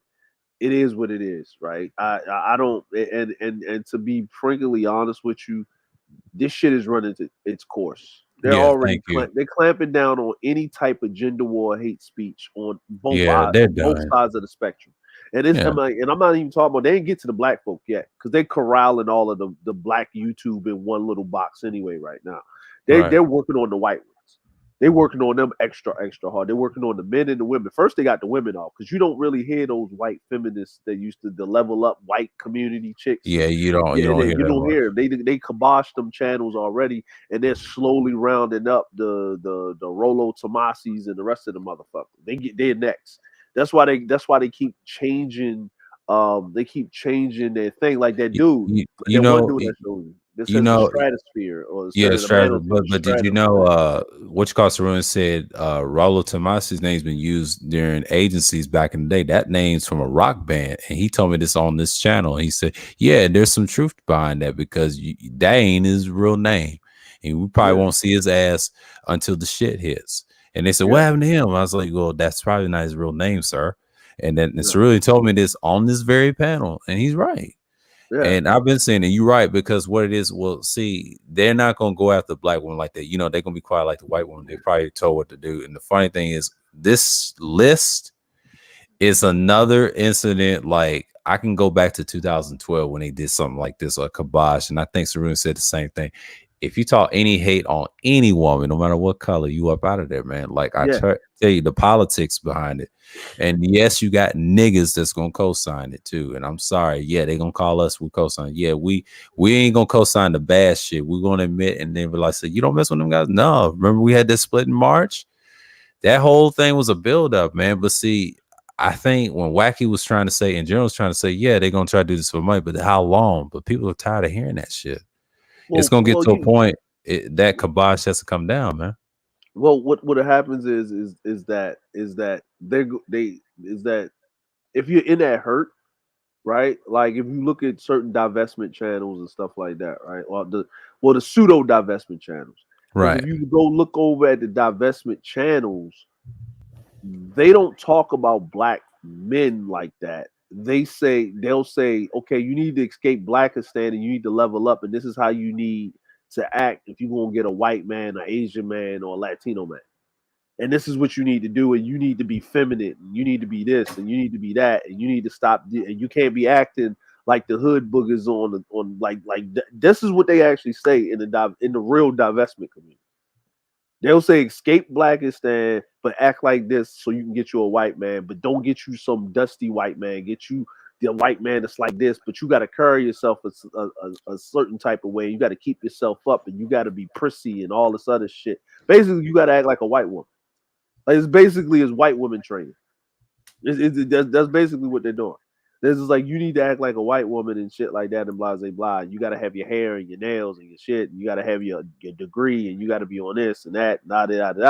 So this is what they do in the divestment community.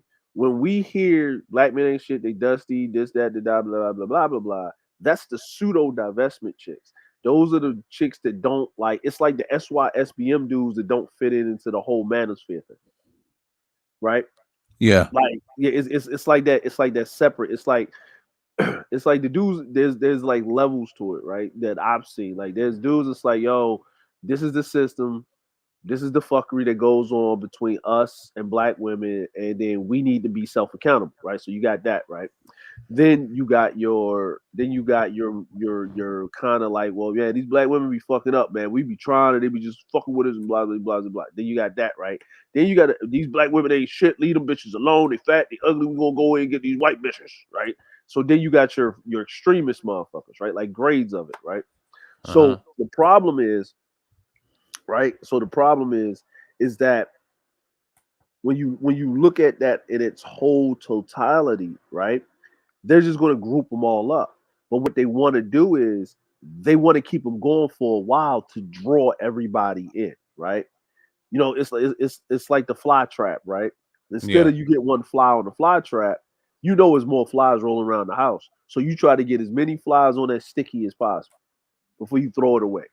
You know what I'm saying? You leave it out so they come in, suck it, and get stuck.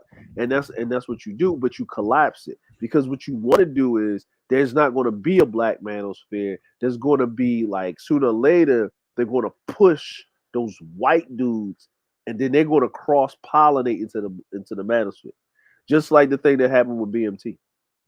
Yeah. Just like you start to see I saw that. I started to see that. Right? But you start to see the crossover of different sectors. You start seeing the beef sector come over. You start seeing a little bit of the pro-black spill over, right?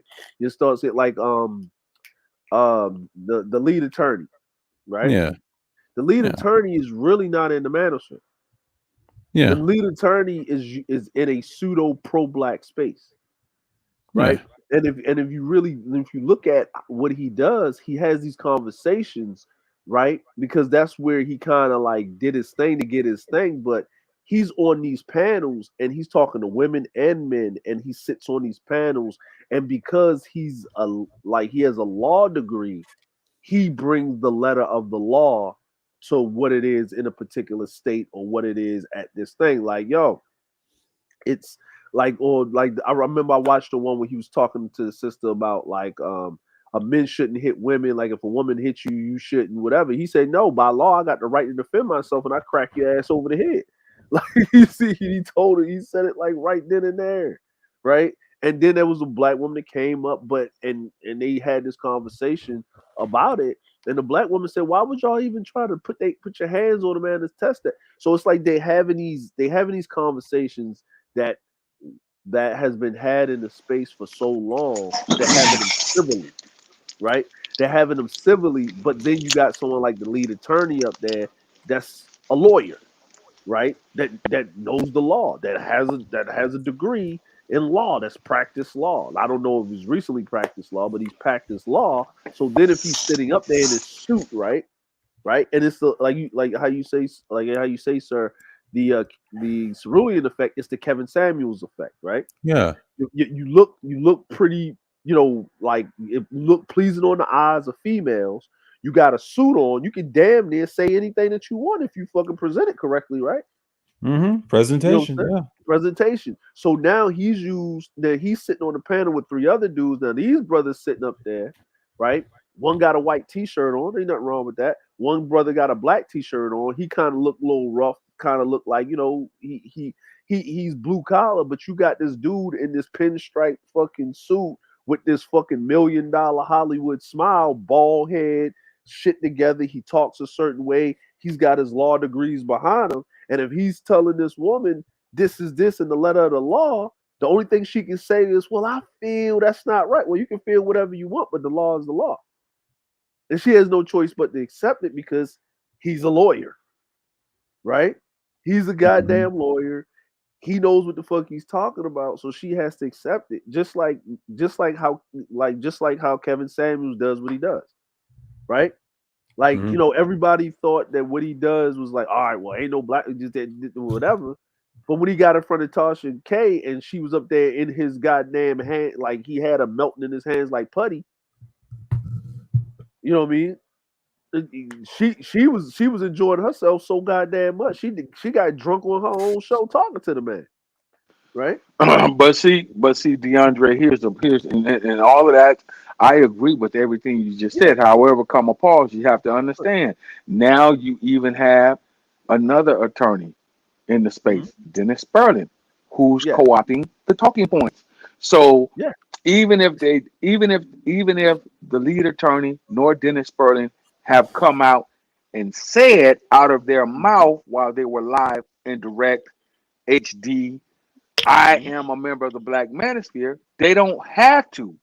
Merely saying O'Shea is my guy, merely saying Kevin Samuels is my guy, which we all know that those guys, or Obsidian is my guy. I've heard both of them mention the fact and mention the Black Manosphere. So one would look at that and one would say, well, they're also in the Black Manosphere. Yeah. Because they use the talking points and they affiliate themselves with it. That's what I was trying to tell the brother. Yeah. They don't have to say that they're. They don't have to say that they are a Black Manosphere because their affiliation shows it. Yeah, it's that whole. It's like possession. Kevin Samuels was just on the lead attorney show. Kevin Samuels was also over on Obsidian show. So right there, that's you put two and two together, you come up with fucking four all day. A lot of Negroes cannot fucking understand mathematics. 2 and 2 is fucking 4. And that's what I'm saying. Like, and last year I saw him over at Game Changers panel last year around this time. And I saw him creeped up in the chat room, and then I saw him on the fucking panel real quick. And I said, that's the guy they be praising. But I was saying that to myself at that time. But see, I'm gonna say this, and this is just, this is, the optics of what the general said is absolutely true. But then we go on the other onset of that, right? Is that the other onset of that is that's the easiest audience right now. If you're just starting out as a content creator and being Black, to get the ball rolling on your shit. You know what I'm saying? Like, well, of course. Of course, and I agree that it's the easiest way to go. But at the end of the day, this goes back to one, like I said, why they're having their meeting down there, and they keep saying, Obsidian has said it on Bernard Riley's show. I was listening in for that. There are some things that we, the Black Manosphere, are working on behind the scenes. I knew what he was talking about because right after that, they started with the Black Manosphere meetup. So that told me everything I needed to know. That told me that, we're going to have this meeting down in Atlanta underneath the guise of the Black Manosphere, but we're talking about tech and we're talking about how to get brothers into the IT field. Great. But at the same time, you got some of the biggest content creators of the Black Manosphere in the fucking sandbox getting ready to play. And if you don't think that they're going to have a little sidewinder meeting off to the side and get together and discuss, that's all I was trying to say, brother. Yeah. I'm like, what they got to do is, and this is real, is what they're trying to do. What they're trying to do is the ones that know that they know what is going on. They're having a meeting where they're going to have to push forward, and then they're going to have to stop ragging on the women as much as they're doing with their content, and they're going to have to shift to start being what we would call "quote unquote" balance, right? Yeah, like the Kendra G lady, right? That does the she kind of does the same thing Kevin Samuels does. Yeah, right. She does the same exact thing that Kevin Samuels does, right?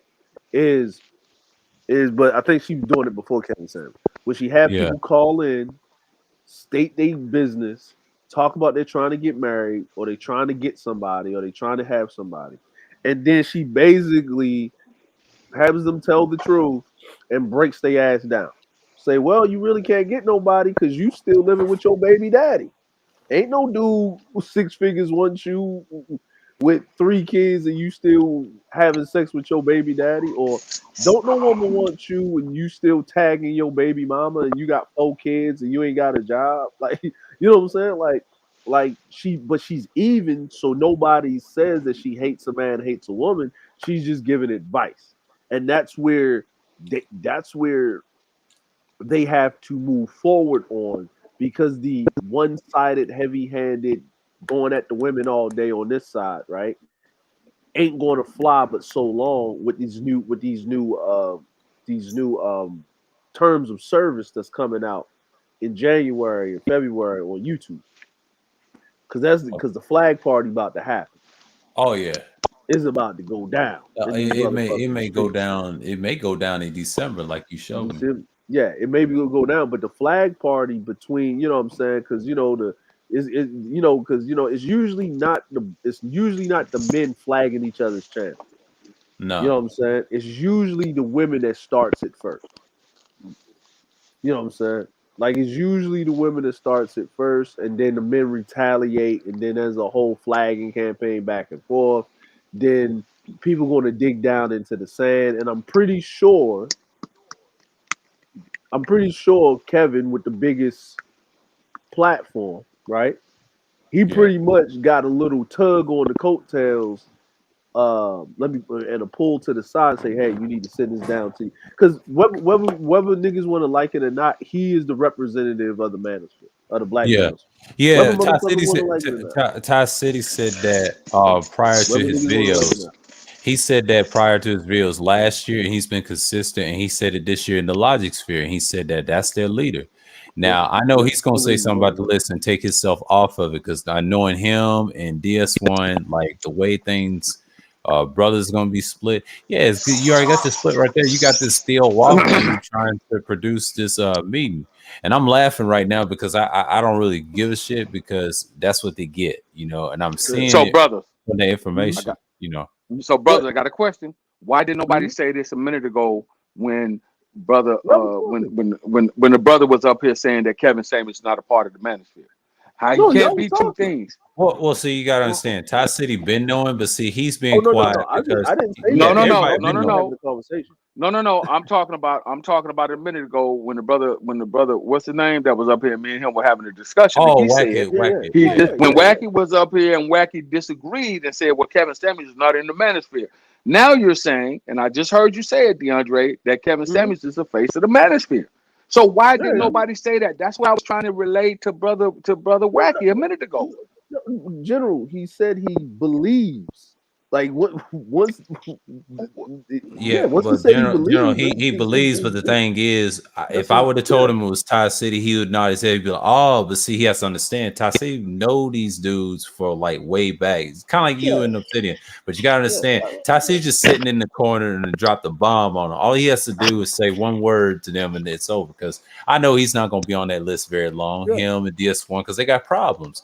Because how can now Kevin will talk to the ones that he's gonna be cool where he frequents with on that list. Now I agree he will talk to them, but he ain't gonna talk to guys that be throwing shots at him like a Ty City or DS1. No, because that's gonna be a problem. Because they're gonna have to split off. Because I already know what the meeting's gonna be about. It ain't gonna be what you think. It's gonna be the problems what they have each other online. See, they observing right now. Then the next thing, what DeAndre said, the flag party can start next month.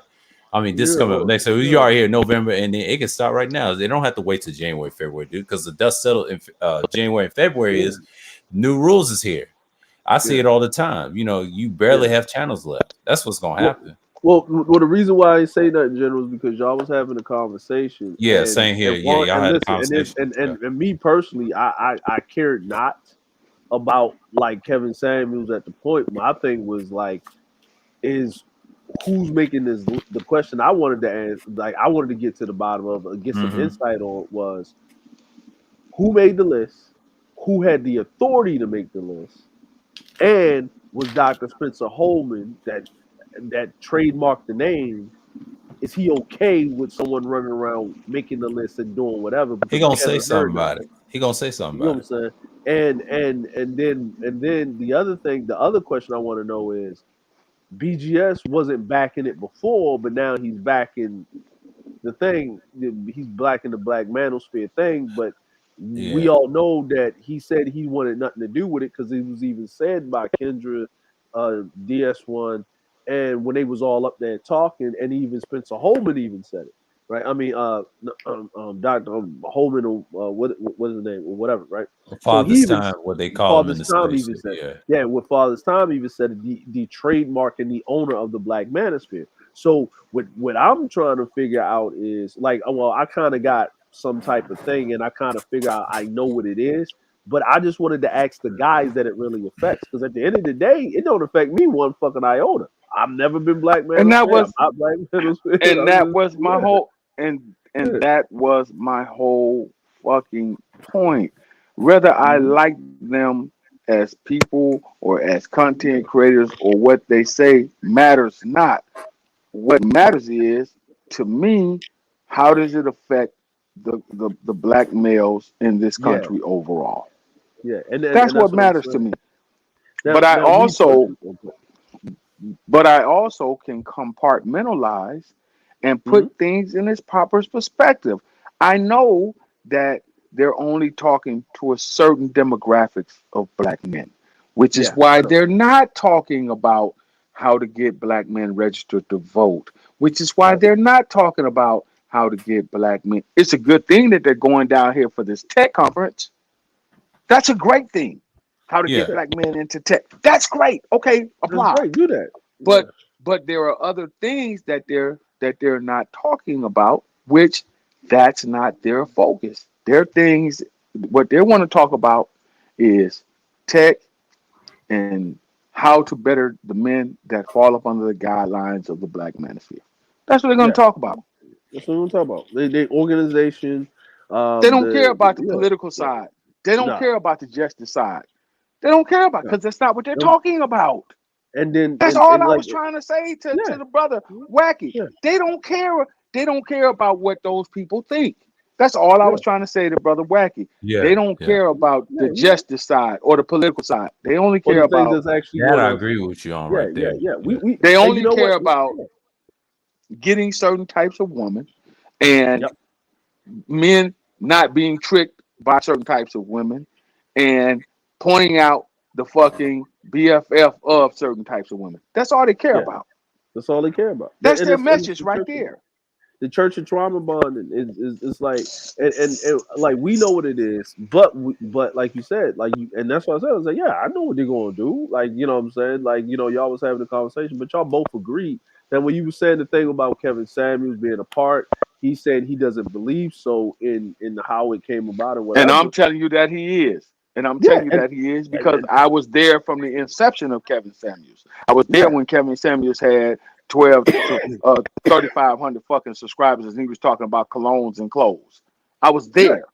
And I was there when Kevin Samuels started out talking to the men who didn't support. And he said, okay, well, fuck it. I'm going to go over here and I'm going to talk to the women because y'all don't want to do shit. I was there for all of that. I'm sure he was too. But I had a closer view of it because I was kind of surfacing in the same space, which was Obsidian's panel at the time. That's where he was the majority of the time. He made an appearance over on the Renaissance channel. He made an appearance on Tyler Nas, Taz, and Nyla's show a time or two. Okay, so because I remember Kevin being in Angry Man server, me and him talk, right? Stuff like that. Yeah, so I remember Kevin back then. Yeah. So all I'm saying is, now you want to say, and again, for people on the outside that don't know, this is why. All right, let me break it down to you. When you pledge to a fraternity, and I know most fraternity members will tell you this. Back in the day, I know 30 years ago, when I was trying to do my thing, they did a thing that was called pledging underground. Nobody knew you were online or pledging to that fraternity. Nobody knew because you were underground. It was a secret. And then you came above ground after a certain amount of time and you were vetted and whatever. And that's when you did started doing the rituals and shaving of the hair and all of this stuff and then wearing, and all this stuff.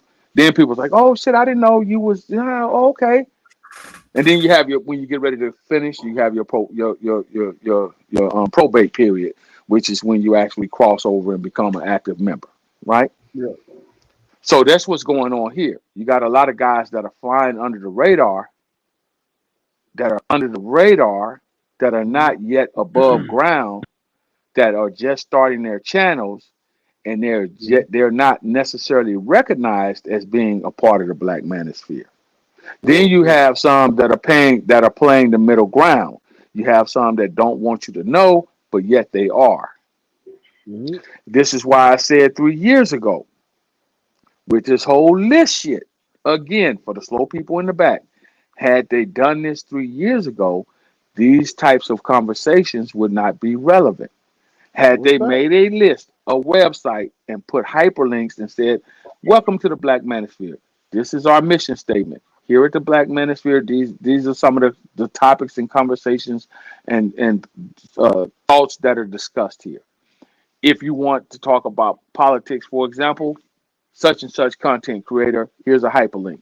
If you want to talk about music, such and such content creator, hyperlink.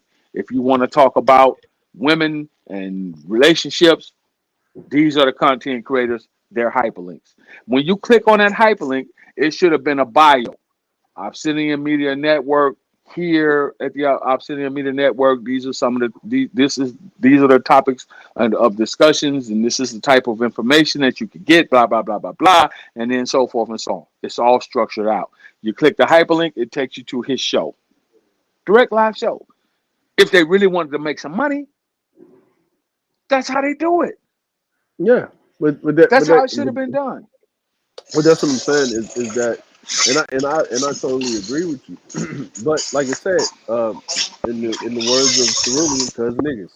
So and I'm then like, real quick, DeAndre, and then that way the Johnny Come Latelys, I couldn't per se create a channel and say, hey, welcome to the War Room with the General. Yeah, Black Manosphere this and Black Manosphere, because then they could say, wait a minute, man, you ain't a part of the Manosphere. You're not on our roll. You're not on our ledger. You're not on our website. And if I say something that's fucked up that brings unwanted attention on the name or the brand, then they can simply say, we don't even know who that guy is. He's just using it. Because our name is we have trademarked the name. And he hasn't paid any dues. He's not a member. He's not on the. When you look at our website and you look for membership, it's a list of names and content creators that fall underneath the banner. That stops all of the bullshit. Yeah, like the thing that I don't get is, and this is the thing that I don't get, is that like it's different subsections, right? You got your SYSBM, you got your you know what I mean, your other guys or whatever. I don't know, like, you know what I mean? Like me personally, man, like, you know, people have their own little groups and stuff that they hang with. I think what was it Rashawn said, you know, said the villain sphere, right? We just run around and yell Hellcastle Grayskull because we like, you know, that was his idea. He had before there was he didn't use the Grayskull part, but before you came, he'd been calling it the villain sphere for the past couple of months, and then he kind of used me as a cosign. So it's a mini spaces though. No, we're not a part of the Manosphere. He said I'm gonna drop out. No, I'm a graduate. I don't give a fuck about these niggas like that. Yeah. And the reason they don't put me in there because me and Wacky, we're not yes men for one, because we fell out with one of them. That's just the truth. Yeah, like you know? I'm so far removed from like me, like myself, right? Like I'm not in the pro-black spaces, right? Me neither. Yeah, I'm like I may have pro-black talking points because I am pro-black, but I'm not in that conscious community fucking cultish ridiculousness. Because it doesn't have any grounds and realms. Like that shit sounds good, right? But it doesn't have any realms and functional reality. Like, you know what I'm saying, in a lot of cases. Like a lot of shit that they say doesn't make no fucking sense. You know what I'm saying? It's just one-sided. It's trauma bonding. It's another form of trauma bonding to a certain degree. You know what I mean? Because all of that read. And none of them niggas ran and got any policies changed. Like you couldn't see that, you ain't seen that one of them motherfuckers out there running up on the Capitol or running to the state legislatures or whatever, or none of that shit. You ain't see none of them motherfuckers going and lobbying any politicians and none of that shit or getting everybody together. They just sit up there with they goddamn Anakin's and shit and they goddamn hotepery and talk about like pineal glands and third eyes and all this extra shit and 5 and 8th, 9th, and 20th dimensions and caucasoids and motherfuckers hitting the cash app. And then what have they done? But you come back tomorrow, they do the same fucking shit, right? One motherfucker, he got so good at it, he was able to go and be white for a minute. Young Pharaoh. Oh yeah. Yeah, he done went over to the white folk, Team Trumpers. Yeah, I saw that bullshit. Yeah, he fell off. You know, well, he was almost about to talk at the Republican convention until he found out he was throwing the small hats underneath the bus back in his pro-black days. Oh yeah, he's been doing that for like the whole months, and they let him get away with that shit until he was trying to get big, and they threw him under the bus, which is a great thing. You know what I'm saying? But see, that's what I'm basically saying is that you know what I mean, I'm hearing these spaces, and it's just like, you know, like you know what I mean. That's what I said. I didn't say nothing when you and Wacky were talking because that was like y'all was having that conversation. There ain't nothing for me to say because I didn't really care if niggas there or not. Like it doesn't matter. I know what he's running. You know what I mean? I know as soon as it doesn't suit Kevin Samuels, he's going to disavow the manosphere. He's going to like, you know what I mean? He's going to disavow them. Like even like when because he started off in the haberdashery community, like with Alpha M and them and so forth. And you know, that's when everything was popping, when men were supposed to get their style up. You know, when everybody was dressing nice and all the men was, you know, getting their style up and so forth, right? And like I got a homeboy, he went to high school with me and he became a naval officer. But when that thing popped off, he really got into it. He started doing the modeling thing with the bow ties and the stuff, and you know, dressing like that classic 1940 style man, like, you know, that type of stuff. And he kept it up. He still does it. He keeps it up. He built the business off of it after he got out of the military, after he retired his commission and all of that stuff, right? But he's really into that. And when Kevin was doing it and it wasn't selling, he wasn't selling it. And he shifted like that, and it's not about that anymore that he first came in with, right? He shifted, so that tells me, okay, he's big because these are his talking points. So whatever the wind blows, he's going to jump on the next wave. That's where he's going to be at. He's going to jump on the next wave. That's what he's going to do. That's where he's going to be at. And just like he's giving them these props, he's going to disown the motherfuckers as soon as it's in his best interest to. But for right now, to the general point, he's the face of it. And what I mean is the face of it, he's the one with the biggest, like, okay, you got Angry Man, right? Mm-hmm. He ain't been on no big ass platform. No. Right? You got, if you look at everybody that was a part of or was a part of it at one time, the only if you look at it, it's Kevin, Tommy, Alpha Male Strategies, because he did an interview with a couple of dudes. You know, the Poor Man, then you got what? Like the Poor Man's Podcast, right? Mm-hmm. That dude, right? He sits up there and does his commentary, right? He does his commentary. They don't got him on there. But he's not a part of the Black Manosphere. He's a part of the Manosphere. Right. You know what I'm saying? Like the dudes with the bigger platforms that are perused by multiple groups of people. Like if you're not sitting up there, like the Black Manosphere has this connotation with it. He said one. Salute one, jeez. So, like if you do content and you're talking about women or you're critiquing women, right? And you're using content of what's basically out there and you're doing your rebuttals and your critiques about that, but you're not being, look at these bitches. but you're actually having thought-provoking conversation. You're making a critique in a form where it's not bashing, but is actually showing the how should you say it? That you're showing a dichotomy of the fuckery that's going on, right? You're just showing female fuckery.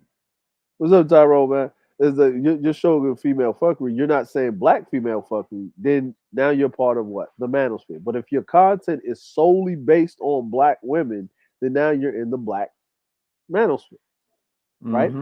You're in the black manosphere. Like Abba and Preach, right? For a while, their content, right? For a while, if you think about it, was red pillish, manosphere-esque content. But Preach ain't no red pill dude. Not no Abba and Preach, no. But Abba is. Abba will tell you he's a red pill dude, but not to that extreme, right? But then after the whole Fresh and Fit thing, you notice that they content shifted.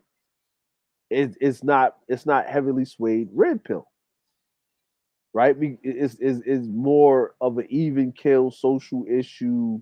Matter of fact, they basically took a concerted effort to actually show like men doing dumb shit. Like what's that dude? Skippy. Yeah. That weird dude, that weird incel guy, Skippy. Yeah.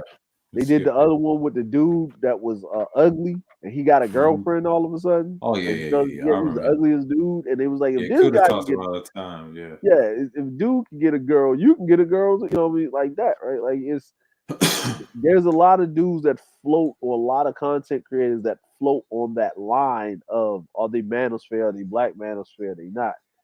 The thing is that I get what Wacky is saying, far as authentic, true, living the principles of it. No, Kevin doesn't do that. Right. Again. Yes. Right. But is he a part of it? Yes. I'm gonna say this for the 100th time tonight. Again, the principles and of the original concept of the Black Manosphere 1.0 has changed. That's why they have 2.0 in their ideology, which was going to evolve into 3.0 with their ideology. And each different 1.0 was going a certain way, 2.0 came, they're going a certain way, 3.0 came, they were trying to do something totally different. 2.0 was telling 3.0 streaming is not the right thing to do, while at the same time doing streams. Yeah, I remember that. See, that was the ideology. Yeah, the ideology was pre-record videos from 2.0. Yeah. Right? So each evolution, that's all I'm saying, gentlemen. God damn, each evolution of the organization. It changes. Yeah. It's a denomination. Their talking points. Their talking points resemble each other. It may not be the same. Tomato. Yeah. It's like the way I look at it, the way I look at the manosphere, to be honest with you, General, the way I look at the manosphere is like, it's like Catholic, Orthodox, unorthodox. Right. You know what I'm saying? Like fucking AME, Baptist, Apostolic, fucking Judaism, Islam. Fucking, if you actually think about it, they all come from the same root. And the fucked up thing, you could say Methodist, they dumbasses. Methodist, Seventh-day Adventist, fucking churches, fucking Mormon. And I tell you, there's no difference between a Methodist and a Episcopalian, because they think the same damn way in teachings. And I went to a Episcopalian church and actually tried their wine when I was younger in Georgia, and I shook my head. I'm like, they got the same fucking lectural teachings. My dad was saying that we all went to the church as a family, and I said, Pops, this is probably one of the worst experiences of church at the time. I was a Christian at the time. I cut that shit off in 2009. Yeah. So you already know. Yeah, like you just went to the root. Like, you know what I'm saying? Like you just at the root of it. Like, because if you really think about it, you know what I mean? Like, But that's what I'm saying. That's what I'm saying. I don't disagree with you, General. I completely agree. I agree with what he just said right now. Yeah, I've been saying that the longest over at Kuda's panels. Like I've seen the bullshit for what it is. That's why I'm not part of that list. Thank goodness. I'm not a considered master channel. Like it's how you was Kuda on there. No. Damn, Ism wasn't on there. No, Ism's part of Macosphere. There's difference. Hold on, Platinum. No, Platinum used to be on City, but I don't think he's a part of it because they didn't put him on the list. A lot of those niggas that you see that's on that list have problems with all of them, and Kuda and myself. Yeah, and Wacky. Think about it. Think about it. Kuda's not on there. Wacky's not on there. I'm not on there. Mike V's not on there. But he's part of the Brain Trust, but I think he does his own thing. But yeah, I think he does his own thing. So who like wow, like Cerulean's not on there, you not on there, the General's not on there. No, we were never gonna be on there. Like what? No, we would never. That's what I'm saying. Like you know, he was a part of and they knew they put me on there, nigga. I'm suing. Yeah. And then I'm glad I'm not on there because it's a good thing because I was a contrarian to them, and I said, and I'm laughing because I said, man, I'm not a part of that bullshit. They can have it. I'm glad, like I'm not trying to be a part of that shit, man. Like I'm not like because it's a flaming turd going down. Like it's a flaming turd. Like if you really think about it, right? If you want to be honest with me, the Black Manosphere does not exist. If you exactly. Yeah, it doesn't exist. Yeah. It belongs to Spencer Holman. It does not exist. And if he doesn't give the cosign, you do not belong to it. So the only people that actually belong to it is Team A Game. Yeah, DS1 and Kendrick. Yeah, it's them. They laughing right now at this BGS list. That's crazy. Yeah. It's a power play. But see, they did it right. See, he already had to meet up with Bishop, Ronan, and whoever was a part of that. And what's called no, Bishop wasn't on there. No, he wasn't on there. But see, you know, YMC and Ronan, all them people. That nigga Bishop. Yeah, I know. We know him as BJ, but you know how it is. Yeah. I ain't calling that nigga Bishop. Call that nigga BJ. Nigga. His BJ right BJ, nigga. Nigga ain't even a deacon or a junior missionary. That nigga BJ. So hold on, the Roger Report, Dr.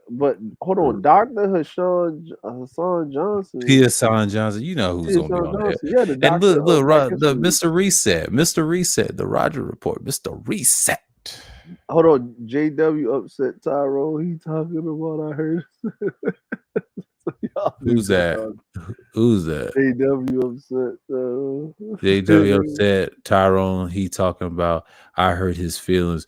Yeah, he's gotta be. His beard's not real. He's a crybaby ass bitch. Yeah, he's up out of there, man. Don't worry about that. Big discussion. 76 science and technology. Okay, I'm just looking at the change. But they did try to put everyone on with the magazine.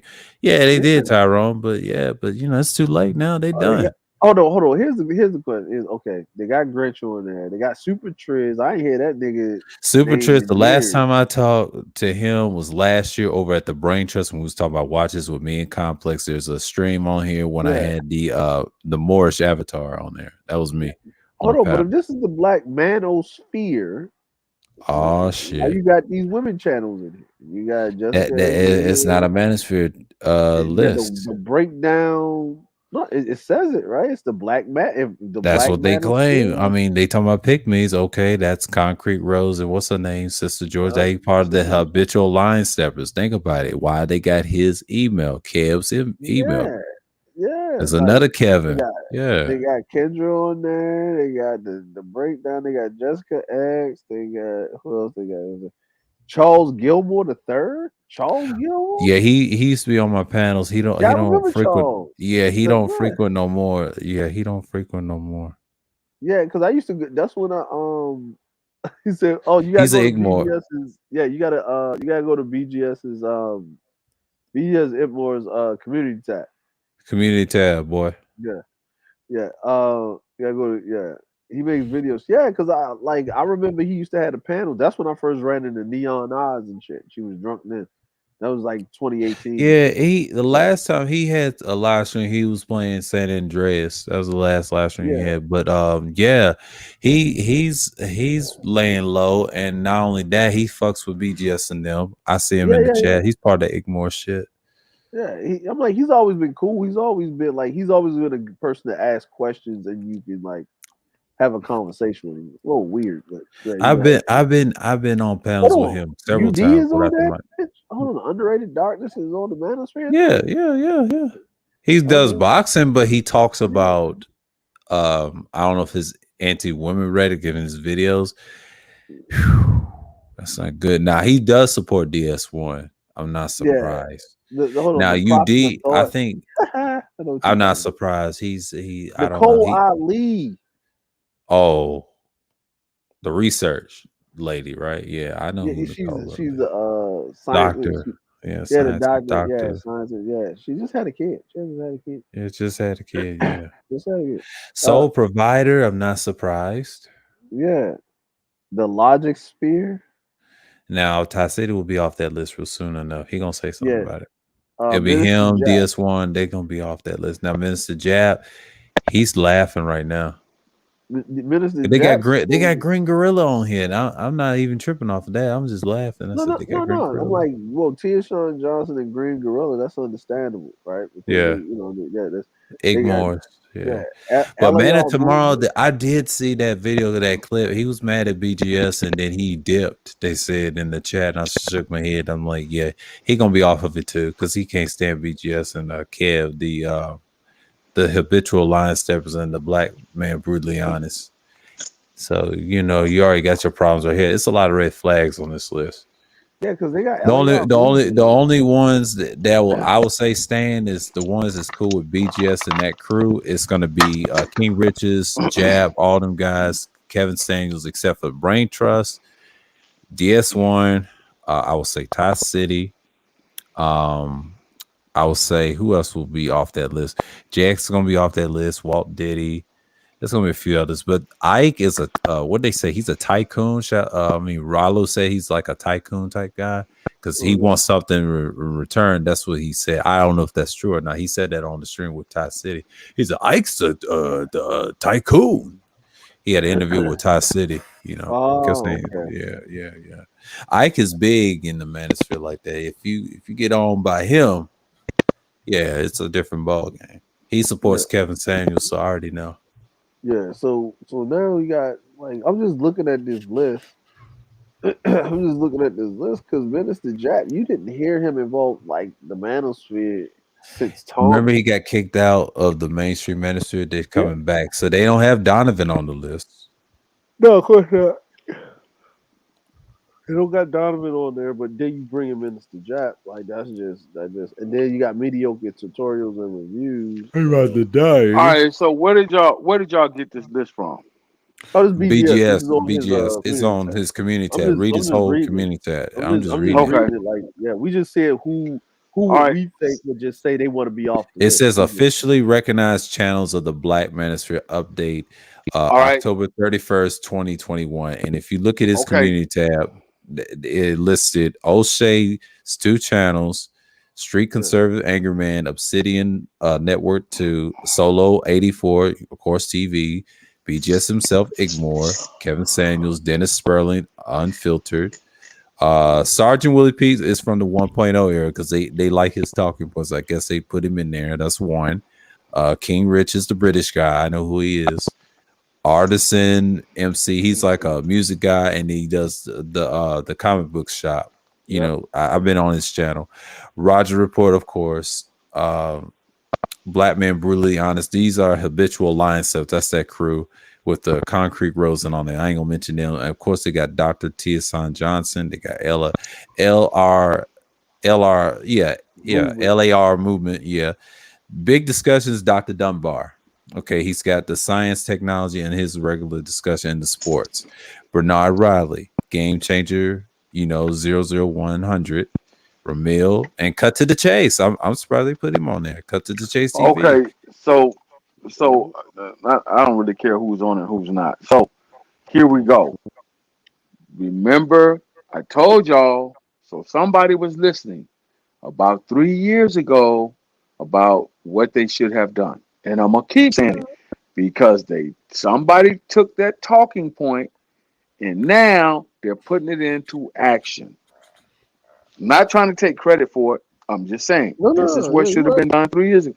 All right, that's number one. Number two, in order for them, in my opinion, to add all of those people, knowing that some of those people like Ty City may or may not, we don't know.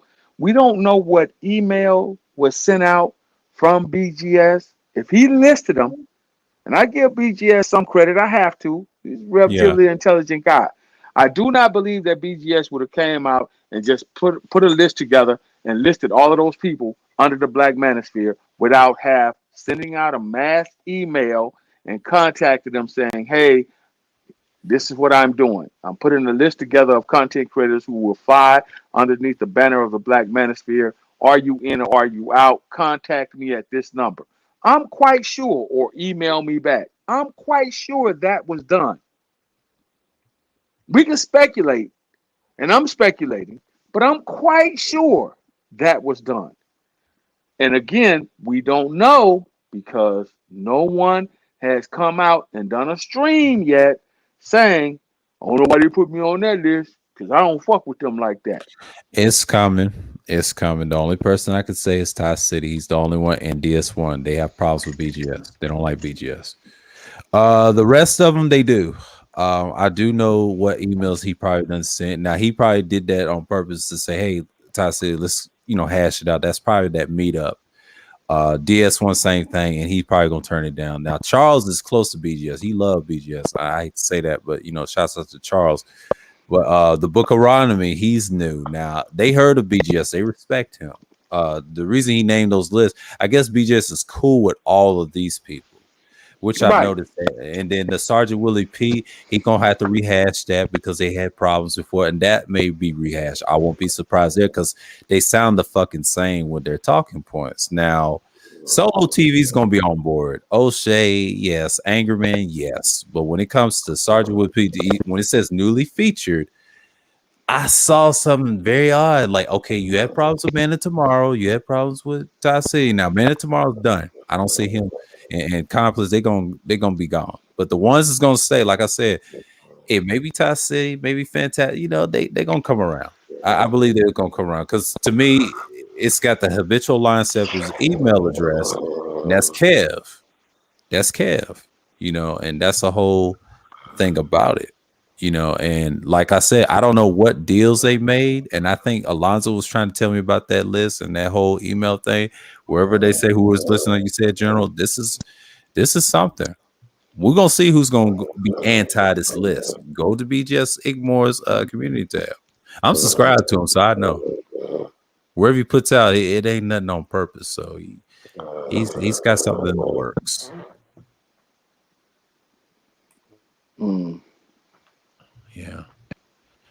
Yeah, Ramirez going to play. Yeah, he may complain, Tyrone, but you gotta understand, he respects BGS and O'Shea. He gonna listen to what they have to say. They're gonna have a roundtable with Bernard's because Bernard will be like, all right, he'll talk to BGS, and they did it on the breakdown earlier today and try to explain about that list too. And I think that's part. They'll probably have another discussion about it again. I don't know what it's gonna be about. So that meetup is important in December. I think Obsidian's trying to push it for one. He's cool with the Brutally Honest crew. Think about it. They all have, ties. They support that Igmore stuff. Introspective black men of reform. Yeah. BGS is fine with it. Yeah, he's fine with it. I mean, I know all those people on this list. I hate to say it, they got Zero on here. Zero Hate. They got him on here. Information Man. I'm subscribed to him. I don't mess with the breakdown. AM1. Yeah, I seen him over at Ramil's. He's decent. Sub-Zero. Yeah, I know all these names. Charles Gilmore be on my channel months ago. He used to be on my panels. CG3. Yeah. Mr. Palmer, the child support guy. He's on there. So this is interesting. I mean, I kind of like the list. I mean, if y'all the Manosphere, I wish them well. You know, I ain't a part of it, but that's cool. Right. You know, that's cool. That's all I gotta say. But I ain't got no problem with Super Triz, Roguish. It's a decent list. I mean, yeah, you got T-Pie. Hey, go ahead.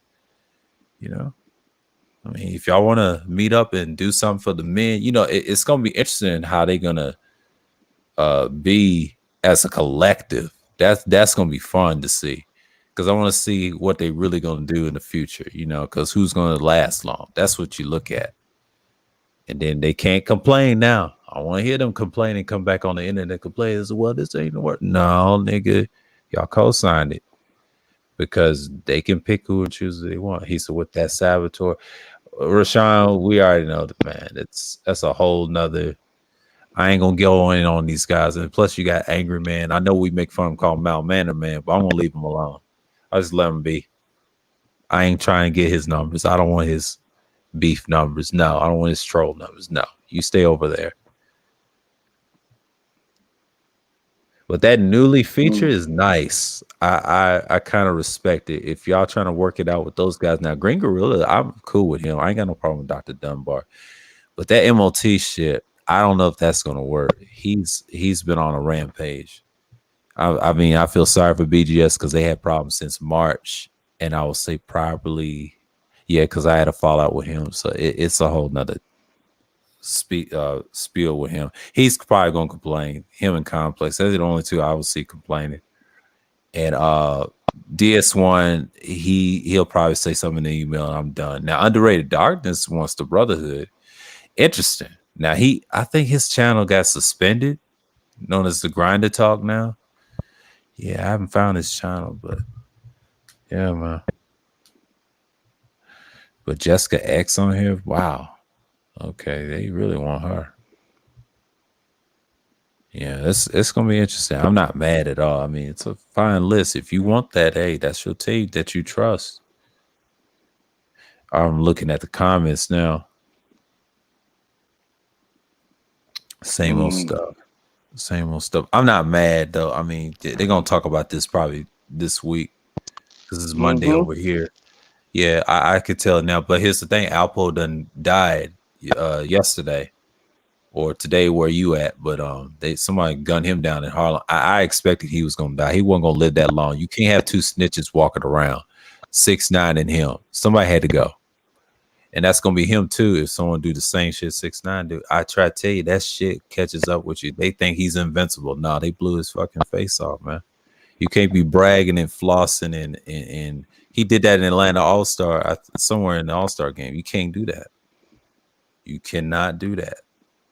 That's illegal. That's like, you know, it's not illegal, but it's illegal to do that to a person as a civilian. You can't show nobody else. That's street code. You ain't supposed to do that.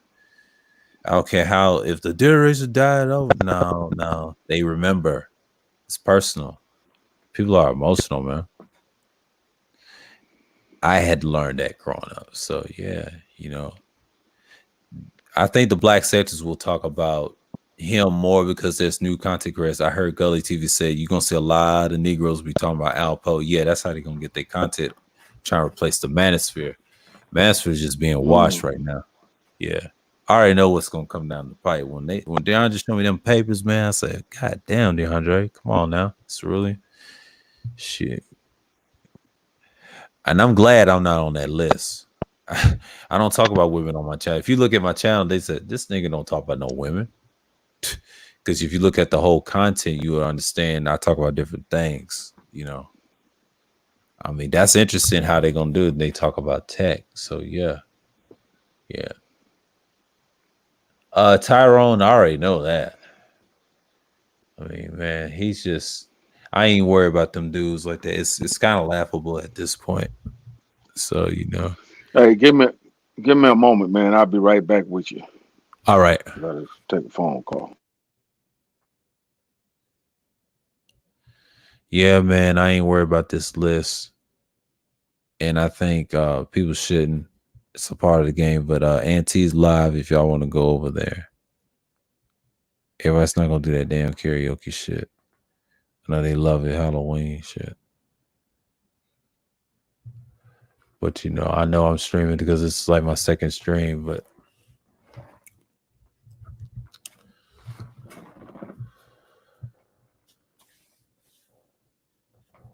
he's talking about Just Lane, he's talking about JL.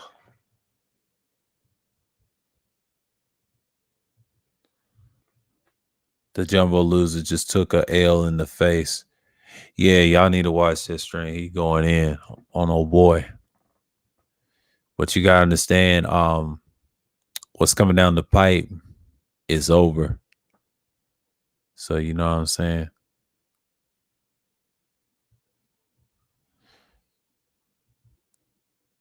Yeah, he's nut ass. Yeah, he's done.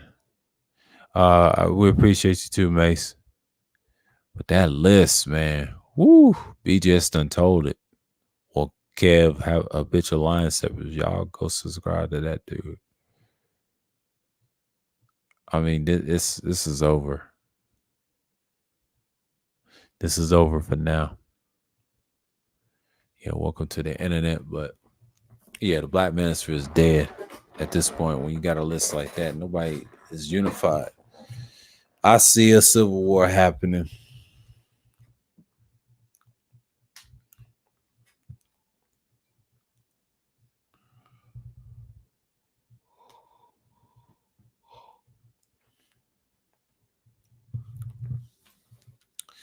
I'm so tired, man.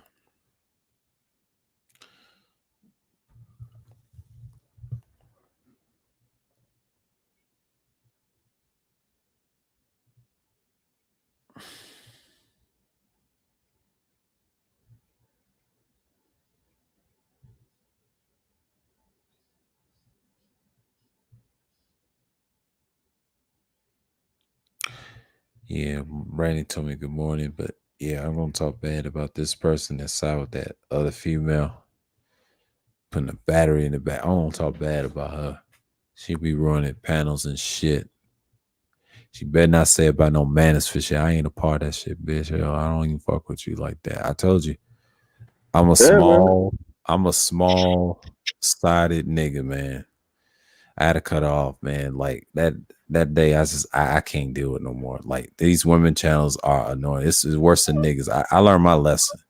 I'm gonna stick with Melody. I mean, she's more nice. I ain't gonna fuck with them niggas on the panel. I'm just gonna be in the clouds and watch. I mean, they can have that. I mean, old girl can have that. Yeah, they can have man. that. Like you know what I mean? Like that whole thing, man. Like, cause I didn't even know the fucking thing with the whole JL thing, man. Like he stepped out of line and he caught that you can get it too, knuckle. Yeah. Yeah, man. Yeah, man.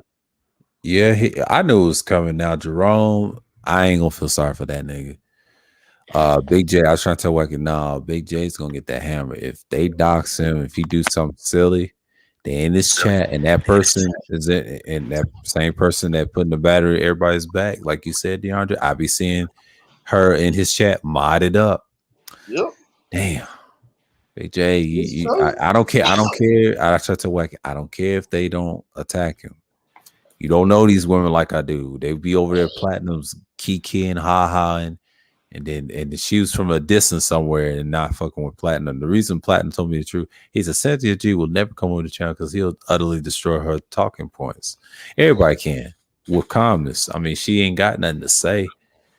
You know, I feel sorry for both of these women, man. Like, they need a life, man. I mean, I remember Robert Perkins when he first came out with the tattoo. He was the standard, and then Soul Illuminati tried to be like him, the one that does reactions. That's what he looked like to me. It's that nigga trying to look like Robert Perkins with them damn tattoos. You know what I'm saying? And I know exactly who y'all talking about. He had tattoos, a skinny dude. I said, that nigga? Because I forget, and y'all keep saying his name, because I remember a creator named Robert Perkins back in the day. He was ruthless with his content.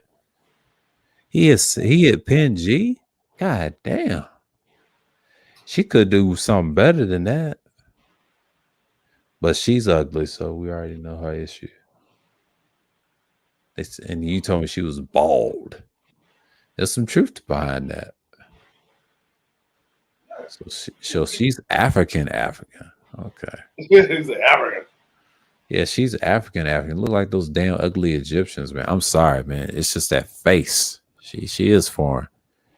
The more I look at Cynthia, the more I look at her without makeup, she look like those ancient Africans, just ugly without makeup and with makeup. I'm sorry, man. Like the ears is a dead giveaway. She looked like one of those queens over there, those Queen Pharaoh women. But they're not pretty though. They ugly without makeup. If you actually look at the bone structures of archaeology, you say, "Oh my God, it looks like her," and she got skin problems. God damn. I can't do it. Now, Kuda's got some type of karaoke. I ain't going over there singing that shit. Fuck out of here. I mean, much as I respect Kuda, but I am not. That karaoke. I ain't doing that shit, man. You know, that's for the women's. Yeah. Yeah, that's for the women. It's cool, man. It's for the women. You know. Yeah, it's for the women's, but I am not going up there singing. I mean, shouts out to him though. He's a cool brother, but I'm just saying I am not gonna support that. But yeah, that's his content. But Nicer. She was up there trying to sing. I said, "Nicer, go on and sing and quit being silly. Don't get your rocks off. Go on there and get your rocks off." But like you know, when I was watching Sheila, right? They was doing they was doing cats like birthday bash and stuff like that. Yeah, I skywatched that shit. Yeah, it was pretty cool. It was pretty cool. I like to see people having a good time, man. It was real cool. Everybody got up there, they DJ'd, and then and just like I knew it was going to happen. The creeper comes slithering out of the hole. Old Blue Bill. Yeah. I was like, okay. They can have that. That's what I'm gonna talk about tomorrow. I don't want to mention her name, but I'm just saying, look, the people you have on your panels derail your shit, man. Like I was good. I'm learning a lesson. I mean, I'm gonna stick with Melody. She's more decent. I mean, those other niggas, they can kiss my ass. I'm gonna be on that panel eventually. If she come over here, that's my female support. I don't need nobody else. I'm good. Who that? Yeah, it's that person. But I agree. What's her name? Sincerely yours, Nadia. She's cool, but I ain't like how they did her. So I try to tell, just get away from that shit. I had to learn a lesson when if you deal with panels like that and the host is being biased, I'm just not going for it. I'm sorry. Yeah, I can't deal with that. And because you got an individual destroy Kuda's panels, like I know he loves the girl, but she's full of shit. She's an old hag, man. She ain't shit. You talking about Cats? No, not Cat Beach. Destroying panels is I can't fuck with her like that. Yeah, she's got problems, man. And this is why I had to cut that individual off. And like, I'm not gonna support that and to put someone in our ear. See, I hate yes ass people, and this is why I'm okay executing all nigga spaces, man. I'm okay with that. I'm okay with that. I'm scorched earth all day, baby. I mean, I ain't co-signing that. No. I mean, shouts out to the general though. Like, you know, I don't care if he's in a fraternity mason, as long as he's doing something good. We're not trying to manipulate people. But you got the ones like her. It's a problem for black boys. I ain't co-signing that. Hell no. Well, you gonna give me some money, nigga? I don't want to hear your Bama ass. Shut your ass up and get a life, man. Damn, shaking a crusty ass all day. Just crazy. Like I've seen this over at Kuda. No, you have to understand. She derailed shit. She argued gay bait one time. I told her to shut the fuck up, be quiet, and quit doing all that and talking about that Masonic shit. I had to calm her ass down. Me and Kuda had to do that. And that wasn't easy to do. You know why? Because we're the same side, but she is so fucking headstrong, so stubborn, man. I thought I was bad, but god damn, man, I couldn't do it. You can't even talk to the woman. It's like they're all hating on me. I'm like, ain't nobody hating on you, but goddamn, quit blocking everybody. yo, everybody that has like that disagrees. Everybody talk about the same person. It's like, crazy. Everybody that that I saw it in real time, man. Everybody that kind of disagreed with it didn't have a wrench. They was getting blocked, timed out. Yeah, she's doing it. I'm like, yo, people have the ability to disagree with you. They ain't trolling. This ain't your channel. Like, you got the ability to do that on your channel. Go do that shit. But hey, at the same time, you know, when Tyrone, I can't let you do that. She looked better than that fool. I'm sorry. I mean, she's decent, but she's got mental issues. Like my girl said, Nadia said, that woman's got issues. I'll leave her alone now. The old boy over here, Mr. Three Syllables, he need to be quiet and fix his fucking content and quit trying to be Superman. Yeah, he needs to calm down, man, and just get his money together. Quit trying to harass people online. Now, I like the new name, Bleach. Bleach needs to calm down and go to a damn therapist and take care of your fucking kids, man. Quit being online saying I'm the superstar and this and that. Bitch, you better fix your attitude, man. I just can't, like, it's certain women I respect, but that one, no. Kuda, you can have that. I ain't argue. I ain't gonna fight you over that. No, that I will not fight over. You know why? It's not worth it. Kuda to me is no, he's a nice guy, but I get it. I know he's a player and got his huge background, but online he has to be that nice guy with these hoes. But I get his aura and I respect it. And I tell him to decide like this, Kuda. You can't trust these hoes on the internet. It's just like what's his name? Cerulean said, you just gotta laugh at them and just walk away because they always want to try to press you into shit.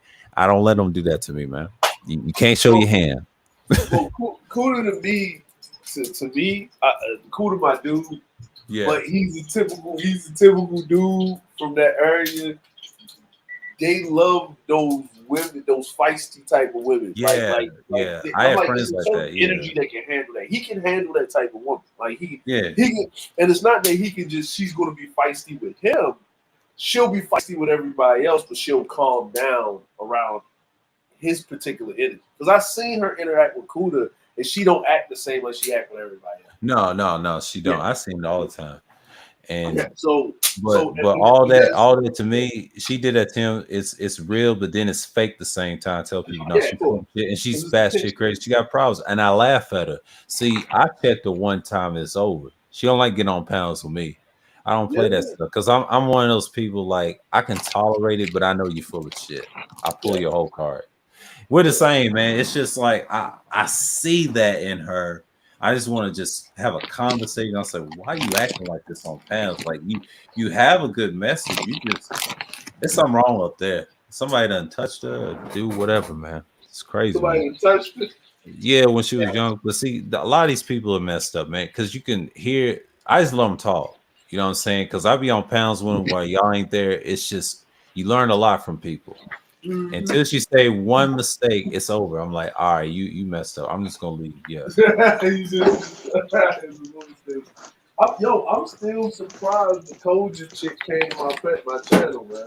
I'm not surprised either, but she's reasonable. I mean, I think the problem is she's more concerning. I can tell by certain women that they're concerned and they're not as evil. Wait, who y'all talking about? What's up? The Koja Malik chick that be on his panel a couple of days back. That's what we're talking about. Oh, she's all right. She's understandable, like you said. Yeah, but I'm just saying, like certain women, you can tell that's friendly towards you, but the ones that have this ratchetness or now, I didn't know. Old girl was like saying she got cussed out by Bomb. I'm not surprised. She deserved to get cussed out because she's rough. Two fixed sons going at it. I get why Bomb cussed out. You know, I co-sign that. I can call her the slug, the queen of slugs all day, but one thing I like about Bomb, she's consistent. I'm gonna leave her alone for now. No, Bomb, you have my permission. That woman is batshit crazy. I know. I get it. I know y'all. You said the Bomb cussed out Beach. Yeah, that's what O'Brien was saying. Yeah, Bomb cussed out Beach. I remember that shit. Bomb cussed out Beach. Beach was trying to take. And you see what happened to Bomb? She went away. So Bomb to be fair, saying something right. To be fair, when Bomb cursed out Beach, it made me feel like Bomb is just cursing out the mirror. Mm-hmm. Yeah. But that's how I know why she's consistent what she does, and I leave Bomb alone because no, she gonna do her work. Okay, shit. I like Bomb because Bomb doesn't play a joke and job and tell you like you get what you get with Bomb. She go, and she knows what she's doing. it's that she knows what she's doing.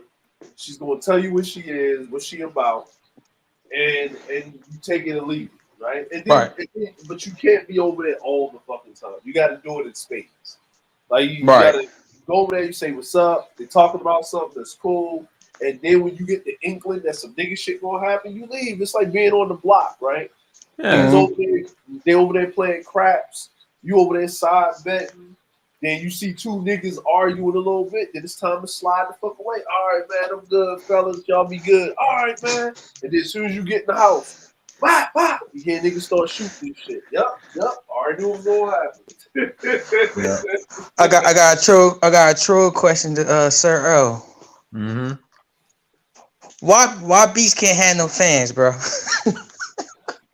I mean, she's just terrible, man. That attitude. I get what she's trying to do, but you can't subscribe to. I was subscribed to her one time. I had to cut her off. I mean, once she won that third award, I was just like, nah, I ain't with that fake shit. No. This how I troll her. I ask her a whole bunch of questions that don't lead to shit and let her talk, and she enjoyed talking about nothing. So I just play her. Just fucking talk about nothing. Yeah, that's what you got to do there. You got to talk to her a certain way. It's hard to talk to her intellectually. You got to troll the shit out of her in the right way. You can't get mad. You just got to laugh and ask her some decent questions. Oh, she'll get mad at you. Let her go crazy. That's yeah. She will get mad at you when she catch you on. Yeah. Like, are your tires flat? So how much air do you put in your tires? So why do you put it in that way? So why you put your rim in that way? How you wipe your rims down? Are you trolling me? Maybe I am. Maybe I'm not. Maybe I am. Maybe I'm not.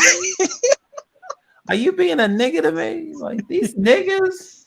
It's just straight up. And I understand. See, I understand women like that. That type of woman. I know she's lost and everything, but on the internet, it just looks bad if you're over 40-something years old. And I agree with Nadia on that point. Yeah, she's barbaric with the shit. I'm gonna block you because you say something disrespectful. I'm like, now I'm gonna be real. I'm gonna be real with these men talking points. They want women like her, a complete airhead that can fuck. Yeah, this is what they want. I ain't mad about that. Hey, if you want that, you can have that. I'm not gonna fight you over that. That's not worth it. If you tell her that to her face, if she ain't worth it, she'll start crying and cuss you out. I seen that happen on the panel one time. I had to calm her down. Like, look, Gabe didn't mean. I'm like, bitch, calm down, man. Nah, Gabe meant that shit. That nigga married. He meant that. He fucking with it, but she act like she wanted Gabe. See, and I saw the trick that she tried to do. I said, the man's married now. Calm your ass down. And she's desperate for a dick, man. Yeah, I hate to say that. So I gotta go find Joshua and stick her on beat on Bleach. Yeah, you got to. Yeah, but she can hold her own, but she's just got problems. And now other women that chin check her, she'll run. I get it. I get the game. I get the game. So you saying she hit and run? Yeah, she hit and run. But see, that's why the road sex, she ain't built like that. Some women are built, Bomb and all them are built, but that one, no, she get dragged. She get dragged. No, you know what Beach is? Mm-hmm. Beach is a glass cannon. Yeah. Right? Like, the reason why she talks so much is it's a defense mechanism. Right? Because most men ain't trying to sit up there and try to argue with or out talk a woman because they already know you ain't gonna out talk a woman. That's not the point. What you got to do is wait for her to finish. But you said this, and then you said that. Well, I didn't say that. I said this, and then you just have to contradict yourself over and over again. Yeah, that's what she does. You know what I'm saying? And you let her talk herself into being tired, and then she's just gonna start crying. Yeah. So DeAndre, so you saying, right, when she arguing with you, right, you keep her on record, and then you play the recording back to her and let her argue with herself. That's a good show right there. Well, see, women like that, despite we're the same sign, but them women will drown themselves. See, a Taurus woman is similar to anything else, just like Leo's, right? The dude to them, you got to get them excited. This one wants all the excitement, all the attention. I gotta be the loudest in the room. Okay. Throw a little anvil, right? Just don't act like you're throwing it, right? Just talk to her a little bit. And as soon as she slip up, let her slip up, right? You got her. It's just like you put her in the trap. She don't like that shit too, because if she figure out you put her in the trap, then she goes belligerent on you. I let her have it. Well, you didn't win the argument. We're just gonna talk. We're not gonna scream and yell. And then want to challenge somebody, tell them hit the link. She heard that me or whoever or BJS's talking points surface in these spaces. They always got that from him. Hit the link if you disagree. I'm like, okay, but you got yes men to try to gang up on me. I ain't going for that shit. But that's how she does. She does the same thing in a female version. But it's funny because a lot of dudes don't catch that. You got to put her in the trap, in the trick bag, because I know what she's capable of. Wait, sir. So you saying she got what the fuck? She got a defense force too? Well, she trying to build one. She ain't got no one, but she got a defense force on the channel, because I already know she's got a team of little minions.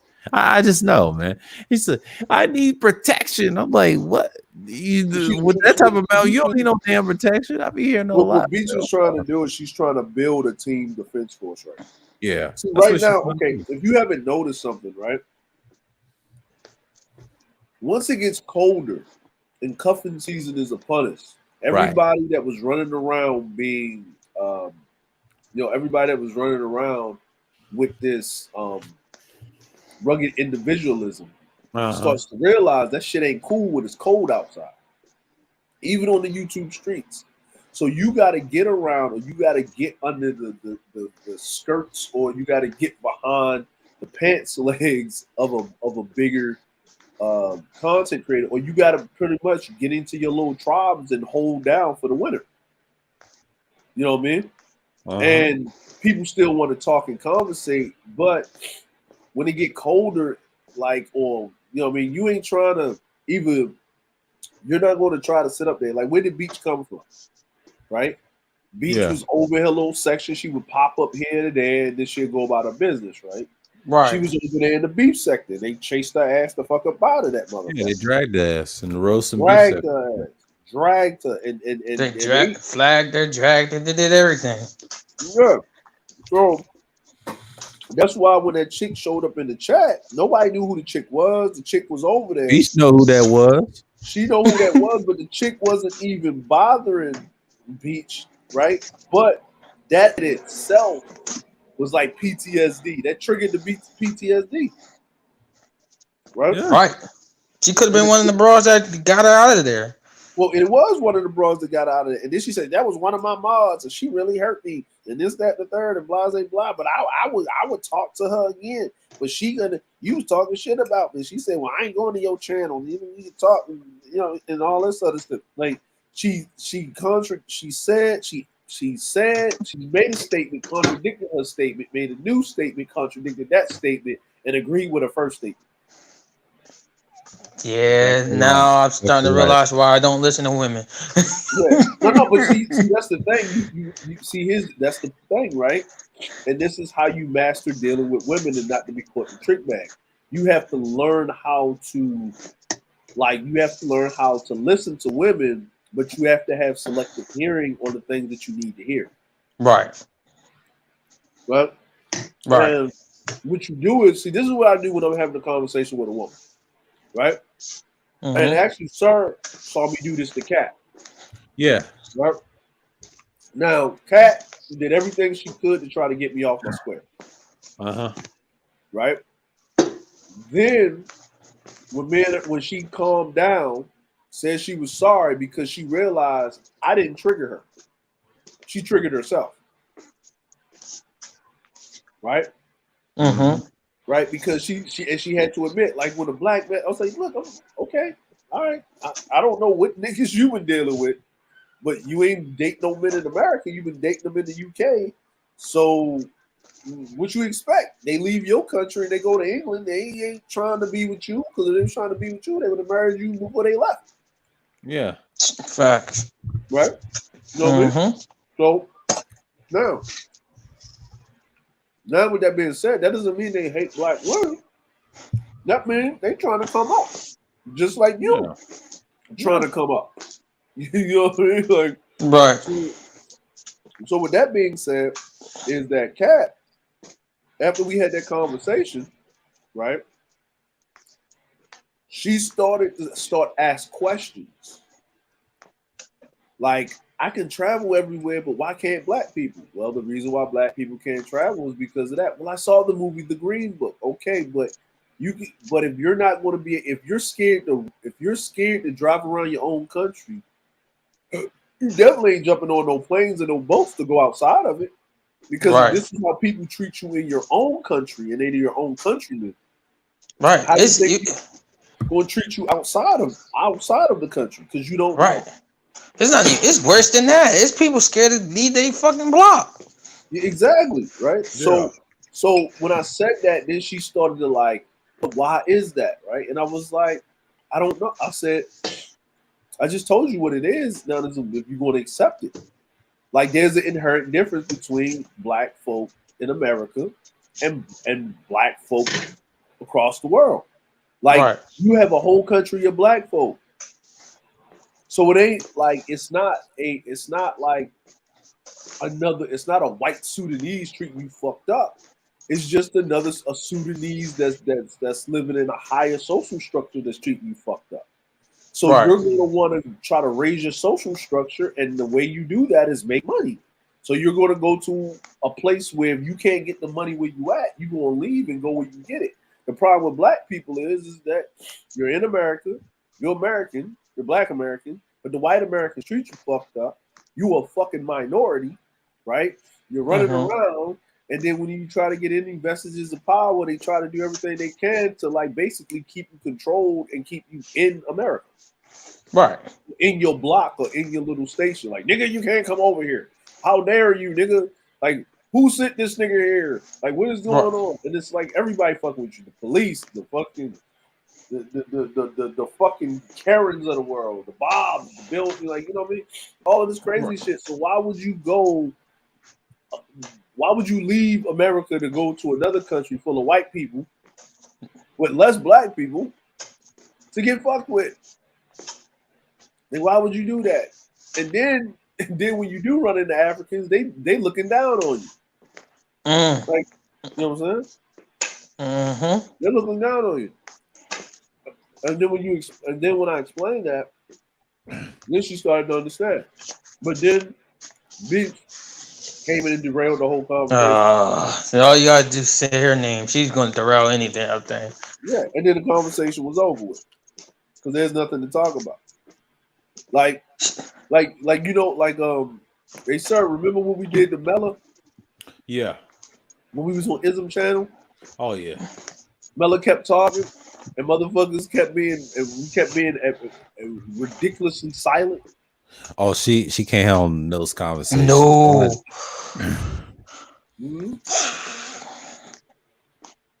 Every time Mela would talk, I would just be silent. I wouldn't say shit to her. Same here. I did. But that I know there's a lot of content creators be doing that shit to Mela. Like, say Mela was sitting there with Kuda, he'll get silent for. I think this nigga go pay a water bill. He just don't say tell nobody. He gets silent. I be on panels with her a few times, and I used to do the same thing until she started making jokes about the other things. No, baby girl, get out of here. Boom. Here's a boot. Maybe that was a method. We laughed at it in the beginning when people used to say let her talk. Maybe that is a method. Just let her talk. Be silent, let her talk. She'll talk herself. Oh, I guess everybody left. I guess I'm gonna leave the panel. Yeah, because the whole point is to come up on a panel and then she'll interject something that makes some sense, and then she'll basically try to derail the whole conversation. Right? She'll derail the whole conversation to start shit. And it's really because she got a battery put in the back. Yeah. Facts. There you go. Facts. Yeah. I agree with that. They sit in the back and they'll send her like, Mela, go over there and do X, Y, and Z.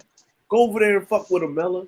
Like, they'll let you go in there because you're Mela, and they'll be fucking, yeah.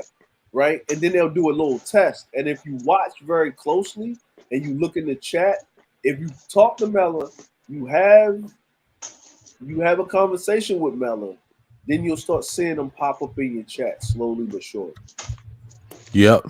And then once you see one of them pop up, that's when she'll flip on your ass and then tries to get you in this trick bag, and you'll notice what she's doing, and then you'll fucking spaz off up on her ass. And then the next thing you know, they over there making content. They went off on Mello for no reason. You know who used to fall for that a lot? AM used to fall for that for a minute. Who that? I don't want to say his name. You know. Oh. AM used to fall for the angry dude. Oh well, angry. Listen, man. Anything to set angry man off, man. Like it's like he used to fall for that for a minute, and they did what he said. I'll go watch them make contact about that. How you gonna yell at Mello like that? Yeah, like angry man. Listen, man. Angry man. Listen, you know when people say, "Yo, why you got a members only chat?" and this that, he has to. He has to have a members only chat because he knows himself. He's got a short fuse. Anything to set him off. Hey, this full circle, what you just said about is becoming the winter season. You know his talking points is getting closer to DS1 talking points, unless from away from Agent, whatever y'all call him, G. Yeah, Agent F and it's getting very similar to DS1 talking points. Because. Well, I'm gonna tell you why, right? I'm gonna tell you why. There's two reasons why his talking points will get that way. If him and his girl are doing cool, his talking points will be that way, right? Mm-hmm. The second reason his talking points will be that way is because, like you said, it's cuffing season, but that hating the women shit, that shit is played out, and plus women consistently give you more money. Right. And he noticed that. Well, he knew that back in the Black Order days when he was on that school. Because think about it like this. When he was on the Pro Black, when everybody was over there, Jay Sean, all of us was over there, Char Willie, he only did one show a day. I remember that. Because he only had to do one show a day. A 3-hour show, the shit's over with. He had the rest of his life. He would actually go. He would go one show a day, Monday through Friday. Maybe Saturday he might do a show early in the morning, maybe not. But then that was kind of reserved for BGS at night. Yeah, BGS with the Coliseum. He would show up, and then Sunday he was chilling. Like he would be on the Coliseum for a little bit, and then he would make his. Or sometimes he'd be busy with his family. And he wouldn't even be there, like, because that's when Cerulean would be there, and Shar would be in the chat, and then we would be up there, and it was pretty much like that. Like if you look at the old Coliseum when it was actually having conversation, it was basically slighted to kind of a pro-black-esque kind of thing, right? And everybody was in their rightful lanes and stuff like that. You have Obsidian come over there, throw a chair. You have Preem, Rudimp come over there because people keep forgetting Rudimp was with Obsidian. Right. And wasn't Preem over there with Obsidian, right too? Yeah. That's my guy. He always do the chair. Yeah, it was Preem. Even old dude that came up here with the he was up here on the panel earlier, sir, with the was it Nameless? Oh, a Nameless protagonist? Yeah. Yeah. Oh, you're talking about Namer? Yeah. Nameless. Yeah. So he would come over because he would be over at BGS, but he was over there with Obsidian. But it was really Nagone. Right, Nagone used to ride with Obsidian hard back in the day. Because he used to ride with Obsidian hard. It was Nagone, Obsidian, Preem, Rudimp, C Boogie. Before you finish, did anybody check in on C Boogie? I ain't see that nigga in a minute. Oh, he's been chilling. He's chilling. I was just making sure. Huh? Didn't somebody strike his channel? Then he flagged. Yeah, and he came right back. He ain't going nowhere. Yeah. They flagged his channel for something. Yeah, he come right back. I don't know. I ain't gonna put him in the B1 side. I can't do that because I asked Jay Sean a question because they had MOT in a discussion, like an argument. Yeah, but he ain't telling you the whole truth because y'all used to go at it about community issues, and I saw that over Kuda's old streams, and I could play the tape if I wish Jay Sean was up here. No, play that tape with Kuda recording you. It's the old third shift now, and it was laughing at MOT. Nobody liked him on the B1 side. Yeah. Listen, the bad thing is the bad thing is MOT should have stayed with BMT, bro. He should have. No, MOT. Remember, MOT was over there with Obsidian too. Yeah, right. But he was really underneath BMT all the time, though. Every time BMT had a show, he was there.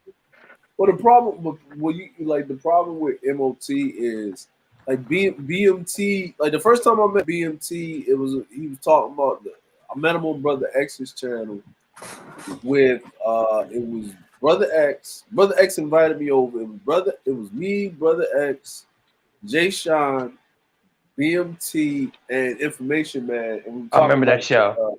Fathers, like we was talking about fathers raising kids and stuff like that, right? And I'm gonna be honest, the reason why I was quiet for most of the time is like, yo, I'm married.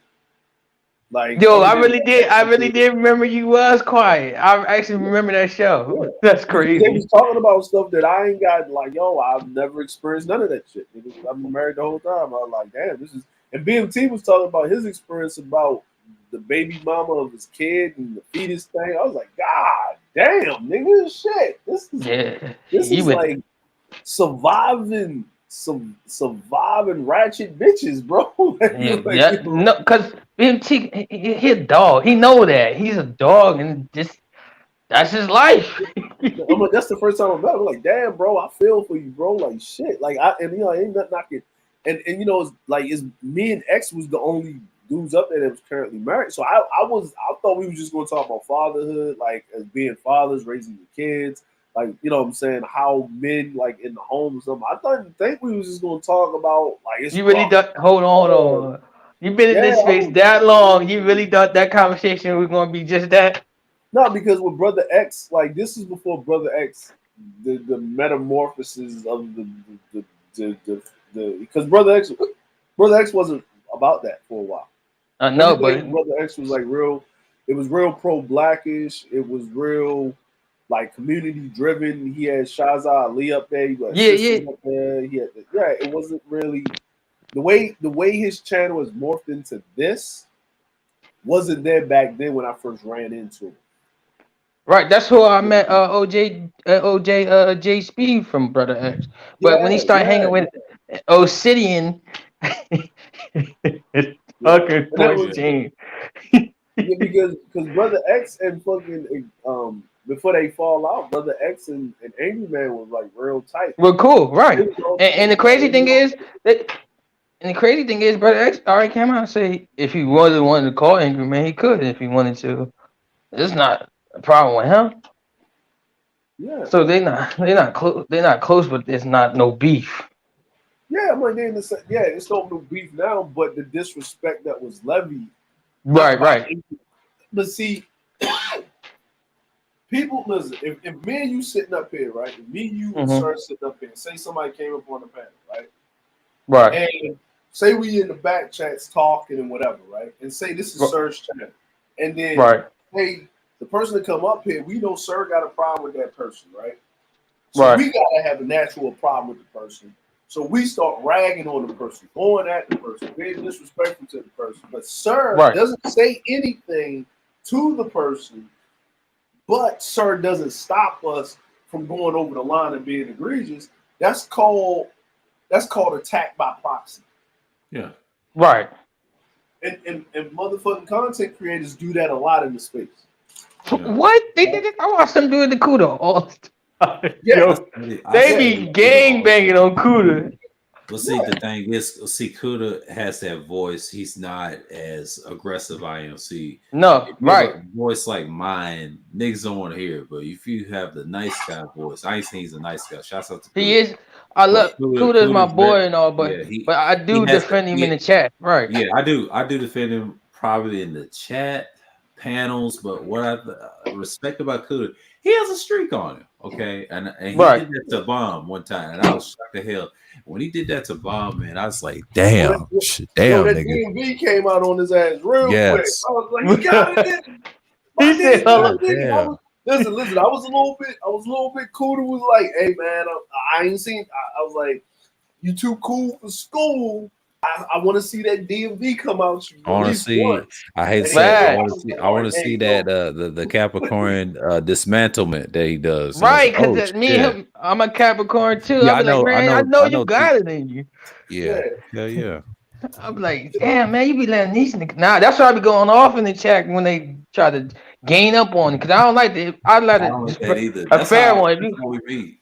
That's how we met. We met based off that incident in Zero. Yeah, I kind of defended him over there, even though while I was describing MOT. Yeah, man.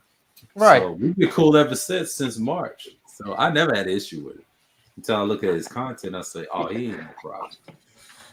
I understand his type. I had friends like him growing up. You know, he's one of them dudes that try to help a brother out. You know, see it from an angle. He said, "What you think about this?" He makes you think.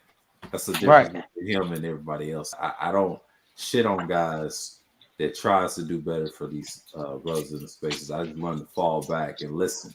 If he says something about any forms of media, I take heed and listen. You know, that's what I do. I let people get their shit off, and then I cut in. You know what I mean? Right. So Wacky's the only person that's structured. Him and Go Perez. He's one of them types, and I understand how he runs his mouth. Now, Kuda is like it's like the club, but it's fun. But you learn to relax at the same time and quit yelling and screaming about women all day. You know, this is one guy. What's his name? Venezuelan. I heard that while I was laying down. He tried to correct dude and tried to. I was like, calm your ass down. Like Kuda's trying to talk to you about shit. And he's just gonna keep on and on and on. He's you trying to take that to complete that code. I'm like, bruh, he didn't even say all that. I don't see how he can do it. Kuda is that silent monk that likes to have fun. Like like, yo, he cool as shit, but he just got that personality. I can't do that, man. I'm like, but you know what? Like, I'm like, I've got homeboys and friends that I've ran into that's too cool for school, right? Right. They have that personality, but they do have a button that if you keep going, they're not going to yell, they ain't going to scream. They just going to be so decisive with the clap back. Like it ain't going to be all of that. It's just going to happen. You just got to live with it. You know what I mean? Because at the end of the day, you know what I mean, they meant. Right. You know, like everybody's different. Like me, you know, everybody does stuff differently, man. Like it's like I'll like if I don't want to deal with you per se, and I got time, I'll argue and scream back at you. I don't scream niggas down into the shit. Like I was on Bomb Channel, and I done like a motherfucker done tried to get loud with me, and I done called a nigga a whore for like 20 minutes straight. The nigga had to shut the fuck up. I was like, yo, you's a whore. You's a fucking whore. Use a whore. You beat a nigga into submission. Yeah, you just repeat the same shit over and over again, right? I ain't gotta call you a bitch ass nigga. No, I'm gonna call you a whore, right? That's even worse than call you a bitch ass nigga because how do you respond to that? Like you never heard it before used towards a man, so it's something that's whatever, but you know the connotation behind it. But if I keep repeating it over and over again, everybody just hears that part, and then anything that you're saying, you're trying to drown it out. So I'm not trying to shout you down. I'm literally sitting up here and I'm winning public support. It's the crowd. Remember, we're in front of some people. It ain't me and you sitting like on the panel with 3 people. It's the 60 people in the chat. That's the 60 people watching. And it's how many people typing and twerking in the chat. Right. And you're looking at the chat, but I'm not looking at the chat. because I can tell how you keep over explaining. So nigga, if I meet you somewhere, use a whore. If I meet you, use a whore. Nigga, catch that flight. Catch that flight. Use a whore. Like it's like everything is use a whore, and everybody's gonna start laughing at you. And then whoever got your side is going to try to fucking come in. Hey man, just let the nigga. Nope, he's a whore. Like you want this too? Nigga, I said use a whore too. Y'all whores together. We got two whores up here, y'all. These whores, right? They horn together. Look at these hoes. Now it's like, oh, nigga, what? And then niggas gotta calm down, man. Man, fuck all that shit, nigga. Yeah, because you're tired, because you're thinking, and I just put my mouth on autopilot.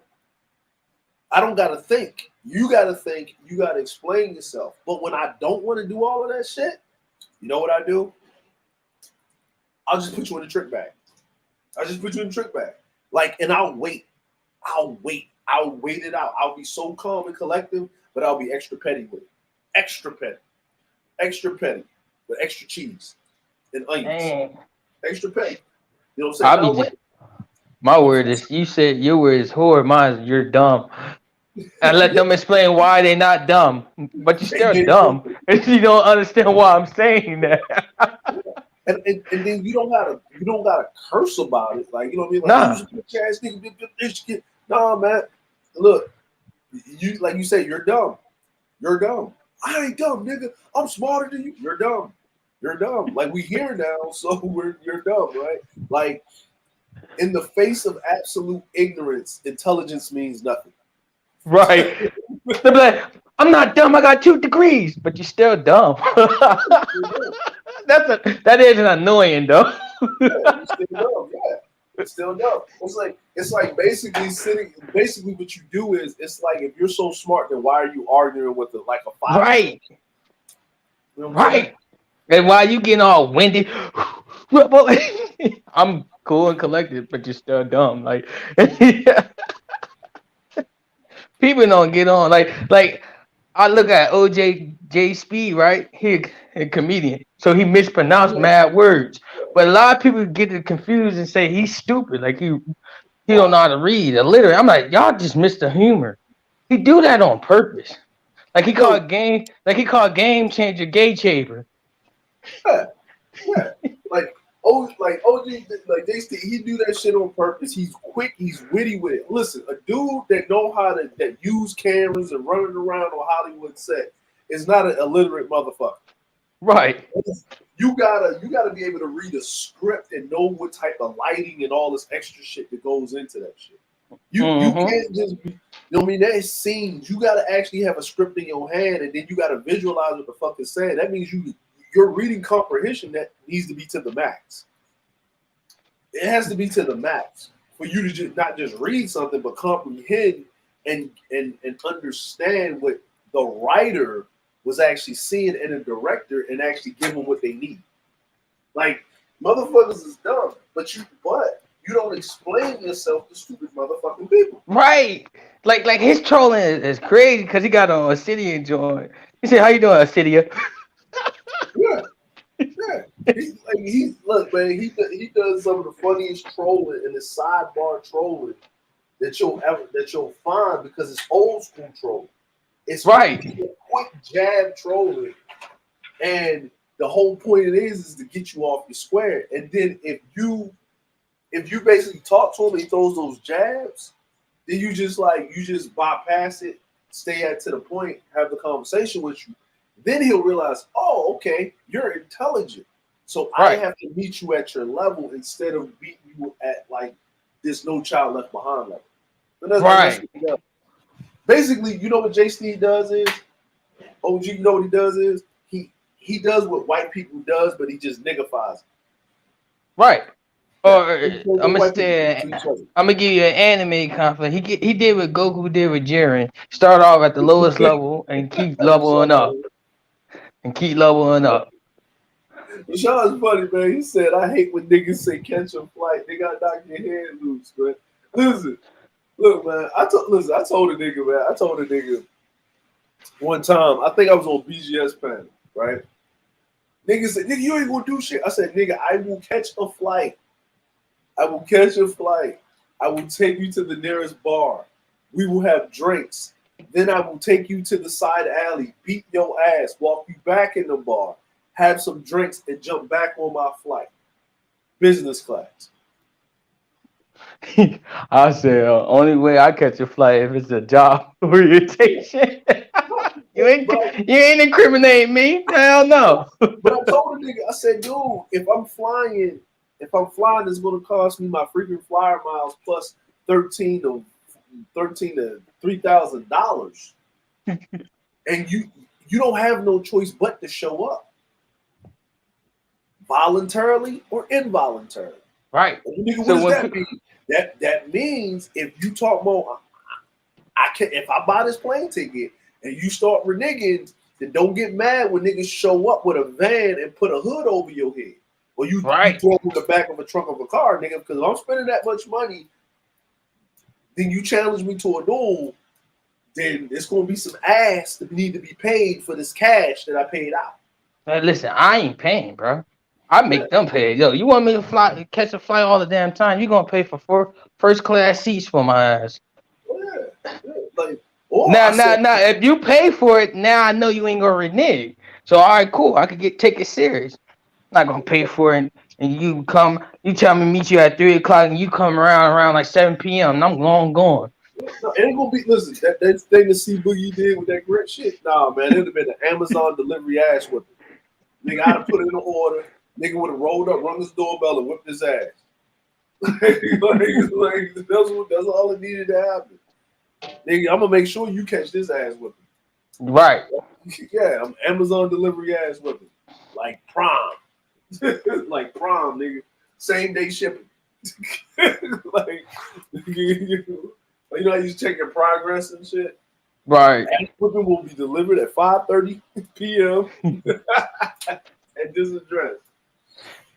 Beyond, I could be ruthless and have some people kick your ass as a good morning call. You know what I mean? People don't understand that. You don't know a person, so you can't just go off the deep end and catch a flight. All right, I might technically not catch the flight, but somebody already close to you might beat your ass. You know what? But listen, man. I don't know why anybody would tell Rashawn to catch a flight, man. You see this motherfucker using them goddamn toffers and shit, nigga. Like you see Rashawn using them showers, fucking weapons and shit. Right, them Kentas and all that, man. Nah, he wild. As a matter of fact, Rashawn be dying on panels. I would never tell that nigga catch a flight. Rashawn show up with the whole Ninja Scroll get up on, man. nigga think fucking Jubei with the eye patch about to slice your ass the fuck up. Nigga, you don't know what the fuck going on, man. Like, you don't mess with niggas in no martial arts, man. Like, not that bullshit shit. Not that bullshit shit. That spiritual shit. I'm talking about that real shit. You seeing niggas jumping around doing backflips and splits and shit, twirling shit and staffs and all that other shit, you gonna get your ass whipped. Listen, I tell a person, if you see a nigga stretching before he fight, nigga, you just might as well quit while you're here. Look, man, you right, you got it. Listen, if you see a nigga stand straight up and bend all the way down and his fucking head can touch his shins, leave that nigga the fuck alone. Because he ain't about to punch you. He about to kick the shit out of your ass. American Dojo BS. Do you like your legs, son?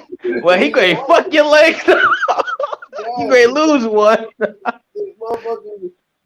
You know what, man? I want to fight just by leg kicking a motherfucker. Like, I didn't even think it was possible, right? Like, because, you used to sparring with people in class and shit, right? Right. So, you don't really go like 100%. You just kick, and then you got the shin protectors, and then, you know what I'm saying? So you kicking the motherfucker. So, but they teach you not to try to, like, you check with the shins and shit. They teach you how to right. But when you actually kick a motherfucker, you don't never kick a motherfucker at the shin. You usually kick them like they teach you to kick them like in the crease, like that bend part in the leg. Yeah, the knee behind the knee, right? Yeah, on the thigh, right?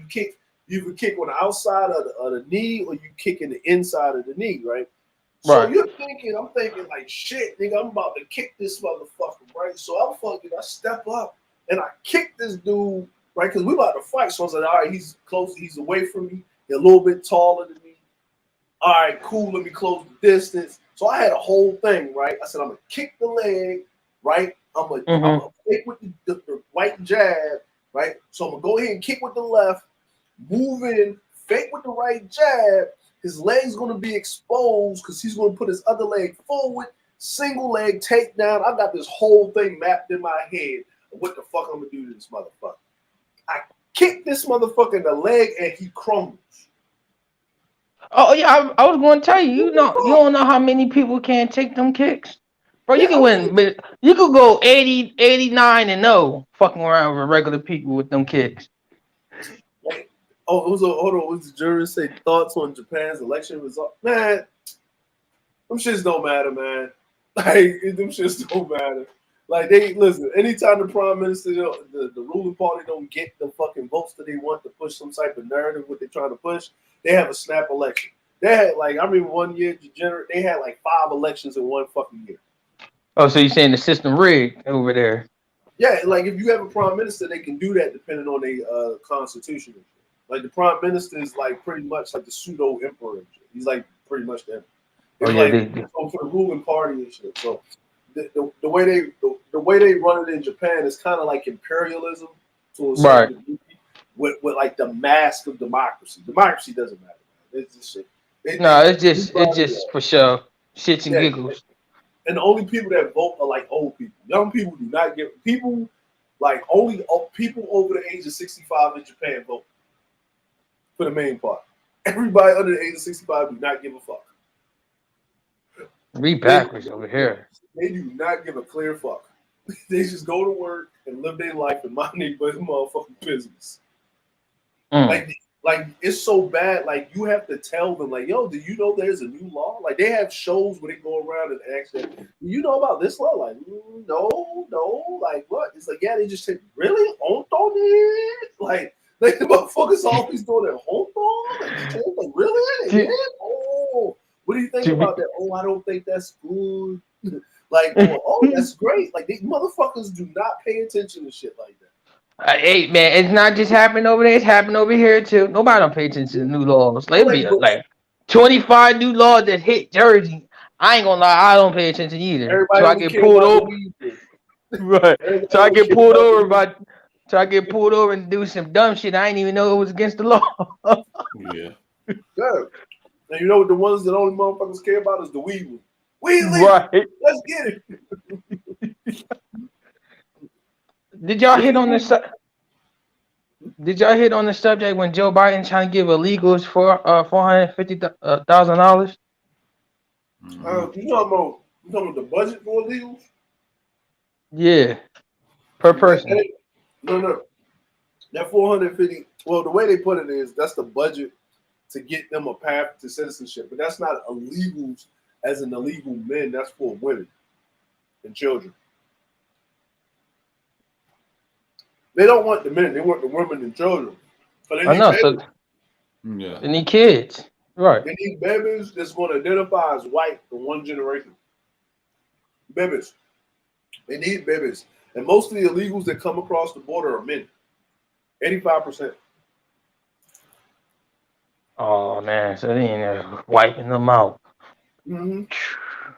Yeah, because basically this is how it works, right? Mm-hmm. Your culture is actually passed on wholeheartedly through the men.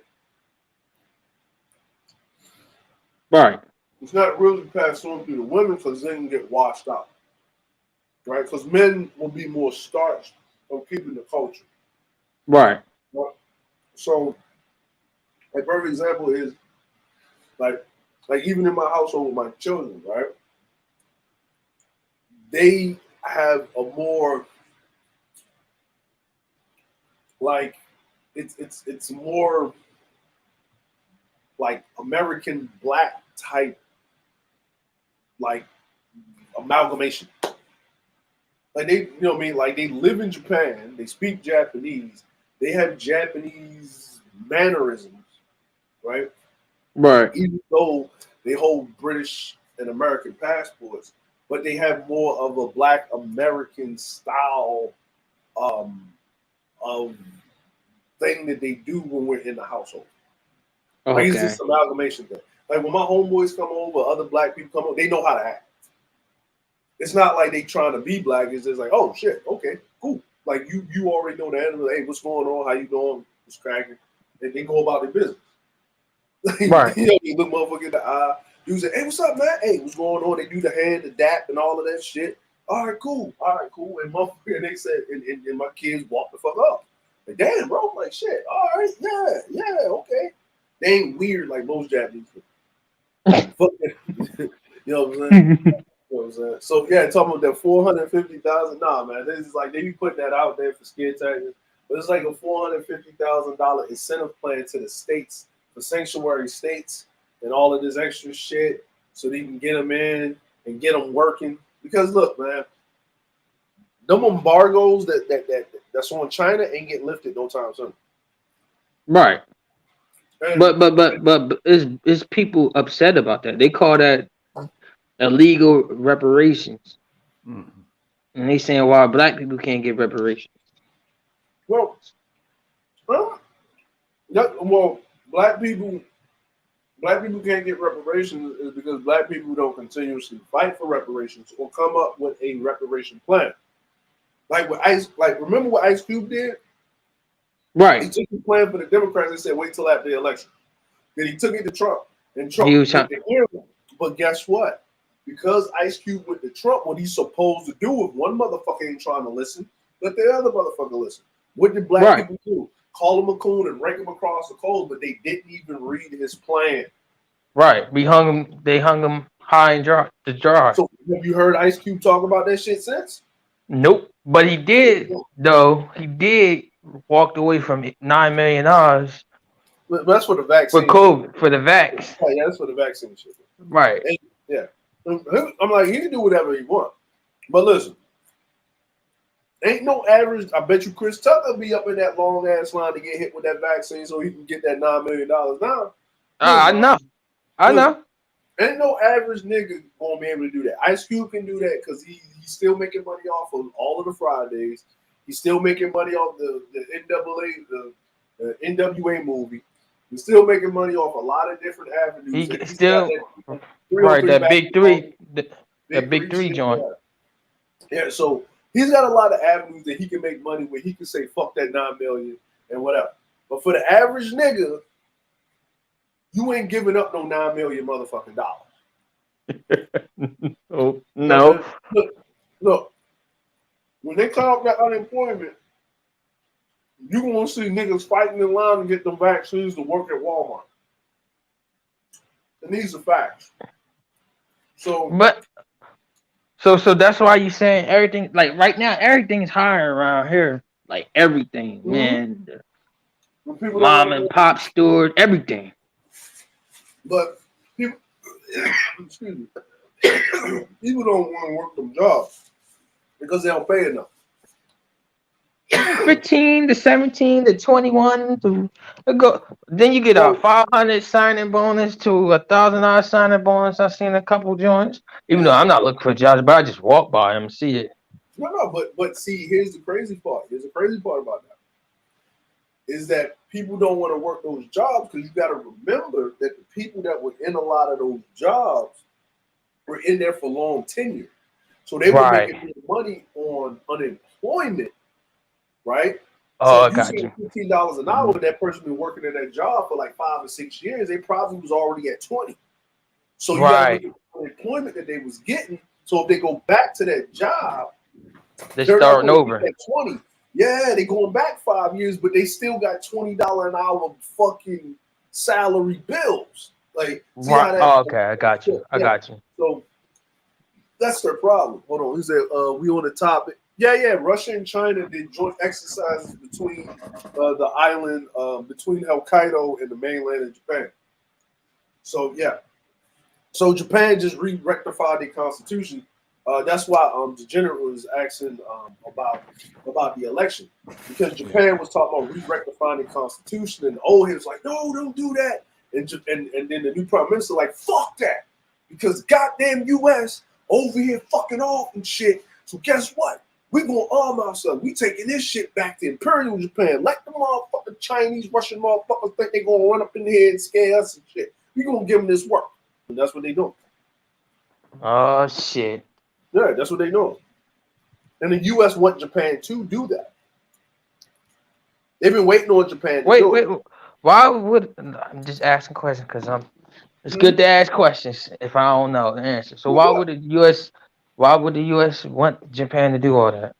Because so this is how it goes, right? There's a base in Misawa, right? So you got Misawa, you got Yokota, you got Misawa, Yokota, Zama, Yokosuka, you got another base, Misawa, Yokota, Yokosuka, Iwakuni. You got 3 bases in Okinawa. You got a base in Sasebo. Right. So you got about 7 bases in Japan alone. Right? Just Japan alone, you got 7 military bases. Then you got an Air Force base and an Army base in Korea. Right. Osan. Okay. Now you got bases in Guam. You got a Navy base, and then you got an Air Force base in Guam. Right. Right. And they're working on something in Australia and whatever. Now the problem is that for every one of these bases in Japan, the U.S. has to do 3 things. They got to rent the land from the Japanese. They got to hire enough Japanese workers and pay their salaries, right, along with the Japanese government. But Japanese don't work like that. They will bullshit all day and do overtime because the U.S. pays the overtime. Right. Okay. Then you have to provide protection for Japan because they can only protect themselves. So they can't go like an extend. So when a Chinese sub comes through to spy on Japanese waters, once they leave outside of that area, right, the Japanese can't run after. We have to run after. Anytime North Korea shoots over a fucking missile over Japan, we shoot the shit down. There's like 3 Navy ships always sitting in between Japan and China. So we So you saying we babysitting them, basically? Babysitting, right? So this causes a lot of drain on the fiscal budget, but we need to allow cake services. This has been happening since the Korean War, right? Damn. So the United States have been in the fucking South Pacific draining money off of the fucking coffers of the United States of America since the fucking 50s. Then you got to talk about the Vietnam era shit. You got the DMZ zone that needs to be occupied. You got all this other crazy shit. So this is putting a drain on the United States coffers. So we have to cut down this shit, especially when we got all of this armament and all this extra shit, right? So what you do is you got to collapse your forces, but you can't just leave your allies out there stinking because then they'll start doing deals with your adversaries, right? Right. Which they'll start doing deals with China or whatever, right? Because that's the way politics work. So what you do is you basically incentivize the Japanese on basically allowing them to change their constitution, but not interrupting them, but having the forethought to do it by basically giving them more armament to say that they're arming themselves and they busting up their forces. They're busting up their defenses with the U.S. backing their ass. So you basically turn Japan into Turkey, or you turn Japan into Saudi Arabia. Right. Wow. Where basically they defend themselves, but as soon as you fuck with them, they're gonna fuck your shit up. And they got the realm to do it because you fucking like, you know what I mean? Because the way Japan is constructed, they can only defend themselves. They can't retaliate if you fuck with them, right? They can only defend themselves. So once they change their constitution, if you fucking hit them, they can retaliate with extreme prejudice. And the Chinese and the Russians know how brutal the Japanese can fucking be. Right. They go for fucking retaliations. Like they are fucking brutal and they don't give a fuck. The one thing Japanese don't play with is you don't fuck with their people. They take that very motherfucking hype. Like they really, really, you don't fuck with their people. So that's why the U.S. wants this to happen. You know what I'm saying? And they already gave Japan submarines. They already gave them stealth fighters, all the tech that they need. They already been training the Japanese for like years for this shit. So the Chinese and the Russians know this, but the U.S. went ahead and did the embargo to cut them down. Now what this does is that's why they keep telling everybody, oh, supplies are going to get low. Y'all need to get ready. Y'all need to get. They keep doing this because most everything comes from China. Man, I want my shit. Well, are you going to go work your ass in the goddamn production line? Well, just let the shit come from China. No, motherfucker, no. You just going to have to.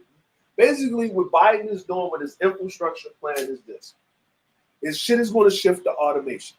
But then you have to offer the jobs. And people don't want to take the jobs. But someone has to work the jobs in the meantime. So you want your shit, right? So you have to have people beg you, well, we want our shit. But look at China fucking shit up. Fuck that, we want our shit. Either you get it from these foreign motherfuckers or you get it from these illegals that want to be American. Pick and choose. Damn. We'll take the illegals. Cool. And that's how he's going to get the immigration plan done. You want to have these goddamn Mexicans and shit that can't unionize sitting in these goddamn factories pumping out shit that's made in the USA, and the US is going to go on a technological motherfucking industrial, like the technological revolution, and they're going to start pumping everything, and they're basically going to cut China off at the knees and Russia at the knees, and basically send them back to being third world countries, and they're going to implode on themselves. Damn. This is how they did it with the Cold War, where the Soviet Union broke up and shit like that. That's how they did it with Gorbachev and shit. And then it forces them to oust Putin, put another dude in power, and then to reset that shit, which breaks up ties between China and Russia. Because when the U.S. pulled out of Afghanistan, they ran in there to get the materials because China's overextending itself being in Africa. They already got pushed out of Africa. Right. You know, they already got pushed out of Africa. And it wasn't worth it because Africa is more corrupt than any other the continent of Africa is more corrupt than any other place. They shit is so corrupt, it's ridiculous. You know what I mean? Right. And then you know they can't do shit about it, right? Because they go down, okay, so you do a deal with the government, right? They say you can do X, Y, and Z. Now, of course, the Chinese going to be the Chinese.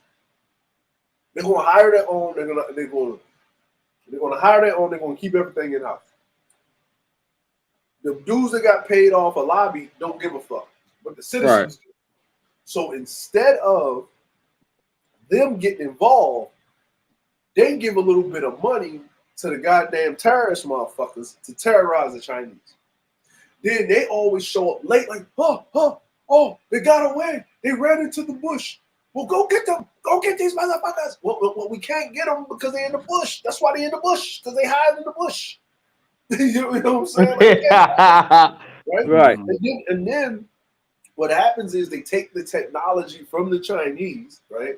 And then they got the roles, and then they start to push their ass the fuck up out of China, and then it becomes a loss, right? Because it's a business thing. And then the Chinese fucking leave, and then they start hitting them with every fucking infraction they can find. Like anything that they were smuggling in, smuggling out, looking like it. Yo, they start hitting Chinese for bringing in cigarettes. Damn. Yeah, like if you look at like they was like, you know, when the Chinese was trying to blame the Rona on the Africans. Yeah. They went to China. Oh, the African, they heard about that in another country. Anything the motherfucking Chinese said, why do you have this extra the carton of cigarettes? We say 1 carton of cigarettes. No, it was on that. No, you gotta go. Give me your shit. They confiscate their shit, put them back on a plane, and send them on their way. Take their shit, take their business, take everything. On some straight Debo and shit, like some straight like how's your shit the fuck up. You know what I'm saying? But I'm kind of glad. I'm kind of glad Africa did do that though, because that wasn't right how they just blame that on Africa like that. But But here's the funny part about it, right?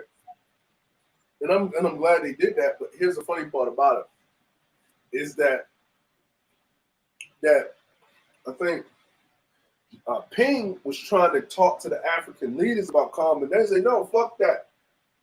Get the fuck out. That's how it went down. Get the fuck out. And China can't run into Africa and try to. So they basically sent the force to get their people out. Right. Just to escort them safely out of there to the ports, right? Just to get what they got. So they said, well, fuck it. We can go to Afghanistan because the U.S. pulling out. But the U.S. did some scorched earth shit on the way out. Yeah. So the Taliban is there because the Taliban was already making deals with the Russians and the Chinese. But then you hear about ISIS again. Where did ISIS come from?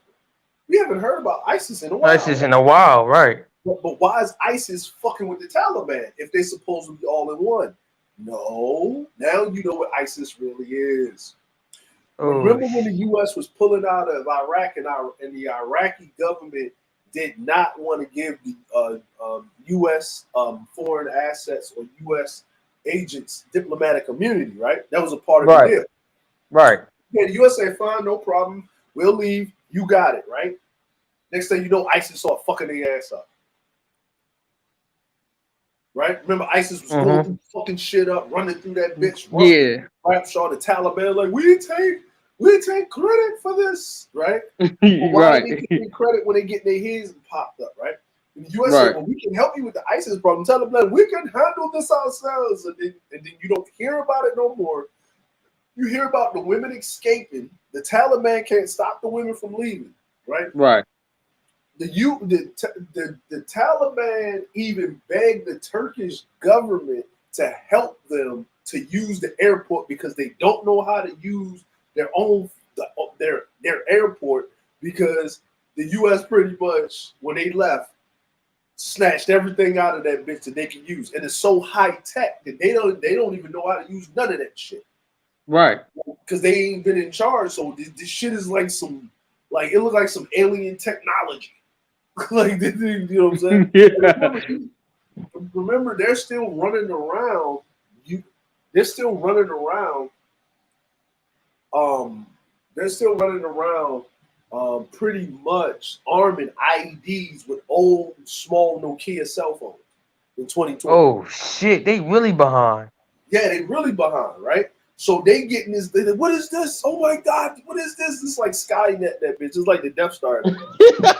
So they don't know how to use this shit, right? So they had to ask the Turkish government. The Turkish government like, nah, y'all good. And then it was like, no, we got to get these people out. And then like the U.S. and whatever, right? And then when the Turkish government kind of helped them use the airport to get the assets out on a peace treaty, they actually planted some quote unquote spy stuff in the where, and that's when you start seeing the U.S. hit them with the drone strikes. Right. Out of nowhere, right? And then the Taliban, then you don't hear about Afghanistan no more, do you? Nah. Right? And then the Chinese, and the reason the Chinese and the Russians did that as a show of force to basically try to bring the U.S. to the bargaining table. Oh yeah. Yeah, that's all they're doing is they're flexing to bring the U.S. to their bargaining table. They ain't gonna do shit. It's U.S. ships. Listen, it's a whole carrier strike group sitting out there ready to pounce on their asses. Right. They know better. You know what I'm saying? The U.S. didn't even acknowledge it. The Japanese said, no, we're watching them, but they ain't do nothing. They're in international waters. It's all right, whatever. They're just going through. Like, but we're still watching them. But the U.S. ain't even acknowledged it. Like, we don't care. Like, we don't care. Like, basically, we ain't talking to you. We ain't got shit to talk about. You want to interfere in the elections. You want to fucking have all of these sleeper cells in this bitch. You want to be fucking playing with the market and the goods and talking about, pay me now. I own your roads. Pay me now. Right? Pay me now. I know you don't have any money, but pay me now. Like, you know, like all of that crazy shit. Nah. Right. Yeah, come get your shit. That's basically what the U.S. saying. Come get it. You want it? Come get it. Like come get it. Yo, they did set it up to make it look like that too. Oh, yeah. And you know what really made China and Russia move? When they remember that shit, sir, when they was talking about printing that platinum coin, the $1 trillion coin, minting that bitch. I remember that. I remember that. Like Joe Biden could have sat up there and made an executive order to mint the working for the Treasury, and that would have threw the whole world market into the shambles. The U.S. dollar would have skyrocketed overnight. Right. Off of one platinum coin.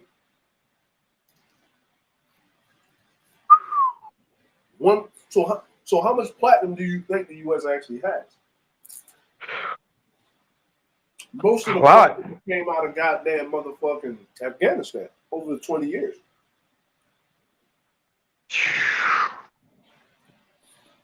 We sitting on a nice size. But think about it. If you can mint one coin that will basically wipe away your debt and put you in a surplus just like that, it would flip the world market on its head. And then what would happen is now you're off of the petrodollar. Now you're back on what they would call the material standard, right?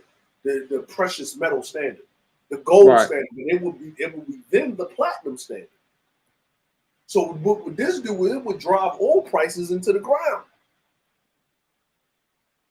Basically, you would set Saudi Arabia back. All of that Arab money would cease to exist overnight like this. Poof. Poof. And how do Russia has majority of their money and their national wealth comes from them drilling in them ice fields in Siberia. Right. That's when you get all of them Russian Orloks and shit make their money off of crude oil and shit. Then Iran, also, they wouldn't have nothing to trade, right? Saudi Arabia will be fucked. Basically, the U.S. basically sent out a motherfucking cease and desist order. So all of you motherfuckers making backdoor deals, playing in our face and behind while we try to get our shit together, we'll mint this coin and basically fuck the whole world's economy up. You've been warned.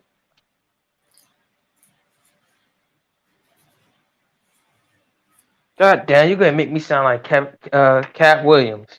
Man, I love America. We some goddamn bullies. Yeah. America's some fucking bullies.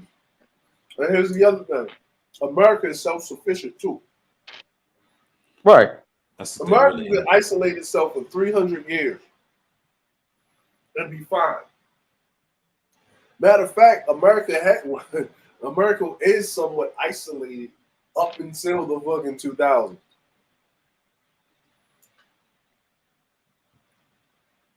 Yeah, I can see that. Do you know that 80% of America is underdeveloped? Yep. Oh yeah. Yep. Think about it. 80% of America is underdeveloped.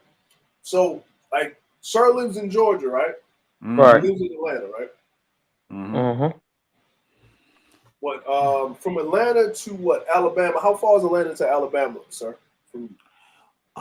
Not that far. It's like probably a couple of hours and miles away. Yeah, it depends on where you're at. Yeah. Okay, so like, how close is New Orleans to Atlanta? No, it ain't that close. It's about a couple of, next day over. It's like some hours. Like 4 hours. Some hours, right? So over 4 hours driving, right? Mm-hmm. So let's just say Atlanta to Jacksonville.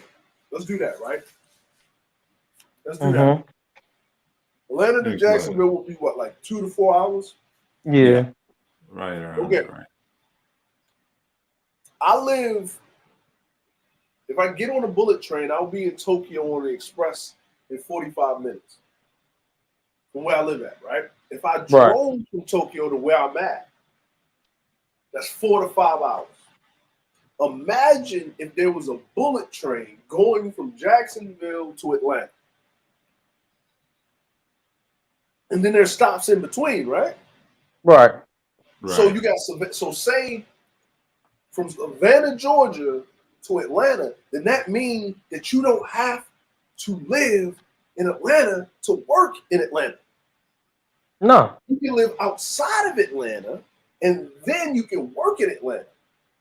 That means that you would actually build up the infrastructure in the state of Georgia on its own by proxy. And you would have people come down into Georgia and bring their expertise. Now, why is it, even though there's trains that go that way, why isn't there a hyper train?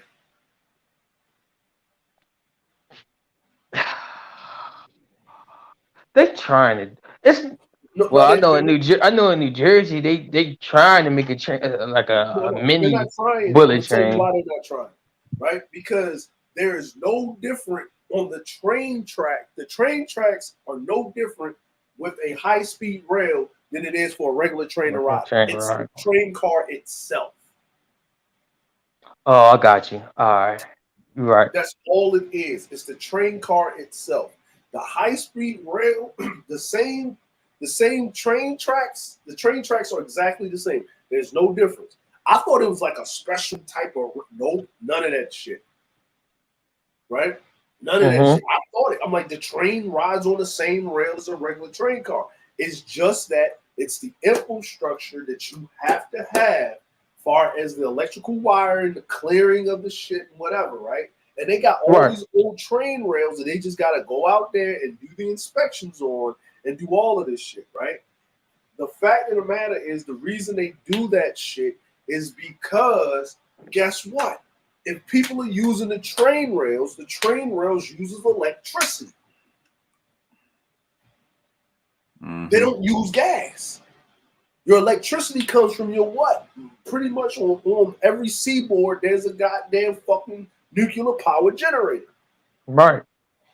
So you're not using fuel. You're not using fossil fuels, right? So if people can use the train, then less people would what? Drive. They would use the train. Then how would you make money off of the fuel prices? Yep, a lot of auto shops will be going down though. Auto shops will be going down. Car dealerships be going down. So guess what? Who do you think is keeping this shit from happening? You're having auto dealers, auto manufacturers, and oils like petroleum oil companies and all of this other shit lobbying against high-speed rail lines. Okay, I got you. Right? Instead of putting in a bid to own one of those high-speed rail lines. See, makes sense. Most of the high-speed rail lines and the train lines are privatized by Mitsubishi, Toyota, Honda, Suzuki, all of those fucking companies. They all got a piece of the rail line, so it incentivizes them to push the envelope on transportation, which doesn't cut down on the cars on the road, right? And then you have toll roads that some of these companies own in certain areas. What's toll roads? Before you elaborate on that, I don't know what that is. Roads, like, you know, when you get on the road and you pay a toll to go from one point to the other point. Oh, I got you. Yeah. All right. So imagine you driving an Exxon owned. You don't know Exxon owns this toll road, but you pay. But you paying toll to Exxon, paying $1 toll to Exxon to get over here. Whatever, right? See. They don't do that because it's the convenience, right? So say between Savannah and Atlanta, right? Say then what you would do is say, you know what? Let's put a train station here. Let's cut down these woods and let's build this housing right here. Put some infrastructure, put a Walmart over here, put this right here, put that right there, blah, blah, blah. So what does that do? That basically has you living in Atlanta, taking the train to what? Taking the train back to your house, and you're pretty much going to drive around in your neighborhood or in that area and not downtown Atlanta because it's too expensive to drive downtown Atlanta. Right. But then if you have a train, then the police have less likely to stop your ass. Sure. See? So the reason why there's not a high-speed rail line, because it's in the best interest of capitalism to tax the citizen every which way but Sunday. I knew that shit. There you go, man. See? Yep. I knew there was something wrong with this because look, man, these streets around here, man, is horrible. And they ain't think about fixing these streets. But I see a whole bunch of auto shops. a whole line of auto shops down this whole road. Like, yo, this all gotta be connected somehow. Like I saw this dude, this white dude. You know what he does? He's a travel vlogger, right? He's a travel vlogger and blogger and does articles. He travels around the world. And he loves traveling. He was a college student. He dropped out of college because he went on his first trip and he decided he wanted to be a travel vlogger and shit. That's what he wanted to do. And he does it. He's really good at it. But he said the one thing that he loves to do is he loves to take the train from Baltimore Penn Station all the way to motherfucking San Francisco, California. Why? You ask yourself, why in the fuck would you do that? Mm-hmm. That takes forever. Takes a week. Takes a fucking week. Right? And the reason he does it is simple. He gets to see all of America on his way out, like on his way over to Cali. And he goes to Cali, he has a good time, and he takes a one-way trip flight back to New York. He said sometimes he'll just take the train back. And he takes everything with him. He takes a bunch of books with him. He got his Netflix account, like, because they got Wi-Fi on there. Some places it's a blackout. He gets to meet different people on the train. They got good food on the train because he pays for the extra room. I think it cost him like $300, right? Where he got like his own room and shit. Like it don't cost that much. You're right. It does cost around like $300 for that. Yeah, but he's got like the first class shit. Like he gets to sit in the first class thing, eat, get off at these stops and shit, do a little shopping, jump back on the train. Because this is how people used to travel across America back in the day. Right. On the fucking train. But the only way we know how to get around is what? Cars and flight. Mm-hmm. Don't even think about a train for this.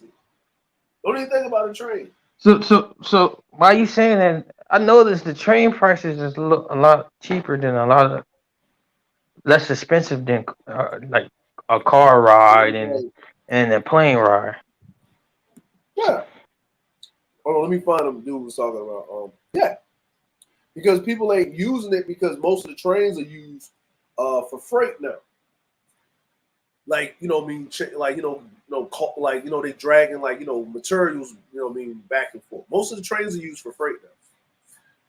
Like the East Coast has a lot of the trains used for passengers, like the Amtrak shit. Like you can take the Amtrak all the way down, I think almost to Orlando or something, down to the floor. Yeah, to Orlando.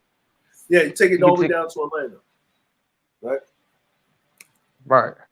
But that's cheap too. But people choose to fly. I don't get the logic in that, but yeah. I'm trying to let me find this dude because I saw him a long time ago. The best YouTube Amtrak.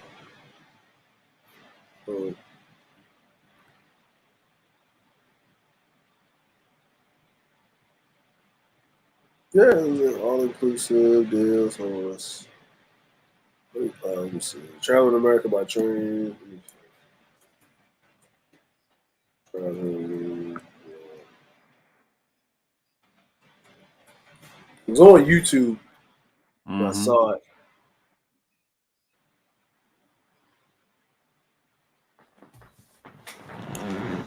Sir, you're alive, huh? I hear you. Yeah. Thought you passed out there for a minute. This is the female. Nah. I can't find the dude. I don't know. I can't find that page anymore. Better be careful. They probably took him down. You're like, you putting out the church's secrets. Right. Oh my God. You messing with my money. Messing with my money. But yeah, man, like, listen, I traveled down to North Carolina. I trained from Virginia. Oh, traveled down to hell. North Carolina by Yeah. train from Virginia, and I was prepared to drive down there, but the dude I was on the ship with, he said, "Nah, bro," like he had to get his car, so he said, "Nah, man, we just gonna drive up to Richmond and we just gonna jump on the train, and then I'll drive back."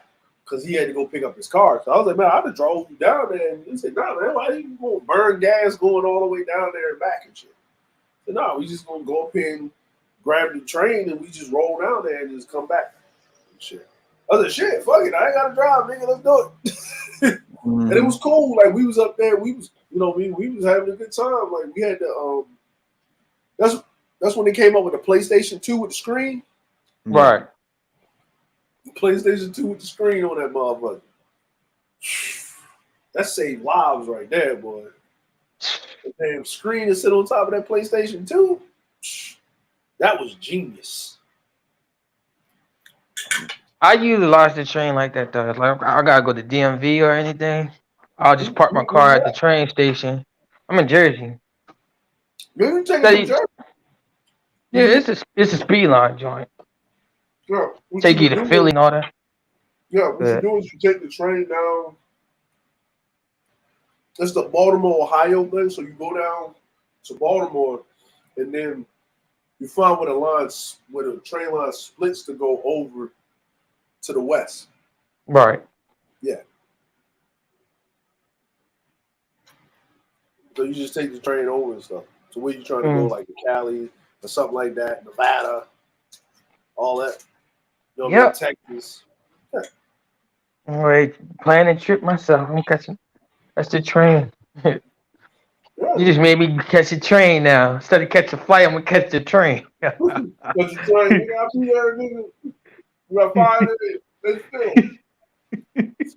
See, the good thing about the train is, like, if you drive, you're gonna have to rest. You're gonna have to right. You know what I mean? But if you on the train, you got your own room. If you pay the extra to have your own room, sometimes you got to share some shit. But if you on the train, you got your shit. You're good. Right. Right. Like you said, on the train, you ain't driving. That's even better. You're not driving. You don't gotta focus on shit. Nothing. You can just chill. When you drive, you gotta focus on the road. Focus on weird people being weird. Like you gotta focus on too much shit. Yeah, and then you bring you a bottle of the good stuff, nigga. You know what I'm saying? Right. Just slip back. You bring a bottle in the car and shit. You might start seeing random shit, be swerving shit out the road. You get a DUI. You know what I'm saying? Stop resisting. Stop resisting. Like you get on the train. You know what I mean? Like, because old dude, what he did was, I can't find his shit. What he did was he took some shit with him. He took some like snacks and shit with him, and took certain shit. And, it is what it is. Like, and then they got you can go get shit from the canteen or the cafeteria and shit. But they got meal time when you eat on a motherfucker, go about your business. Like see, talk to people. People come up and talk to you, meet people and shit. And you just sit there and read. Like you just sit there and do whatever you want to do. I think people should be forced to do shit like that to help them with their social life. Because I think a lot of people don't have no social life at all. There you go. No, man. You tell you what's going to happen. You get niggas on YouTube to do that, they're going to be live trying to collect super chats. Man, I'm on this train. And the reason why I'm catching this train is black women ain't shit. Hit the cash app. I couldn't catch a flight because I'm stressed. Now, the new saying gonna be, leave that Saturday open now, nigga. I'll be there in 7 days. Leave that Saturday open for me. Yeah, bitches ain't shit. That's why I'm catching this flight. I'm catching this Amtrak, nigga. You know what I mean? Right. I'm at Motel 6, leave the light on. Yeah. I'll be there tomorrow. I got you. Yeah. Oh shit! You know, Sir Ism Live, right? Yeah, I know he is. Yeah, he live and shit, man. Happy Halloween joint. I seen it. He on that West Coast time, nigga. You late. Right, niggas is dead, sleepy. Yeah, he late. Yeah. I shouted him out on another stream. Shouted him out because he was over at Auntie's, but you know, I had to pull. I ain't check how Auntie feeling. He feeling all right. Auntie he been on the war defense force. Yeah, he's acting a fool right now. Yo, listen, he had me. Listen, I'm gonna tell you, Auntie, right? Cause we had that long ass LeBron versus Jordan. Right, oh my God! I hope he's not. He's a LeBron fan. I can't stand. Listen, I'm not to be smart. I can't stand LeBron fans, bro. Listen, they don't respect. I don't. Let me tell you something. I don't hate LeBron. I hate his fans. Yeah, I hate his fans, but I know he's a Capricorn. He's so pragmatic. He's genius, but he don't give a fuck about his fans. I hate to say that. Most of these they don't. Top athletes, even Tom Brady, I leave them niggas alone, man, because that cult following is surreal, man. Yo, so surreal. He cared about his people. That's his inner circle, his family. Yeah, and that's all because listen, LeBron stopped caring about his fans when they burned his jersey in Cleveland. Yeah. Yeah, it was done. Like it was done when they did. Done deal. The nigga never did nothing wrong. The nigga said, "I'm leaving." These motherfuckers, yo, that was like, Cleveland was that's like the last straw. Girlfriend, bro.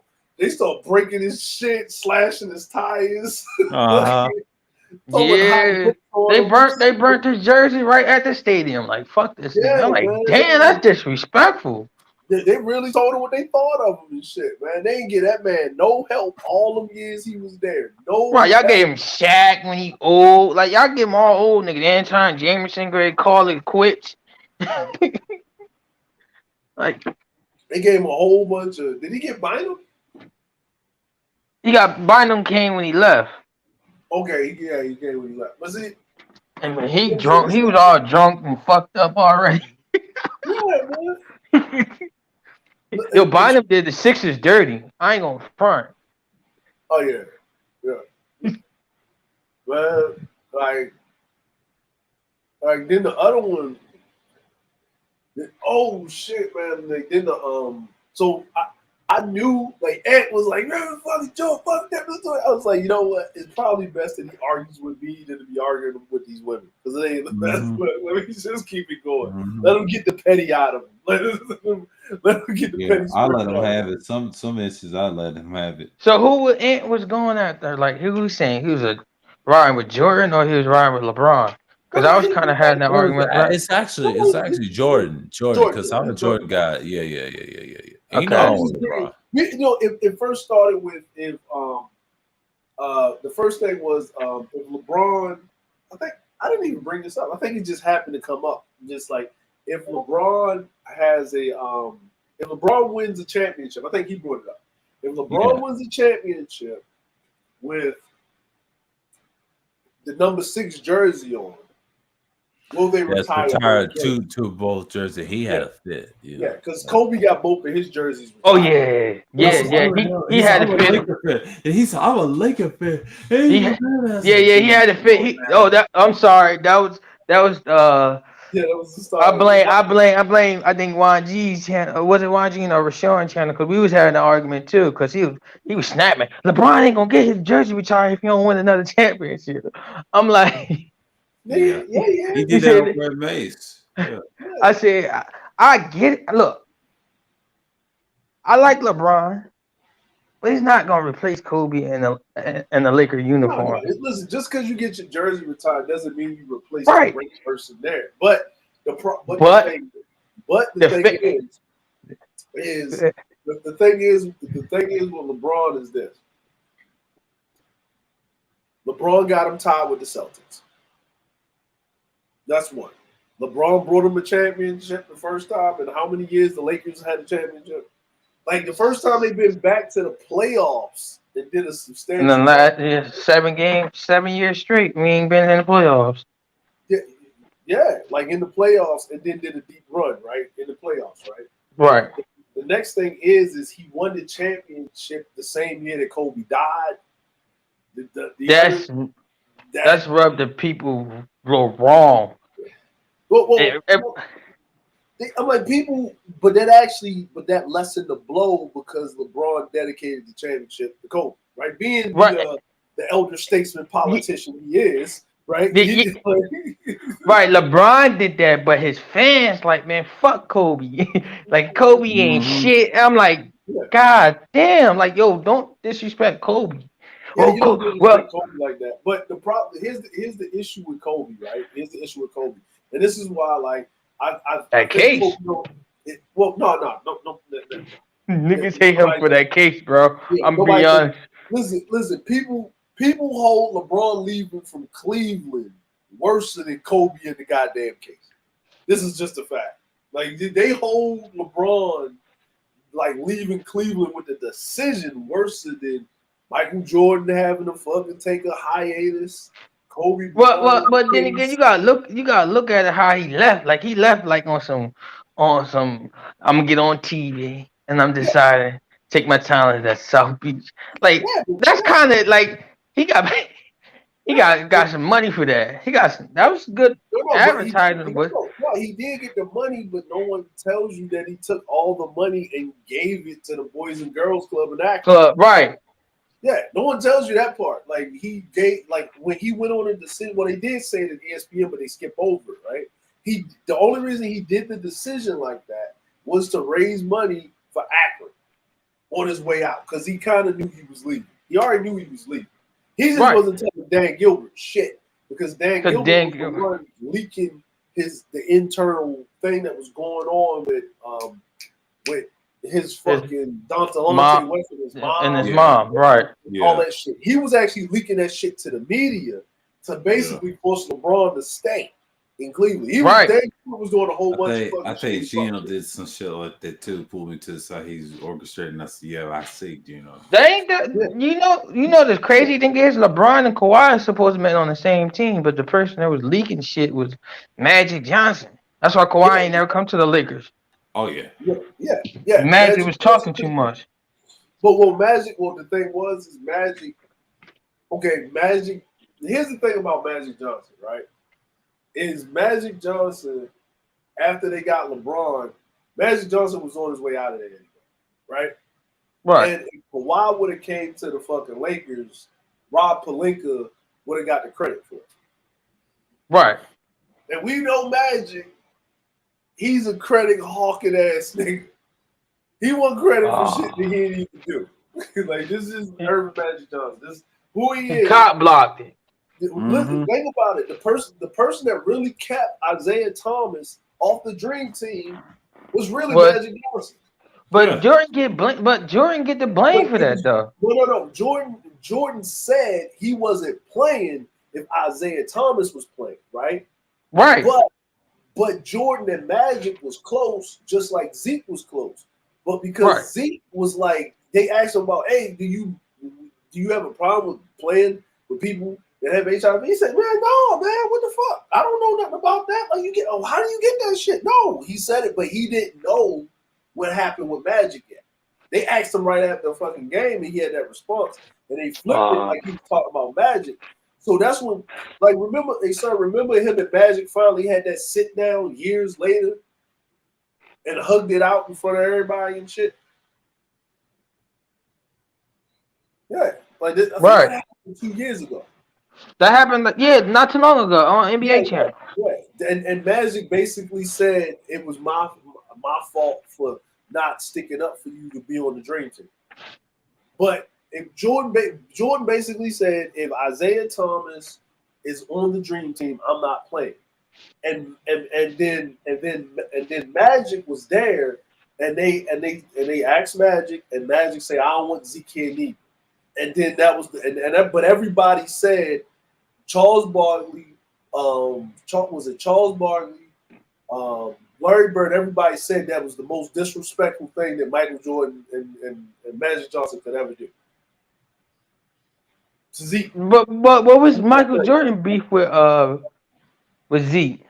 With Zeke? Oh, because he broke his fucking ankle. Remember that year he stood out because he was trying to get the ball and Mike was holding on to the ball like close to the line, and he was trying to the out of bounds, and he stomped on his fucking leg and shit and broke his ankle. Oh, that's some dirty shit. I felt it. Yeah, no, they hated each other. Like the Pistons hated each other. They couldn't stand each other. Yeah, they used to fuck Michael up for real. They mindset was like football, nigga. You come across this paint, nigga, we fucking you up. They used to fuck Michael Jordan up. They used to fuck him up. But you know what I mean. You know, but everybody know Michael Jordan is a vindictive, petty ass motherfucker. But even behind the scenes, Mike said that's one of his greatest regrets of not putting his personal grudge aside and letting and playing with Zeke in the Dream Team. Because Chris Mullin not Chris Mullin. Christian Laettner had no Laettner, right? Yeah, had no being on that fucking Dream Team. Because he said if Zeke was there, they would have blew motherfuckers out by 80. But now fast forward. Do you think LeBron would took if LeBron was playing in Jordan era? You think he'd been like Jordan? No. No, I'm talking about taking the punishment like the Pistons. Yeah, yo, listen, man. They would beat. Listen, 6'8", 260 is still 6'8", 260. I don't give a fuck what era you in. Now he wouldn't have had the longevity that he has now because he's been taking punishment. He'd have probably got like 15 good years in. But think about it. LeBron James is a more athletic Karl Malone. It's like you take Scottie Pippen, Karl Malone, and Magic Johnson, and you meld them together, and that's LeBron fucking James. That's it. Right. Yeah. So he wouldn't have, and Karl Malone is number 2 in the all-time scoring list. Now, would he have got a championship? Depending, maybe. If he was on the Lakers, most definitely he would have, because he would have basically took over Magic Johnson's spot. So it'd be like now, if LeBron I would say like this: if like LeBron would have did well, he might have won 1 or 2 championships per se. But remember, like when LeBron came in the league, I think when LeBron came in the league, like Jordan was on his way out. They just had the Malice in the Palace. What was the Malice in the Palace? Like 2003? Yeah, around that. 2000. LeBron came in? It was a year before, because Reggie Miller was supposed to. They were supposed to win that year. They ain't had the Malice in the Palace. Yeah, they weren't supposed to have the Malice in the Palace. So LeBron came in that next year, but it wasn't like they automatically stopped playing like that. They were still playing like that. Right, but the physical people phased out. Well, they didn't phase out until like about I think year 4, because remember they started having they started doing technical fouls and then they started doing flagrant 1s and 2s. Right. Right. So that's what I'm saying. Like LeBron still was around that physical era. Because remember he had to play the Pistons. Remember he had to play the Celtics. Yeah, Ben Wallace and KG Ben Wallace and all of them. You gotta look at it. Remember people were still scoring in the lows. Like it was a crazy thing if you dropped 110 on the team. Like, you know what I'm saying? Like it was, those games was like 88 to 89, 93. Right. You know what I'm saying? So LeBron would have been fine in that era. Matter of fact, he probably wouldn't be so like that shit that he does when he comes running down the lane and he puts his shoulder into a motherfucker. He get called for fouls now for doing that. If he was back in it, if he was playing basketball back then, he'd have been running motherfuckers the fuck over, and he'd have been getting foul calls. Right. Like, you know what I mean? I'm like, he a big dude. Now they call him for charging. You know what I'm saying? You know right. What I mean? Like, you know what I mean? The dudes are standing there like that. Like like Karl Malone. Like Karl Malone used to do that shit. Like but Karl Malone's a little cheating little bastard with his fucking elbows. He elbowing niggas and shit. Well, that was to keep a nigga off you, because motherfuckers could just be up on your ass cheeks. Remember how motherfuckers used to guard a nigga? They had that forearm in the back, all of the ass cheeks, riding your butt, got his dick all on your fucking back and shit. Right. And Karl Malone would swing them elbows to get you. You better duck or you gonna catch an elbow. Like remember how Dennis Rodman used to grab the fucking rebounds and put them elbows out and swing them bitches back and forth and shit. Yup. Yeah, you know to back the fuck off. You ain't gonna punch the ball out or nothing crazy like that. So, you know, nowadays, like no, you know, the NBA changed the rules now. Like, you remember how people like James Harden, like, you don't understand why they struggling to score, like James Harden and all these other people. They struggling to score because this year the rule came in effect is you can't force a foul. Yeah. So when you shoot, you're not gonna get the call. So if you try to force a foul, you're not getting the call. Yeah, because it puts the defense up. So because you got because they did it first with the kick out rule. Like when you jump in the air, you kick your legs out. Right. Like, remember they did it with that because motherfuckers used to shoot the ball and then they would do that scissor kick out, basically to get themselves separation from the defender. And then the defender would have to lean into you instead of going straight up. And then what would happen is he would foul you automatically. Right.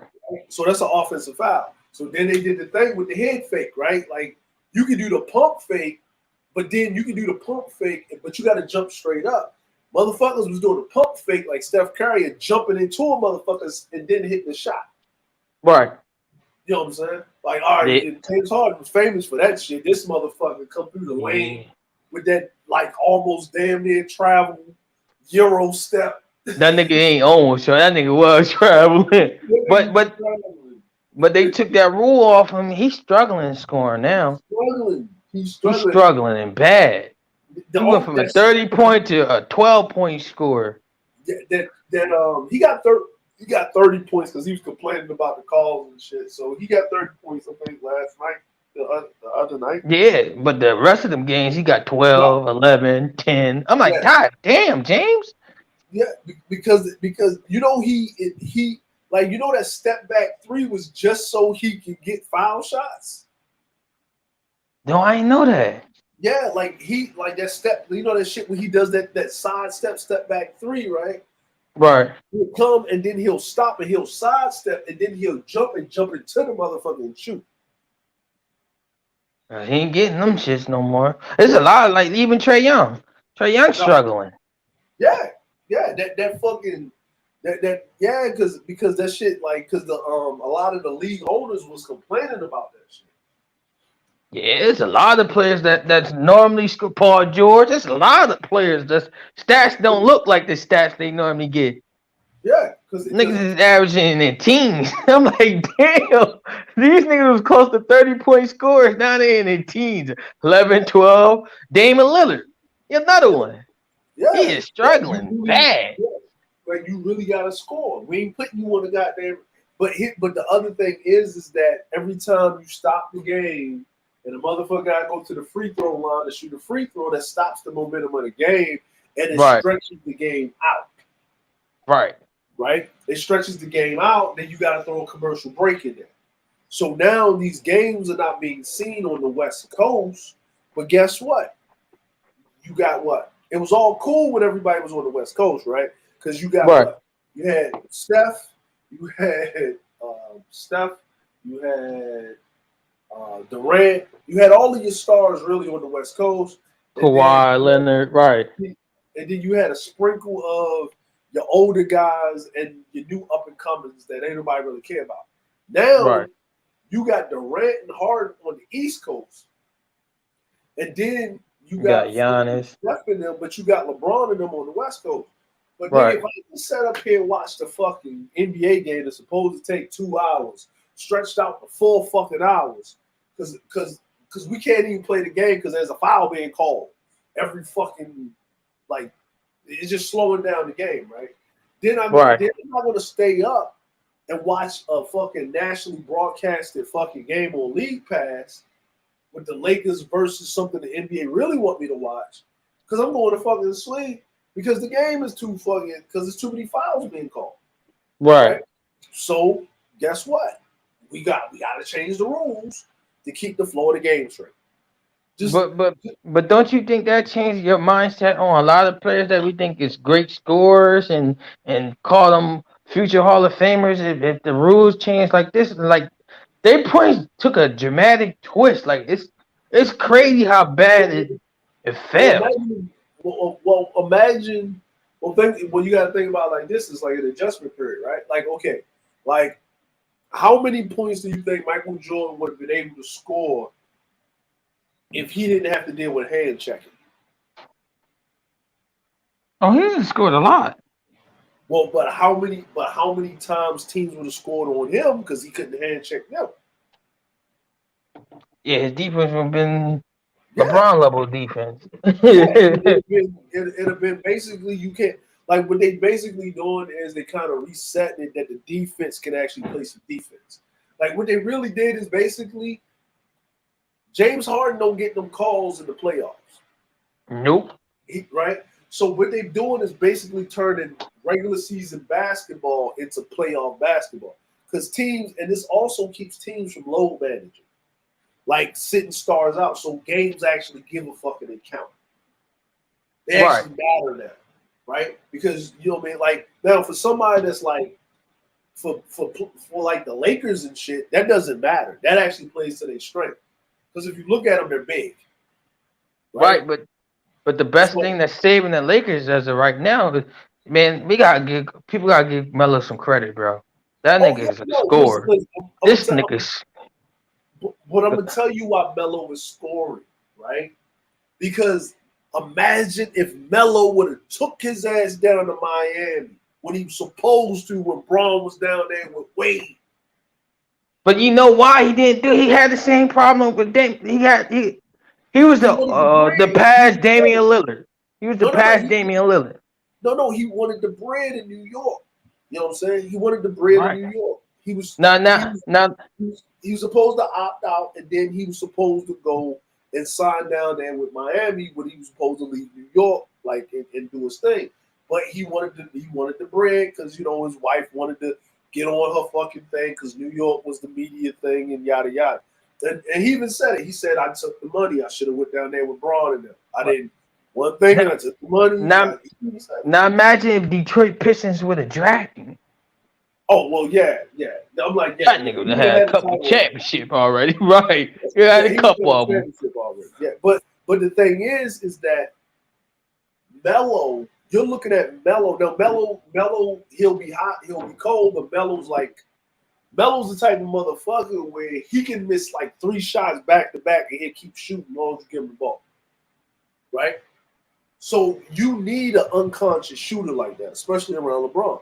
You need a motherfucker without no conscience. But LeBron already calling him, announcing him the closer. He's calling him the sniper.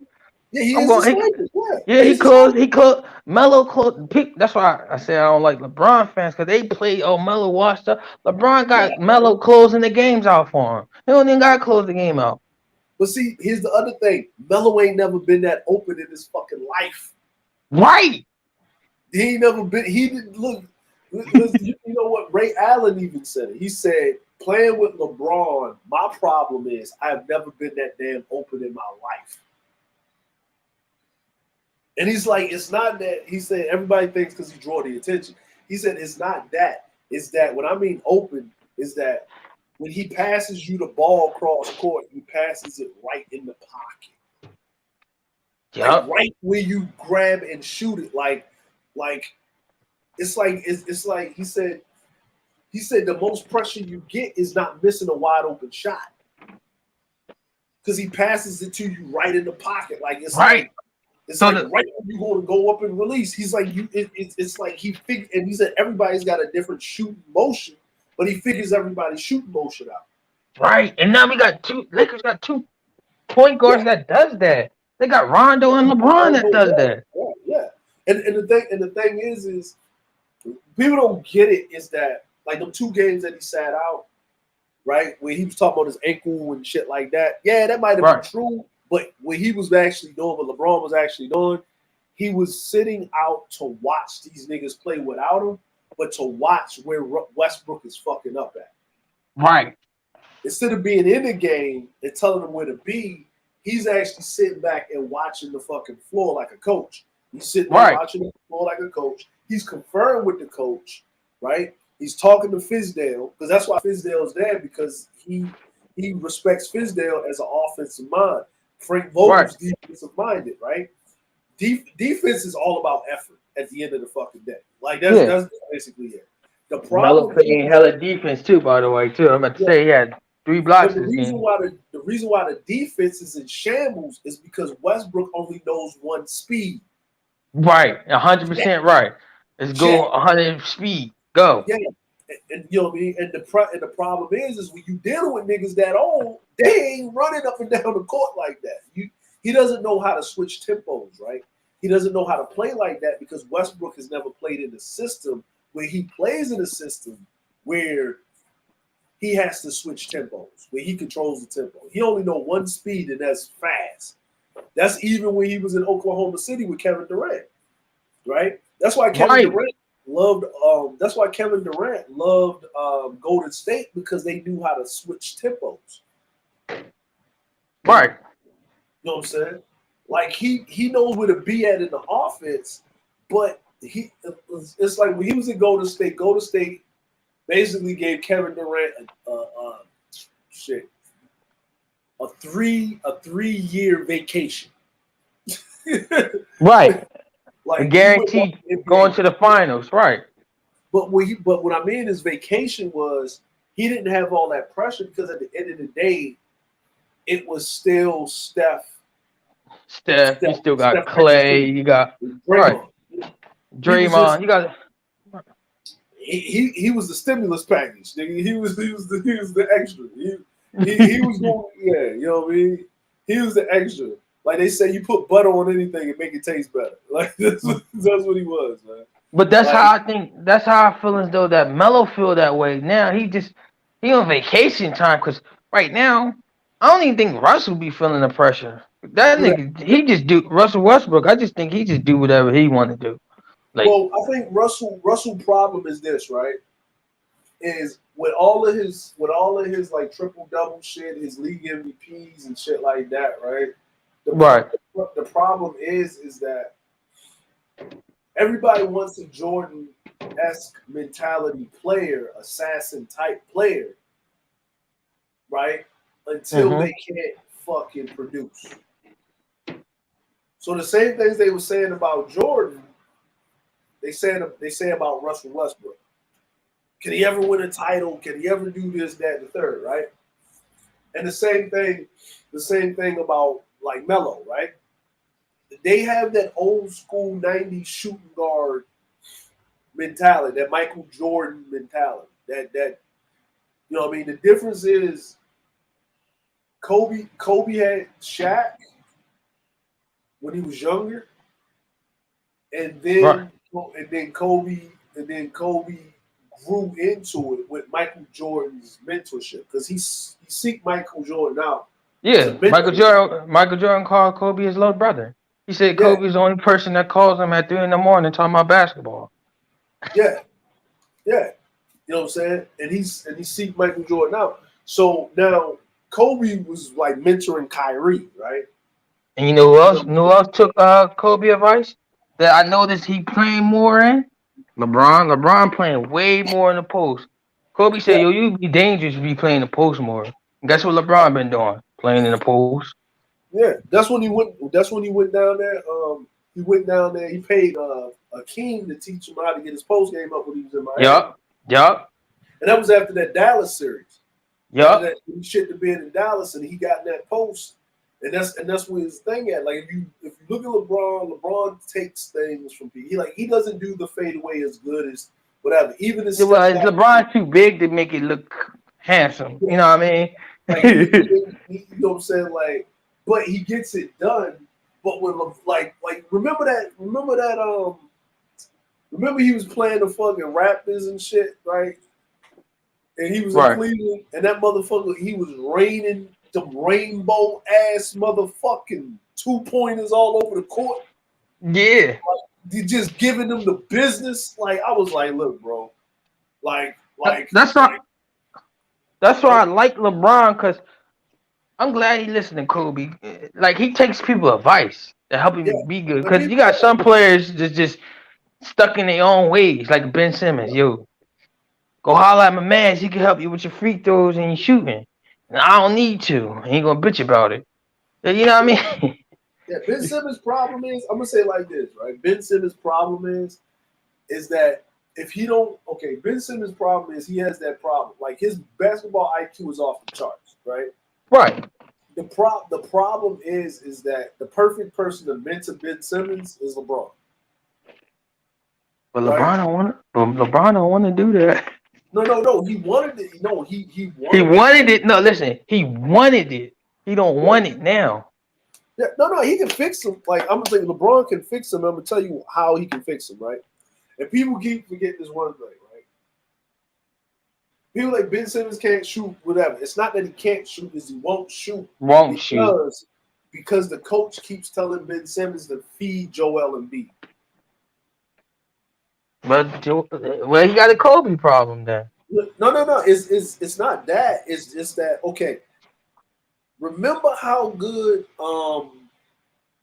Joel. Remember how good. Okay, when the 76ers, right? When 76ers was in the playoffs last year, right?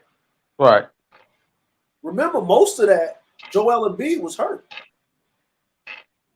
Right. Who was hurt the whole? Who's hurt the whole playoff? Joel Embiid was hurt. It was Ben Simmons. He was scoring the basketball. He was shooting. He was assisting. His stats was up. Soon as Joel Embiid come back, he stopped shooting the ball. Why?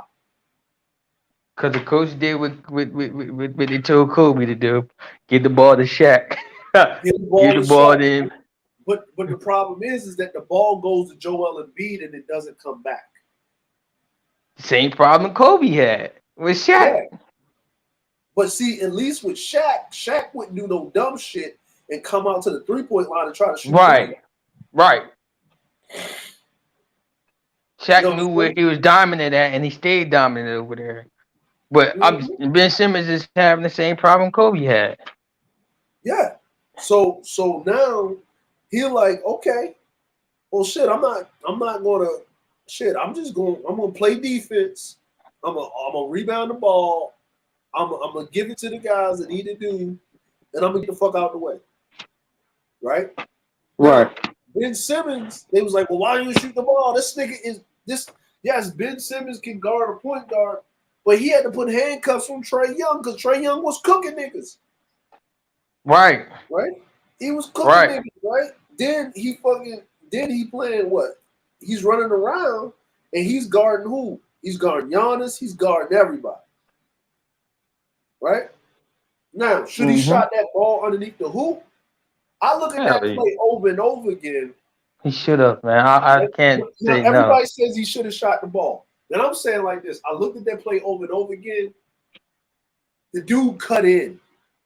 He cut in, right? Ben Simmons sees him, but Ben Simmons is actually underneath the backboard. Like he's actually underneath it. Like he didn't come on an angle where he can lay it up. Right. What you're supposed to do is come in the angle. Right. Yeah, because he was getting the rebound. So when he got the rebound, he came in, he saw the guy cutting, he passed the ball. Now the guy didn't make the play. If the guy would have actually made the shot and didn't half-ass go for the shot, right? Right. Then if the shot would have went in, nobody would have been saying no. They would have been saying that's a good basketball play. Now, did the guy get fouled? Yes, the guy got fouled. Did the guy go to the free throw line? Yes, he did. Did the motherfucking player miss a free throw? Yes, he did. Now, here's another question with that. Why is Joel Embiid at the top of the fucking key? And he's supposed to be down in the goddamn hole with blocking motherfuckers out where Ben Simmons could have had a lane open dunk. You see how upset you are about Embiid? Yeah. That's how I be feeling about Anthony Davis. That's exactly how I be feeling about Anthony Davis. Same thing with Anthony Davis, fucking soft ass that don't want to be in the goddamn hole because he want to play the 4. Like he Chris Bosh and shit. Like, right. Yeah. He's shooting. He don't want to go down there and bang.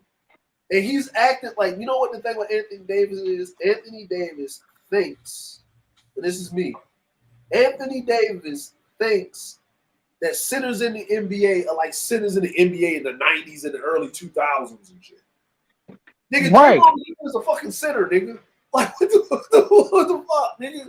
Nigga, be crazy as hell. I'm going to be funny as shit though. But Westbrook played more of a center than AD. Yeah, thank you. He rebounds too much. That's why. But the only reason why Westbrook can rebound like that because everybody's shooting long range shots. Right. Step had like LeBron worse. That's yo. I hate when LeBron do that. But LeBron, the reason he shoot high percentage, because if this nigga missed 2 of them long ass 3-pointers, he's not shooting the rest of them. He ain't shooting no more of those. Now if he make one, the other night, he pulled up from LeBron is shooting them shits. Like I noticed when LeBron is shooting, right? When LeBron is shooting, this is when I know when LeBron is shooting one of those. If they're running their pick and roll, right? Right. What he'll do is he'll come down the court, he'll see what's going on, right? And then he'll look and he'll see people trying to cut. And when the defense kind of figures out the pick and roll is coming, he'll pull up a fucking 3 from from the logo, whether he hits it or hate not. That shit. But the reason he does that, it's like a quarterback in the NFL, right? Right. Going deep. Yeah. Going deep just off the GP. Like he'll tell the wide receiver to go get it. If the wide receiver don't get it, there's no way it's going to get picked off. But it's just to keep the safety honest, not to be coming up on the line of the scrimmage so much. Right. Like it's like that's what he's doing. He's literally shaking the defense. Like, nigga, I do got range out here. Don't think you can just shave over or guide me to my left the whole time or block that off or stop the pick and roll action because that's not going to happen, right? I can still hit this 3. And then if the motherfucker pulls up and actually hits the shot, you notice like the whole the team's defense go like, oh, shit. And then what ensues after that? Confusion. They get rattled when he does that shit. Listen, when LeBron and Melo on the court at the same time, all Melo got to do is hit 1 3. He fucks the whole defense up. Yes, he fucks the whole because nobody and Melo knows how to get open.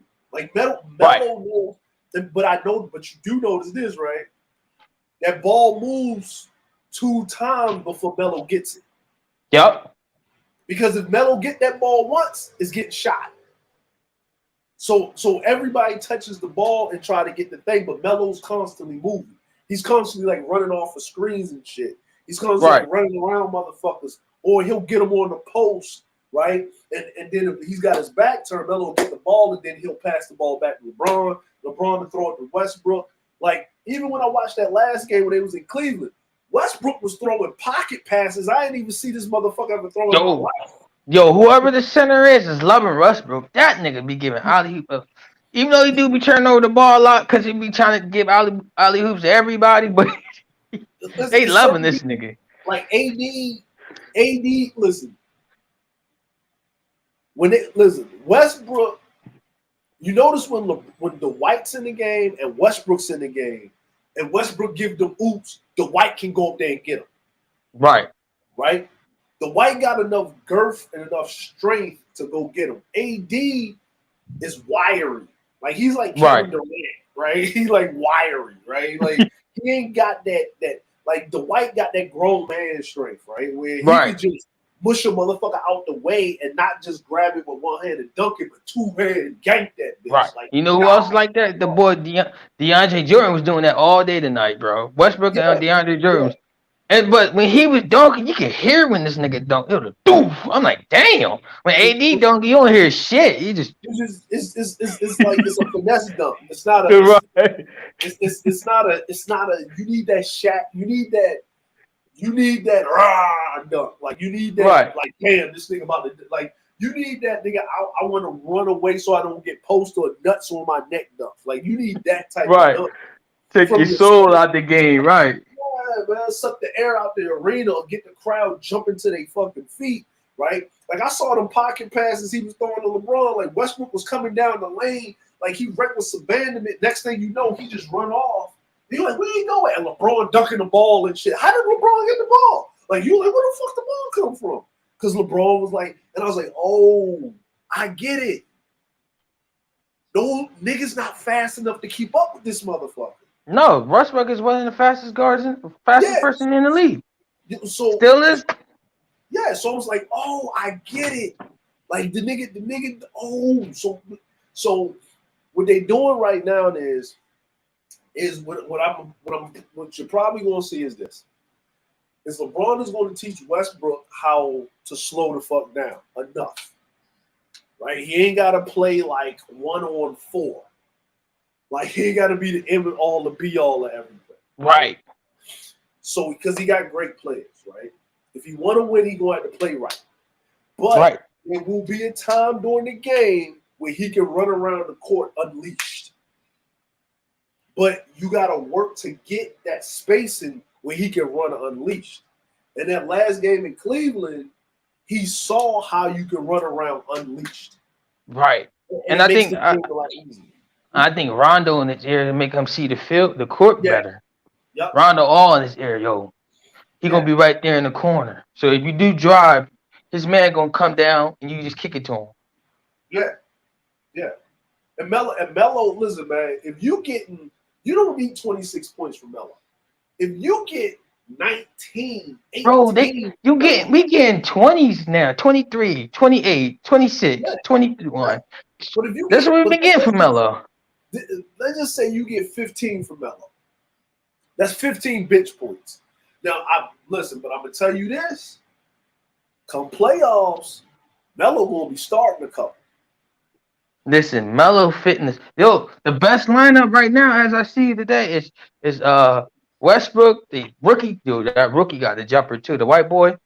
And he played hella defense. Westbrook, the white boy. LeBron, Melo, and AD. That's the best lineup. That's the best lineup. Because the offense flows too, like it's on another stage. Yeah. And LeBron want to shoot them long ass threes. Westbrook gonna run down and crash the boards anyway. Yeah, but then you got to think about it, right? You got to think about it. You forgot, man. Trevor Ariza got to come back. Listen, he got 4 months. He ain't coming back no time. But the person y'all got to worry about is Kendrick Nunn, the Miami Heat special defender. He coming back in next week? Yeah, he got some people. Yeah. So and then you got like Horton Tucker, like he's gonna be good off the bench. Like you still got Avery Bradley, you still got Kent Bazemore. Like they all right. They are. And look, Malik Monk could score at will too. Yeah, another guy. Avery Bradley, bro.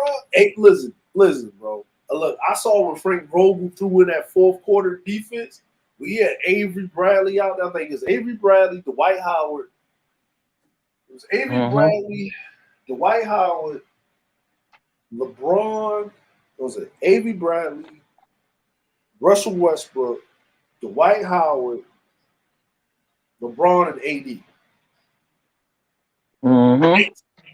Nathan. They held motherfuckers at 15 points in the fourth quarter. Nathan. Nigga wasn't getting nothing.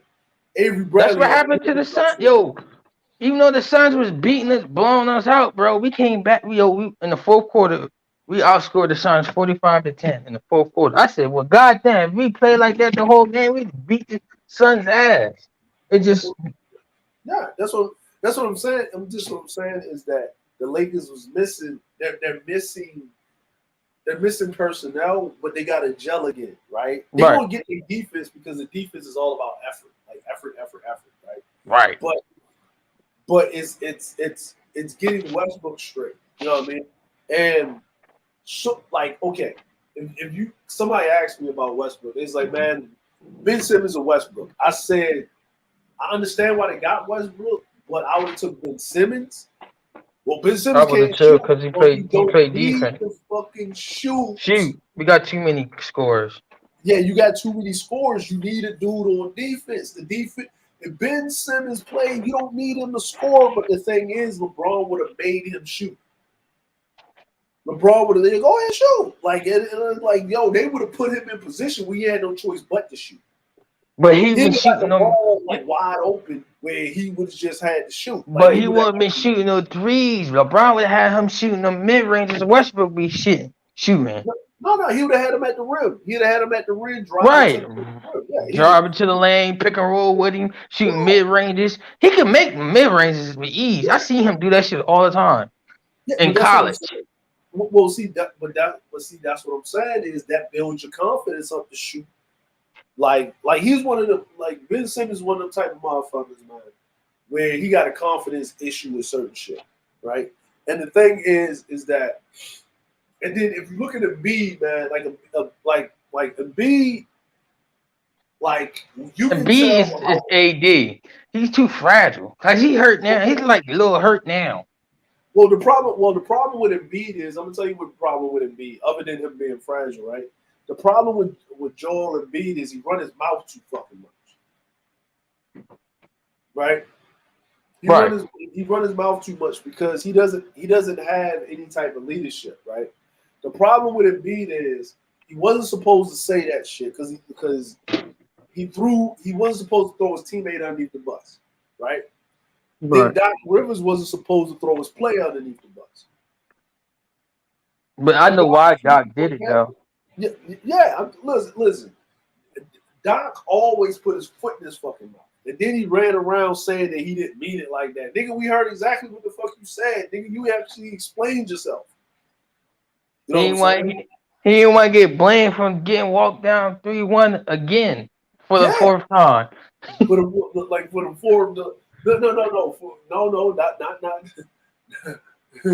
He did it the last 2 years he was with the Clippers. No, not the fourth time, but you might it's the fourth time, but it's not as worse as the Clippers where it was 3 games straight when you was winning by double digits and the niggas walked you down. Oh, last year was worse than that. Yeah. The Hawks? Boy, you was up by like 30. 3 games in a row. The last 3 games. Remember the Clippers in the bubble? Same shit, right? Yup.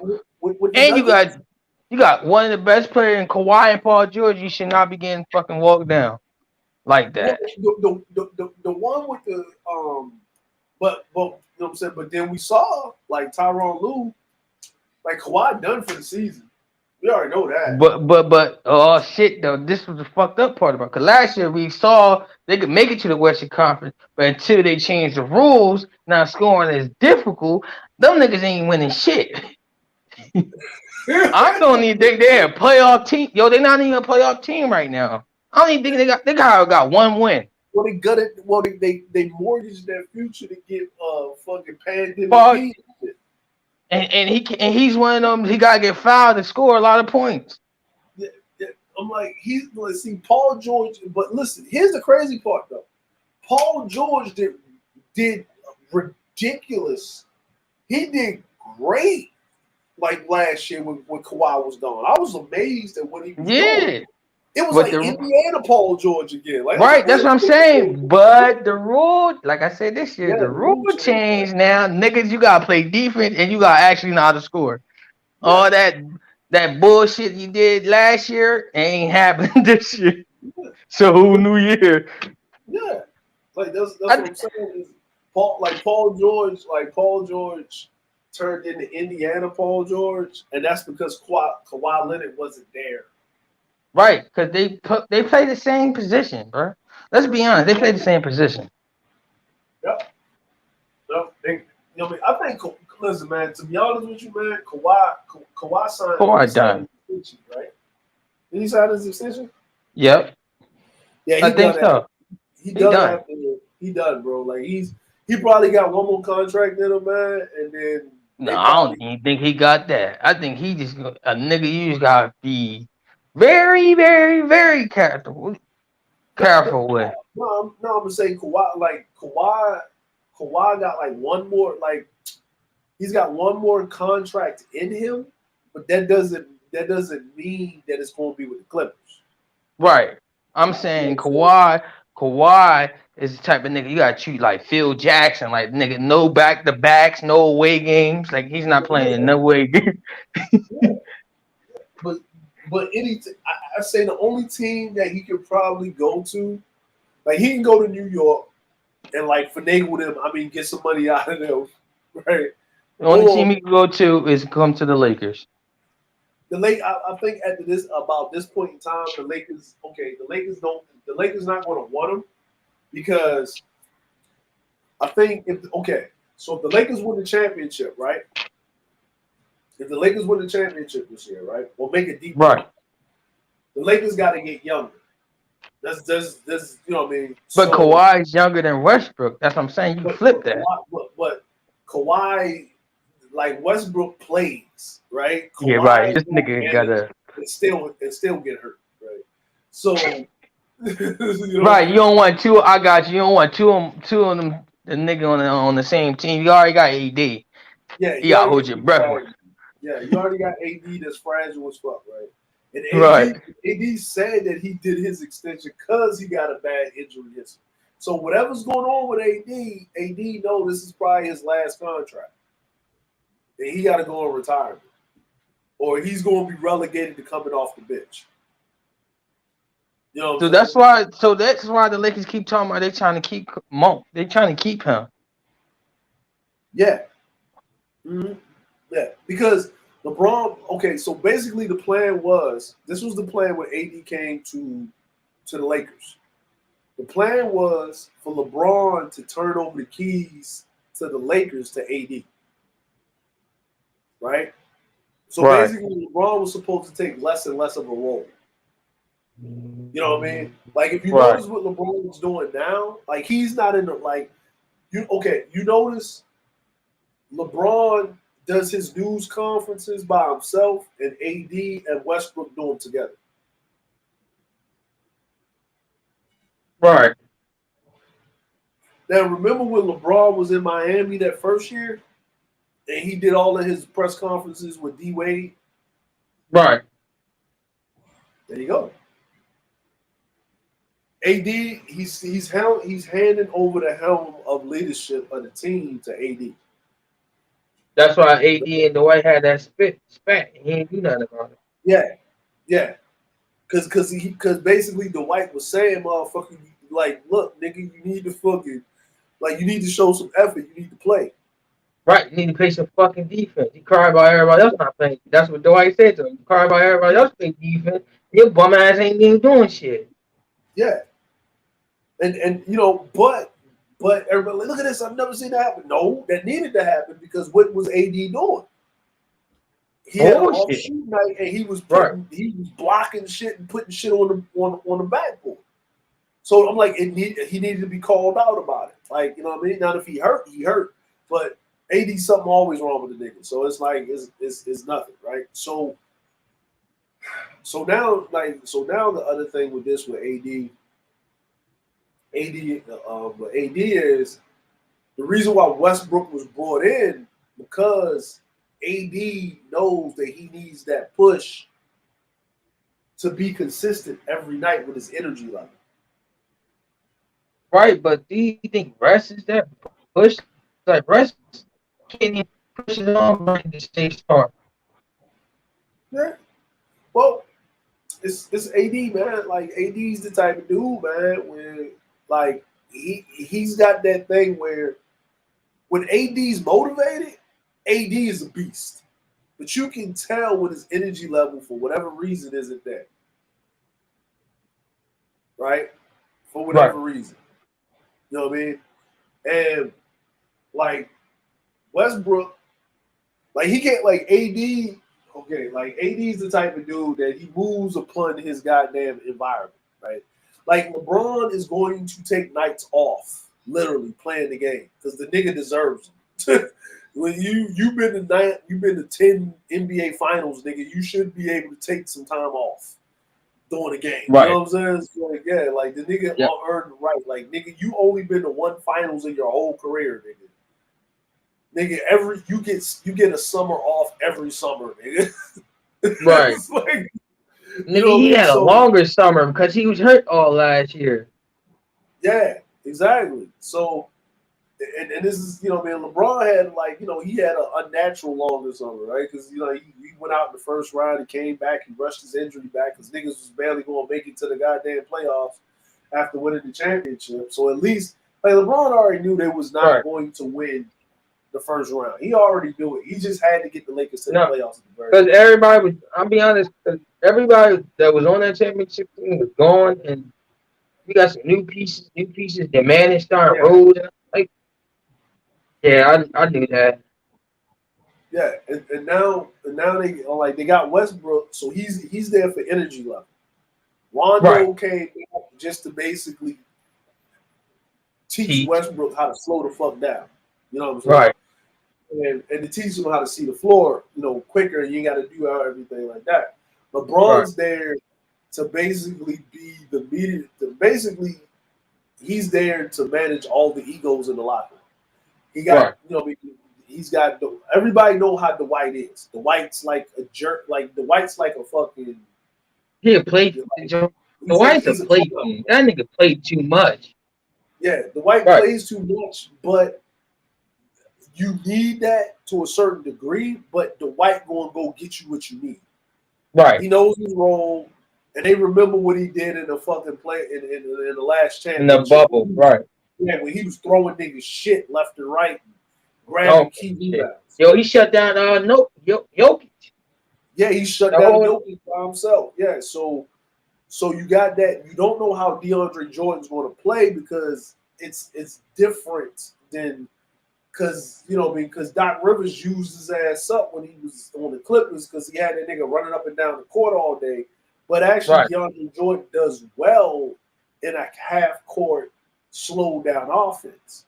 Right. You just gotta have him pick and roll, screen and roll, get those rebounds, and then be a rim protector. Like run niggas off the 3-point line and run them into him.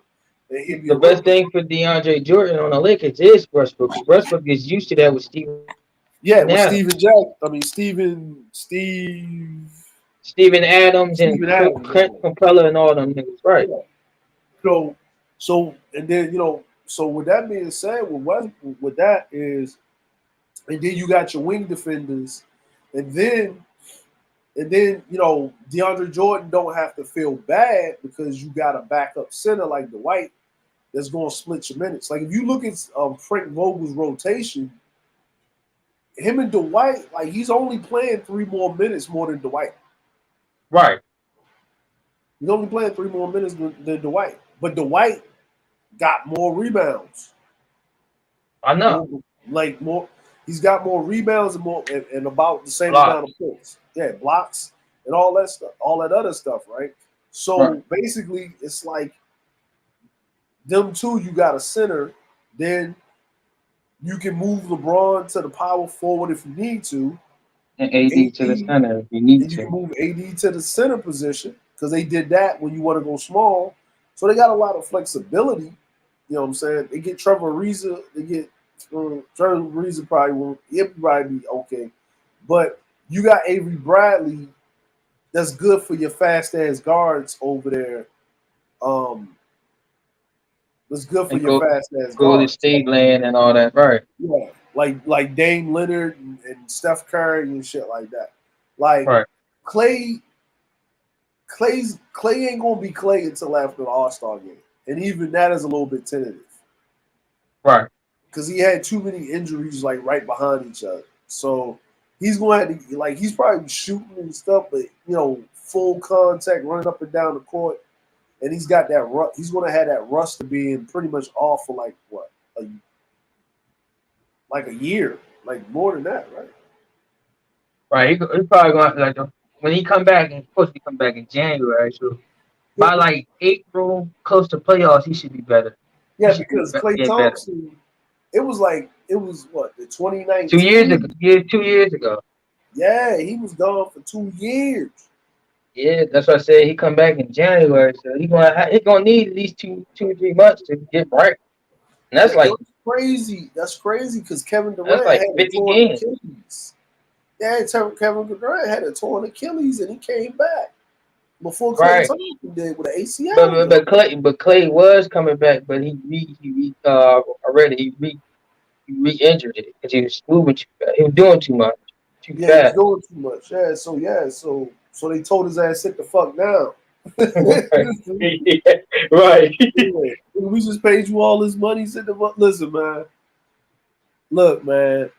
I was praying to God, man, if the Lakers would have got Klay Thompson, nigga.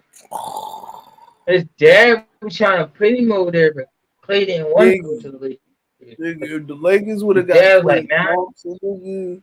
Yo, Klay Thompson, nigga, would have been, nigga, it'd have been 3 city in that bitch, man. Klay would have been, look, nigga, Klay would have been raining threes, nigga, with all of them damn passes, nigga. He'd have been getting, nigga, like, oh, no, man. That it'd have been like. I'll be honest with you. I think the Lakers should have got boy Buddy Hield though. That nigga shit crazy. What's up? Buddy Hield from the Kings. He just broke Pedro Stojakovic joint for the Kings. Oh shit! I didn't even know Chaos was back there, man. Shit. Hey sir, I didn't know Chaos was in the back, man.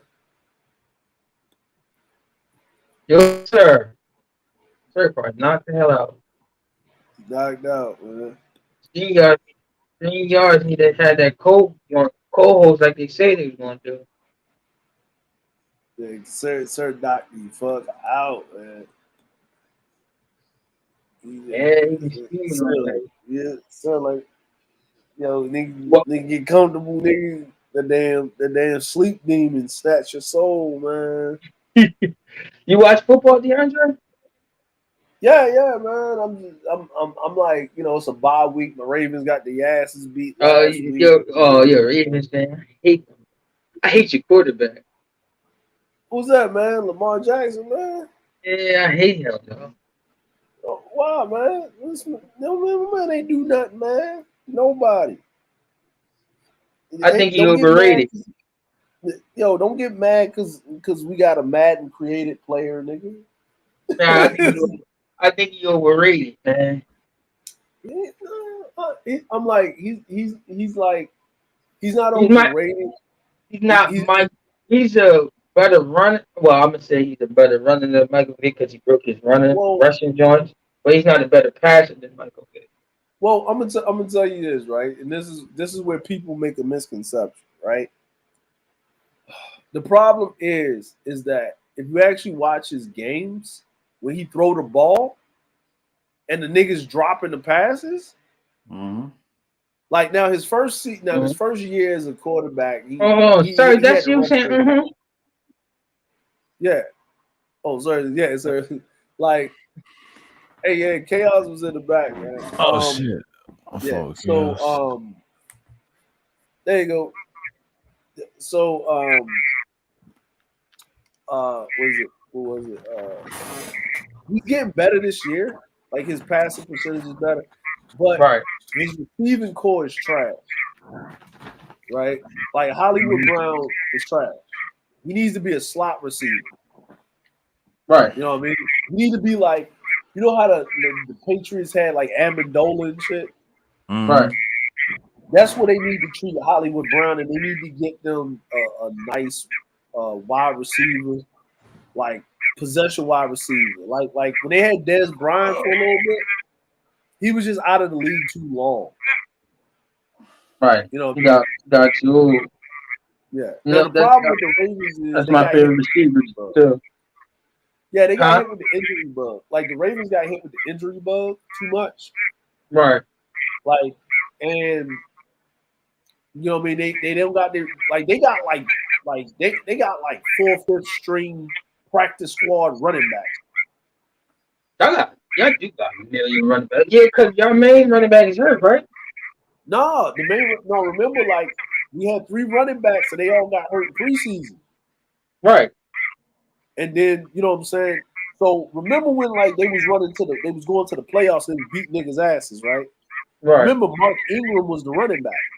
Right. Oh, y'all seen him train to he's killing his back for the Saints. Yeah, he was a running back, and then the other dude, like the Ravens is always good at running. It was always like a good rushing team. Like we never been known for throwing the football. It was always our defense. The shit that get the Ravens in trouble now is the defense is trash because O'Dude Peters got hurt towards ACL or something like that in preseason. The all pro right tackle and right guard got hurt. So this nigga's literally running around, my dude, with a quarter of a team. And they got they 5-2? You know what I'm saying? They 5-2. Now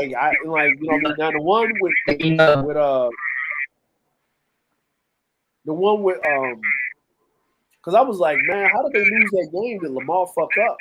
And he played a really good, solid game compared to what he was playing. Y'all couldn't score the Bengals. It was the defense was getting fucking destroyed. Like he didn't cough up the ball. He didn't throw no interceptions. He put up his points like he's supposed to. They ran their offense. It was just some bullshit. It was just the defense just didn't come to work today. Listen, I know you're struggling, boy. I'm a Cowboys fan, bro. Oh man. You know what your problem is? Yeah. Jerry Jones. Yeah, for majority for the last 10 years, yeah, I say yeah. We hold on to Jason Garrett way too damn long. Then when Dak came in there, it had Rookie of the Year. He wasn't trying to give him no weapons. Say, we're gonna do it by receiver by committee. And then, bro, our best wide receiver is some dude, Buffalo Bills 15 receiver, bro. That was our best receiver for a whole season. And then Cole Beasley started kicking up. Then we bracket him. We ain't really had nothing. No old ass wit. I know that struggle, bro. Not having no weapons.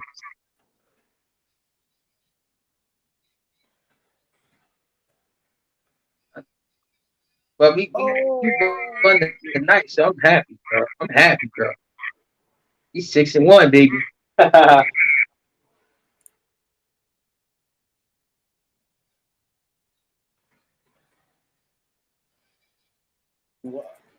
Wow, but you notice that most of the head coaches that Jerry Jones and coached since almost y'all had a dynasty with Jimmy Johnson. Right. All of those coaches have been like pushovers except for Bill Parcells. Right. Because he wouldn't be able to control the team because he want credit. Right. Because he was mad that Jimmy Johnson did those trades and get credit for them trades. Yeah, because he did them trades and he got credit for them trades because he the fucking coach. Nigga, that's what happens. Like, why don't he just be like Robert Kraft and shut the fuck up and let Bill Belichick do his thing? But Jerry Jones is you know how Jerry Jones got Magic Johnson-itis, bro. He gotta be the center of every attention, bro. Hold on, wait a minute. Breaking news. And oh shit. What happened? Yo, hey sir, you up? Yo, sir. Yo, AT is live replaying the stream with Jay and Bomb is replaying JL getting roasted by THMC. Oh shit, son. Breaking news. Hold on. I'm going to watch it real quick.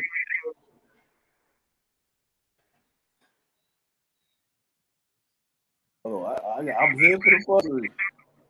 Uh-oh.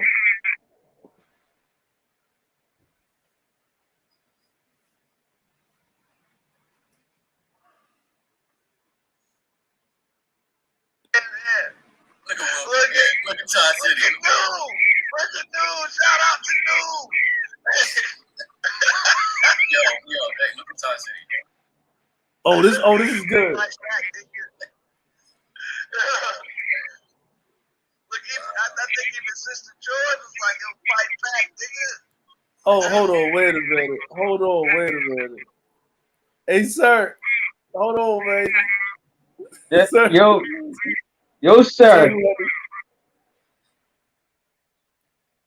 Sir, you missing it, man. Yeah, I think he hurting, man. Hey, sir, hey, man, just go and shut it down, man. Yo, sir, shut the screen down, bro. We gonna go over there and stroke. We gonna go mess with Auntie real quick. You're shit. Yeah, you go and shut the screen down, man. You've been holding on, man. You hold on too long enough, bro. We gonna go mess with Auntie. Hey, Andre. Oh, what's up, Chaos? What's going on, man? We talk about some basketball stuff. And Chaos, you just woke up, huh? I heard you. I heard you, Chaos. Yeah. All right. What's your input, Chaos? What's going on? That's good. Well, I'm gonna go sleep, man, because y'all now picked it up now. I don't know what it is. I'll talk to y'all later. All right. Have a good one.